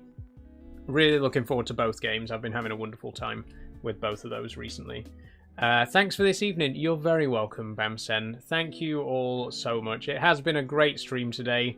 Sorry I'm a little bit rough around the edges again, but I can't be bothered to do makeup in this heat. It's so hot. Like, honestly, I don't even really want to shave most days because it's just so hot to stand over the bathroom sink for 10 minutes. So yeah, I'm sorry if I'm a little bit less presentable than usual today. And I have been for the last few streams. But I'm hoping the weather's going to start to cool down a little bit soon. We've passed the summer solstice. The longest day of the year is behind us, so the days are going to start getting shorter, the weather is going to start getting a little bit cooler. Hopefully, I'll be able to start making a bit more of an effort with the makeup and stuff again when the weather starts to cool down. Lovely stream, so I'll see you on Thursday if I don't message you or hear from you before. Thank you very much, Sophie. We'll think about it, says Bamsen. Thank you, Bamsen. One more thing I do just want to quickly mention before I finish is I've just posted episode 2 of the Retro Corner. So if you would like to watch that, we will be... Sorry, I lost my train of thought there. If you'd like to watch that, it's on YouTube and TikTok. It's about 8 minutes long. It's all about my new TV and how I got the PlayStation working with it. So please do go and check that out. The next episode of the Retro Corner. Go and give it some love. That's it. That's all I wanted to say. If you'd like to support me, do consider becoming a Twitch subscriber or Kick subscriber. Both of those cost £5 a month. Or you could support me on Patreon for £1 a month and get access to behind-the-scenes content, including early access videos. That's all. Is there a raid suggestion before we finish? If there is, please put it in the chat now. If not, I will see who is live on my following list. Abs is live. You know what? Let's go to Abs. Sending you over to Abs chats, of course. She's playing Dead by Daylight. Have a wonderful time, and I will see you all on Thursday. Okay, here we go.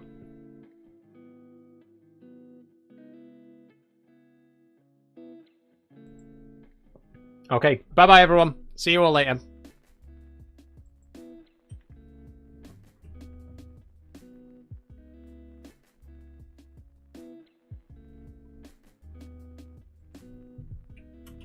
Now, before I actually properly end, I do need to go and check the YouTube stream real quick.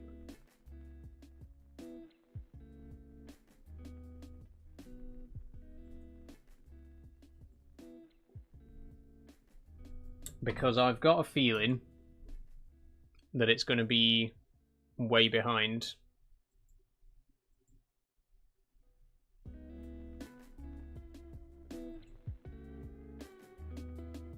Where are we up to?